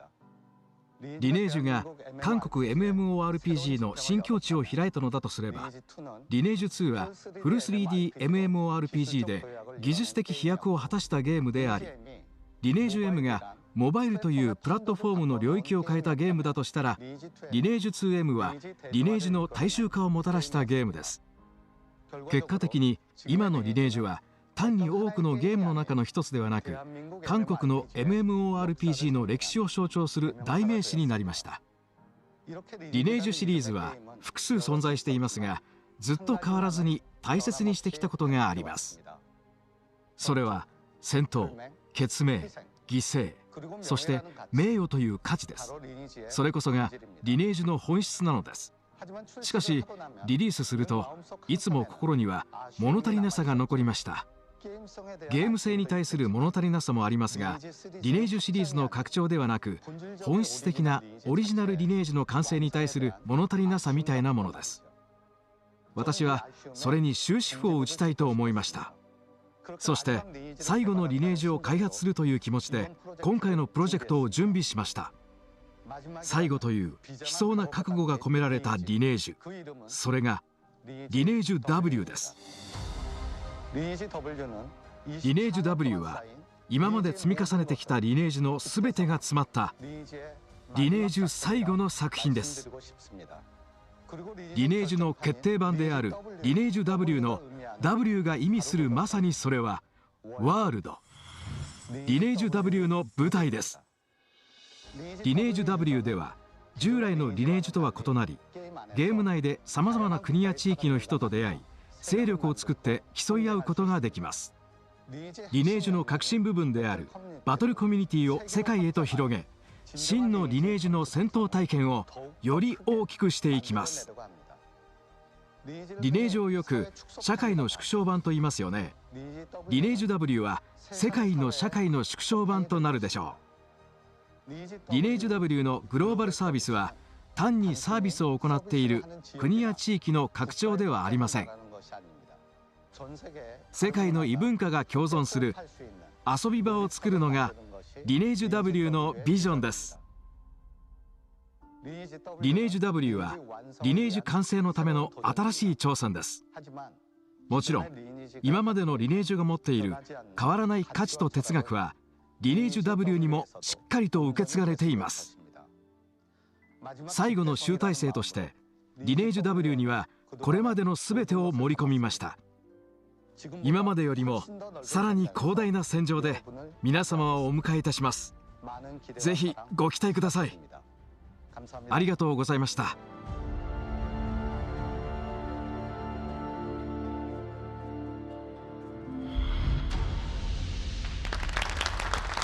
いやー、この最後の作品という形でね、おっしゃっていましたけれども、集大成だ。はい、野田さんいかがでしたか？いやでも今のインタビュー受けてた人は、あれリネージュ作ったね、キム・テクジンさん、とんでもない人ですよ。あ、そうなの？リネージュを作った人ですからね。偉人ですよ。偉人、歴史に名を残す。野田ゲー作った人じゃないですか。同じですよ。同じじゃない。絶対に同じではない。現時点で同じ位置にいる。絶対に違う。期待できますね、やっぱ。キム・テクジンさんが言うんであれば。集大成とも言ってましたよ。全部の面白い要素が入ってるかもしれないですよね。キム・テクジン CCO は韓国のオンラインゲームの発展、そして MMORPG の先駆けとしてリネージュを見守ってきた存在でもあります。どこまでビジョンが見えてたかすごい聞いてみたいですよね。あの時のまあ当時でも相当なクオリティ高い MMORPG でしたけど、今の絵が見えてたのかなって思うと恐ろしい人ですよね。あとはやっぱりこれだけ世界中でプレイできるような仕組みっていうのがテクノロジーの進化を遂げないとこういうことが実現できないので、このテクノロジーの進化もずっと終えてたっていうことですよね。そうですよね。ピムさん自体も進化してたってことですよね。そして今回発表されたリネージュ W はワールドワイド世界中とつながるリネージュということで、チューニーさん、リリース時期が違ったりするとそのコンテンツの内容もそのなんていうんですかね、地域によって差があったりしたんですけれども、それが完全にフラットになるっていうのはすごいことですよね。確かにね、やっぱり全部統一でフラットでねプレイできるっていうのがいいですね。そうですね。どんな方とプレイしてみたいですか？うわー、どんなやつ方か。面白い世界お笑い王みたいなコメディアン世界お笑い王と来たら相当楽しそうですよね。確かにこいついつも前茶で面白いこと言うなみたいなね。とかすぐ死ぬなとか何をしてくるんだろうっていう。確かに世界お笑い王のネットゲーのボケ見てみたいですね。チューニーさんはどんな方とこう出会ってみたいですか？世界中の。そうですね。やっぱその MMORPG はやっぱりそのある程度ね、こう豊かに投資できる方が多いと思いますので、私の将来を考える方とですね、こういう場で出会えたらいいなと個人的には思っておりますけれども、はい、よろしくお願いいたします。そして村上さんはいかがでしょう？まあギャルがいいですよね。パツキンの、はい、なんかでも女性プレイヤーさんもいらっしゃるので。そうですよね。だからもう日本では僕一応村上ガールズっていう10人の女の子の集団持ってるんで、ここは世界版を作ったらいいかなと思って。ワールドガールズ。はい、さてですね、冒頭にリネージュ W の映像をご覧いただきましたが、野田さん、改めてですね、今回本当にこうトータルで見て世界観っていうのがたくさんあって、大量のこう軍隊といいますか、プレイヤーとボスっていう。でもなんかボスのでかさを実感できますね。なんかさっきおっしゃってたんですけど、今回のそのリネージュ W ってその当時のなんていうんですかね、縮尺ではこう表現しきれなかったこのボスのなんて壮大感みたいなのもかなり表現されてるってことなので、もうこんなにボス大きかったんだみたいなのも体感できるんじゃないかなっていう感じですね。今ねコメントいただきましたけれども、ここからはねより深掘りをして魅力を紹介していきたいと思います。実は後ろにあるアイテムショップの中に、なんとキーワードが書かれたスクロール、巻物が今目の前にありますね。ございます。置いてあります。こちら一つ選んで、野田さんからですね、魅力を紹介していきたいと思います。ポーションあるじゃないですか。ポーションもありますよ。白ピーこれ一番高いのよ。一番高いです。そうなの。これ一番高いのよ。白ポーションが一番高いってなんかかっこいいですね。そう。かっこいい。洒落てるね。洒落てるでしょ。さあそれではスクロール寄せていただきましょう。こちらです。多彩な表現を可能にした 3D グラフィックス。すごかったもんね、あの映像もね。やはりね今はこう 3D のグラフィックスの進化もあって、今までこう表現しきれなかった、そういったボスの表現だとか、いろんな表現が可能になったということで、よりこうリアリティが楽しめるということになっています。そしてアンタラス、ドラゴンのようなボスがいるんですけれども、そのままの、マップ一部になったりとか、あとその地形に変化があったりするので、戦闘をどうするかっていうリアルタイムの考えも必要になったりします。地形が変化するんだ。ドラゴンがマップになるって言いました。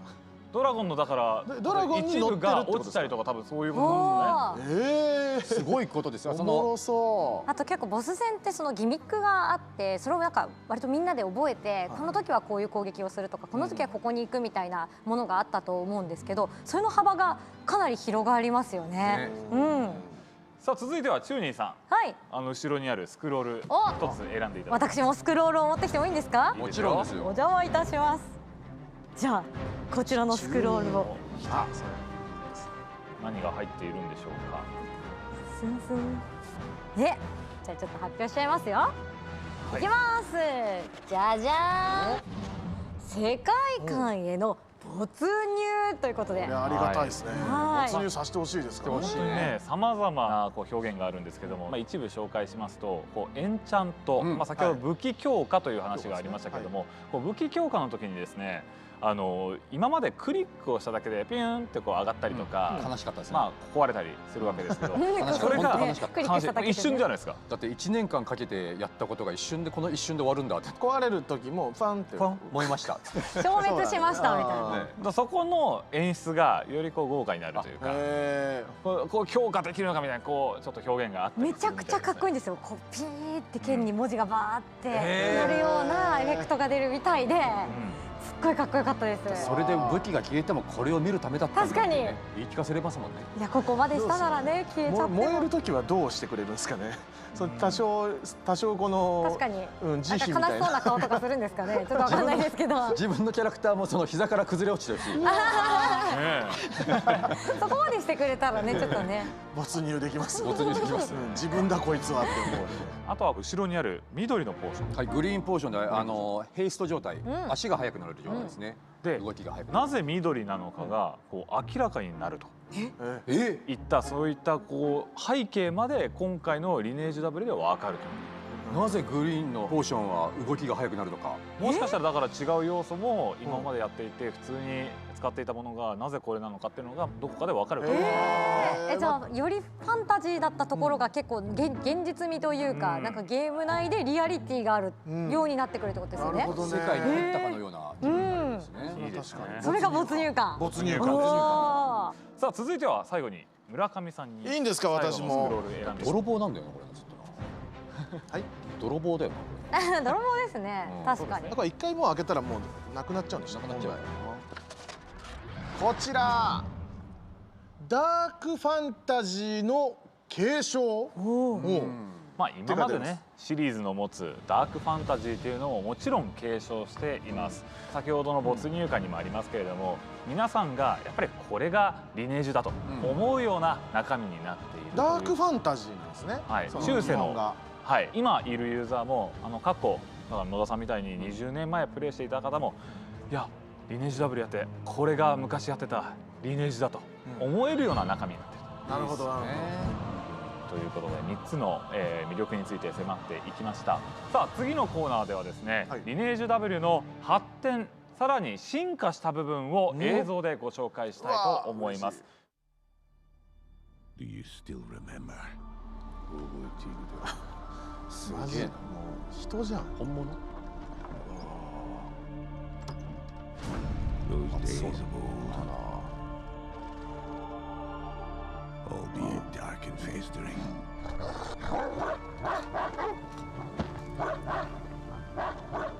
I long for them somehow. The days before long-lasting peace was snatched away by the greedy, with blind eyes and deaf ears. They don't even know what's happening below. Listen carefully. Hell is about to break loose.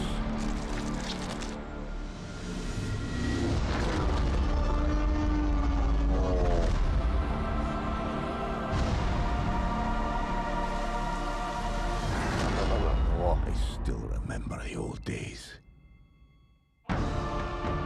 Searching, wandering, facing the unknown, taking, killing, raging. Back when we were unstoppable. We now face the dawn of a new age. Let's meet again.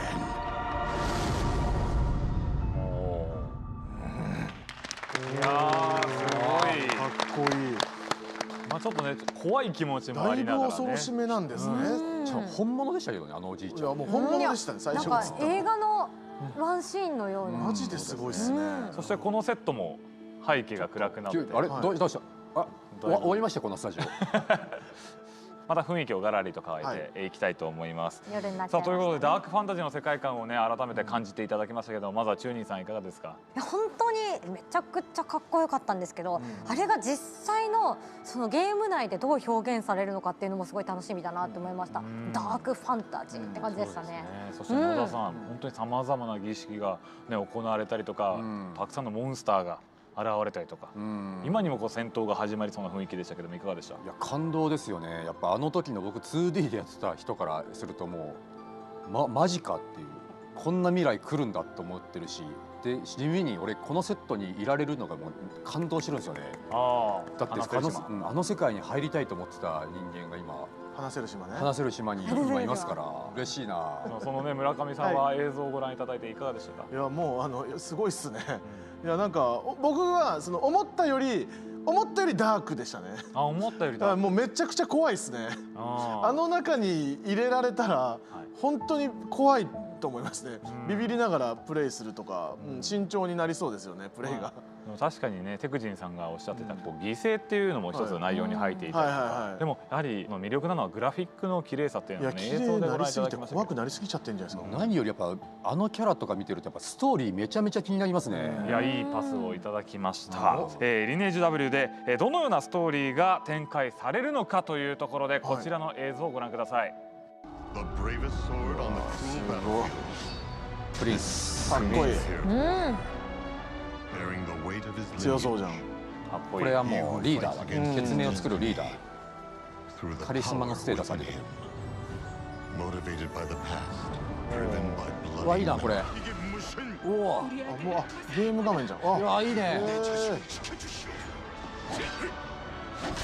マジですげえなモーション。これリネージュ？すげえ。鳥肌立ちましたね。ナイト歴も結構長かったからな。네 아버지 덕분이지. 저기 목표가 있다.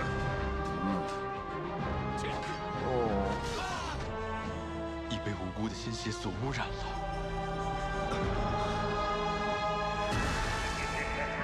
うわ明治。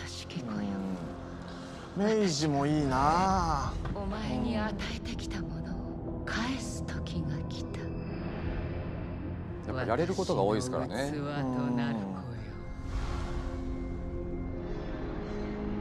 이쪽이야. 가까이 와줘. 귀를 기울이면 안 돼. 날 따라와. 옳지.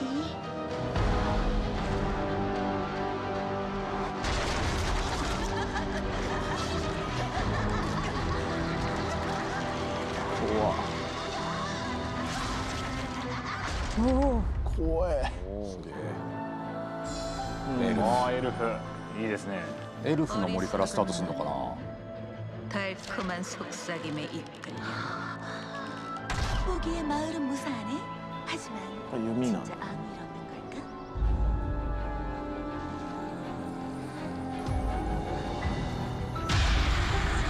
주인님, 해냈어요.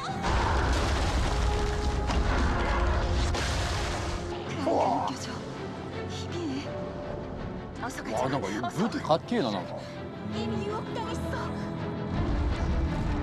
네 보잘것없는 헌신이 날 기쁘게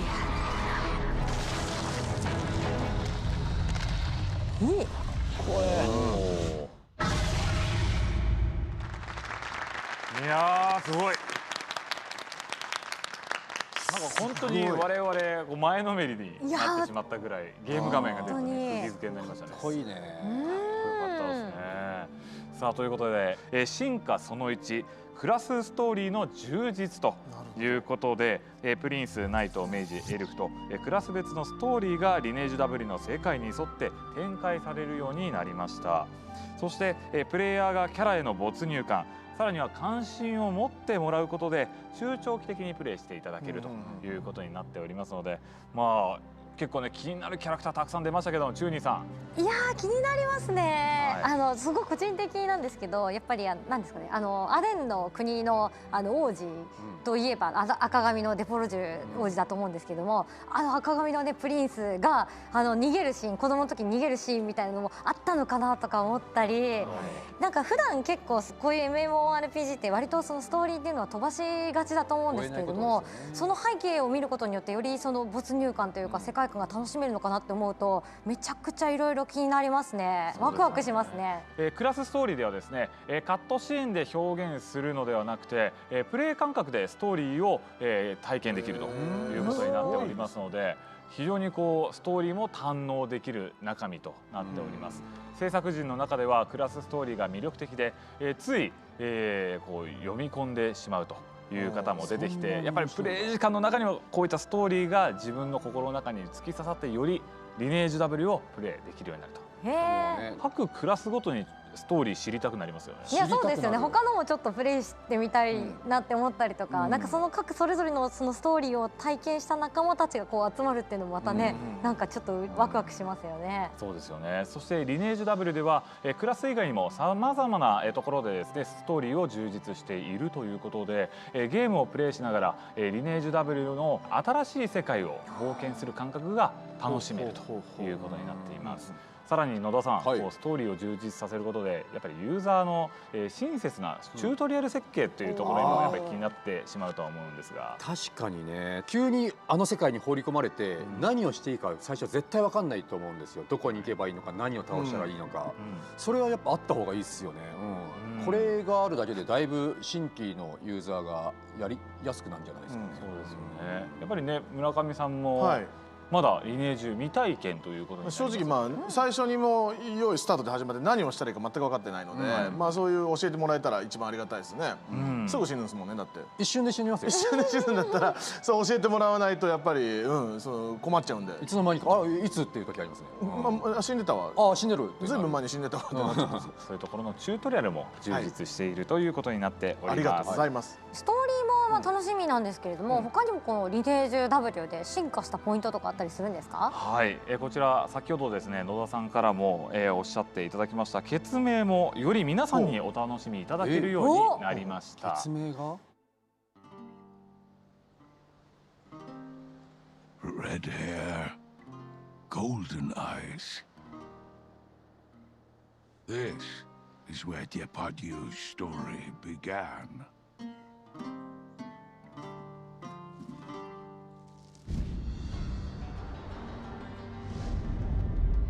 The boy, pursued by the false king, reached adulthood and raised his sword to recover his stolen throne.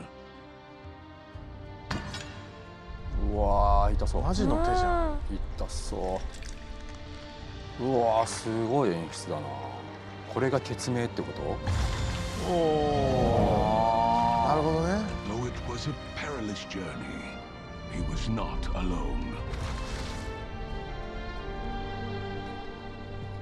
Beside him were allies sworn by blood.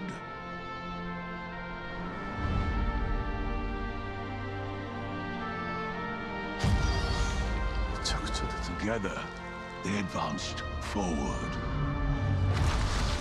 And even fear itself could not stop them.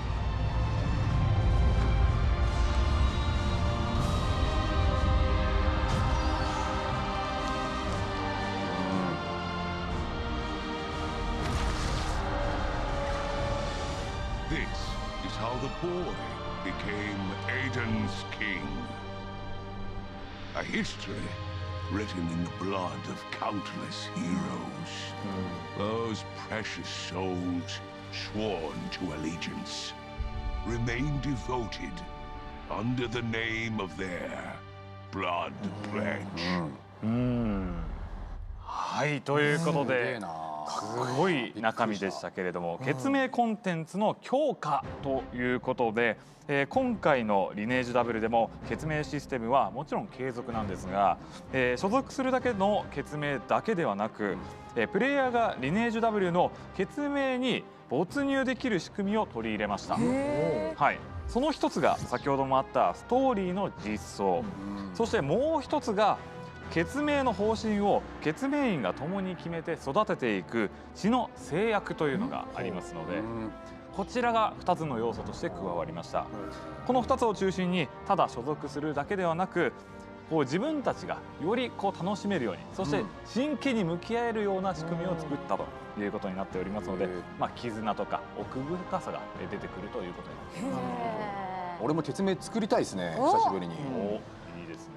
そうか、やってたんだもんね。ずっとやってました。決命作ったこともあるし、まあだってそれでみんなに逃げられたんだもん。いや、まあ野田さんでも今だったらもうだいぶ引っ張っていけるんじゃないですか。そうですね。M1 チャンピオン決命。そうよ。M1 チャンピオン決命作ったら来るでしょ。みんな来ますよ。吉本決命。吉本決命。吉本決命。まあでも世界中から集まってくる可能性。そうですね。そっか。世界中の人か。海外の人も。はい。すげえなそれ。すごい。ちゃんと考えてみたら。だから海外住みます芸人も決命に入れるんですよ。いや、いいって日本人じゃねえか海外住みます。なんなら海外の決命にも入ることができます。そうです。そうか。逆にそうですね。しれっと入ってみたいな、海外の人の決命に。そしてですね、君主のための犠牲、そして困難にも屈しない決命の感性が感じられてしまうようなシステム設計もあるということなので、なんとですね、自分たちだけの特徴のある決命が作れるということで、本当により決命が楽しくなる。多分新しい要素がたくさん入って、本当にイメージがつかない新しい要素がいっぱい入ってくるのかなと思いますね。決命の犠牲と困難にも屈しない犠牲って何なんでしょうね。君主がこれまですごい負担あったけども、決命員も一緒に頑張って何かやるとかもあるかもしれない。確かにそのためにだから戦うとかそういうことなんでだからもうリネージュ W は世界中とやれるんだけども、でもやっぱり同じ国で作っちゃいそうですよね、決命員っていうのはね。そうですね。まあでもですね、まさにその通りなんですが、この W には違う要素もあるということで、この W の部分に迫っていきます。それではこちらをご覧ください。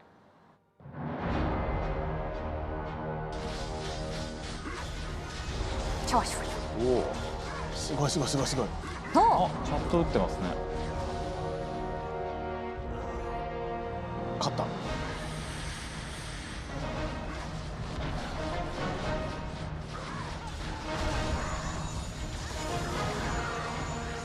本当だ、地形がちょっと変化する。うわ、すげえな。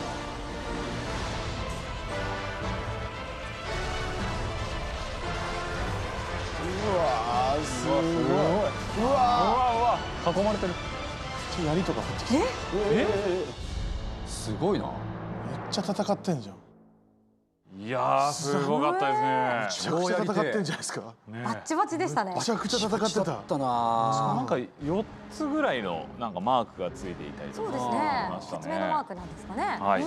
さあ、進化その3はグローバルバトルコミュニティとなっております。リネージュ W ではワンビルドサービスを通じて一つのサーバーでさまざまな国または地域の人々と出会い、そして協力だけではなく戦うことも可能になりました。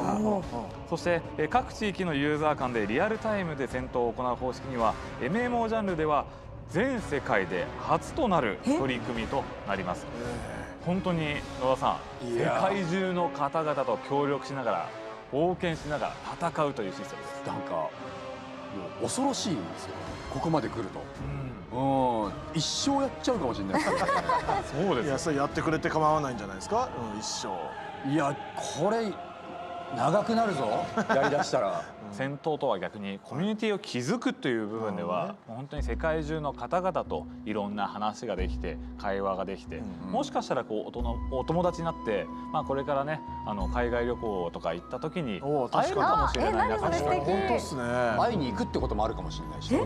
なんかその海外の方とコミュニケーション取らなきゃいけないっていうことになりますよね。そうですね。まあそんなところもありますけれども、まあ実際にでもそういうこともチューニーさんはまあさまざまなこうゲーム体験を通じて海外の人とのやり取りってありました？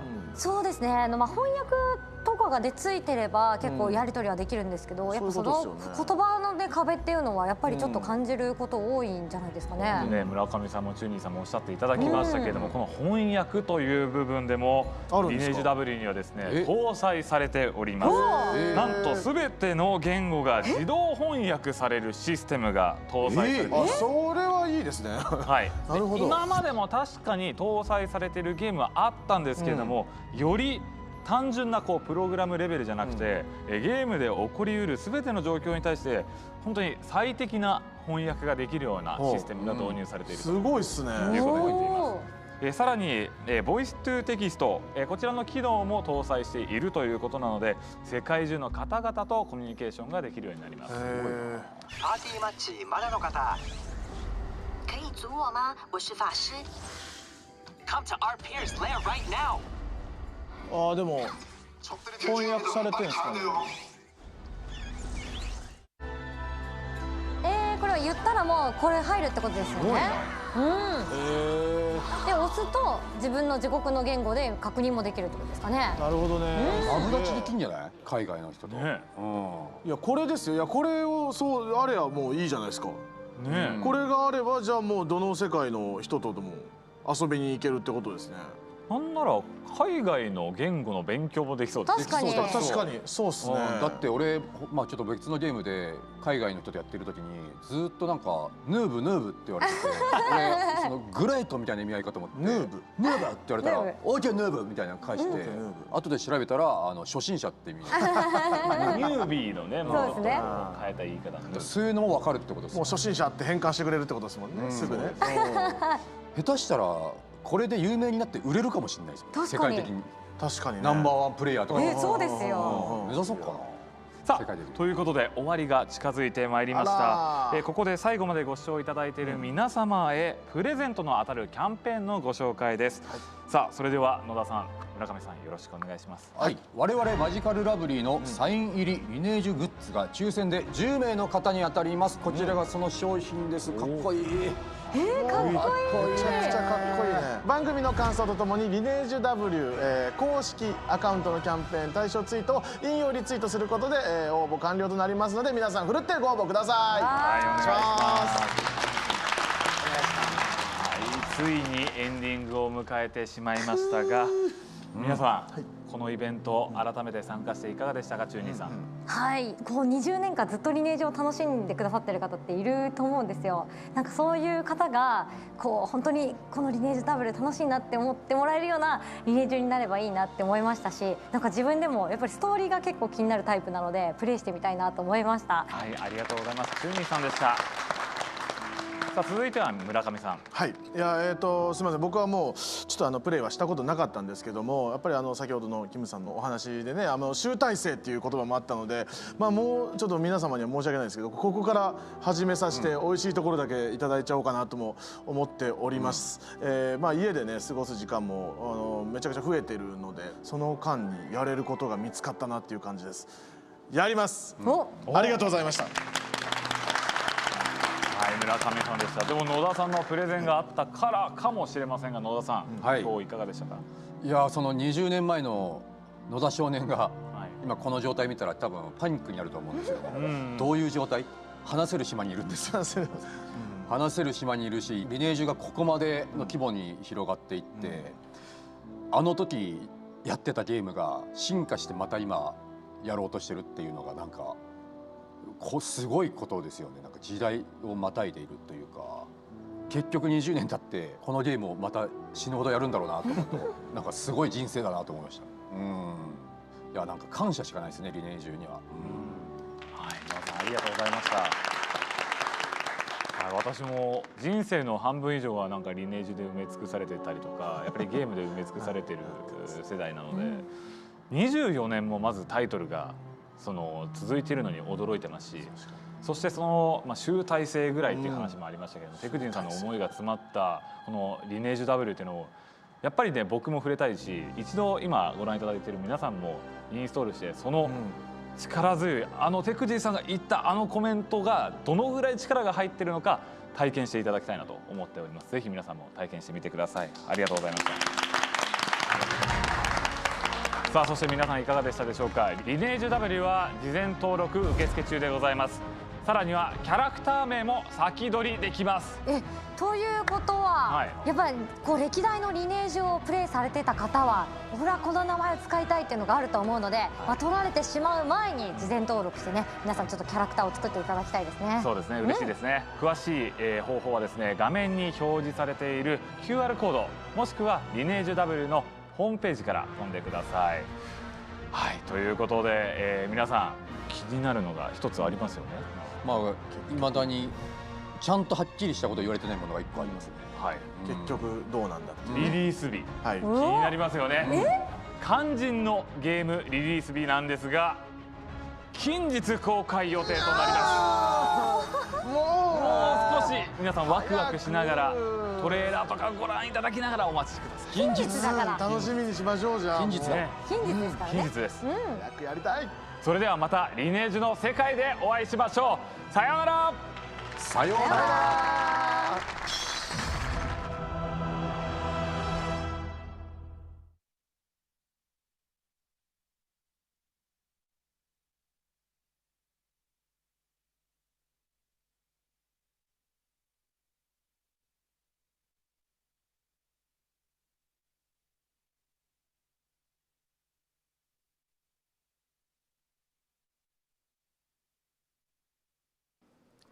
NC の番組をお送りいたしました。この後17時より元宝オンラインエンターテインメントの番組をお送りいたします。東京ゲームショウ2021オンライン、引き続きお楽しみください。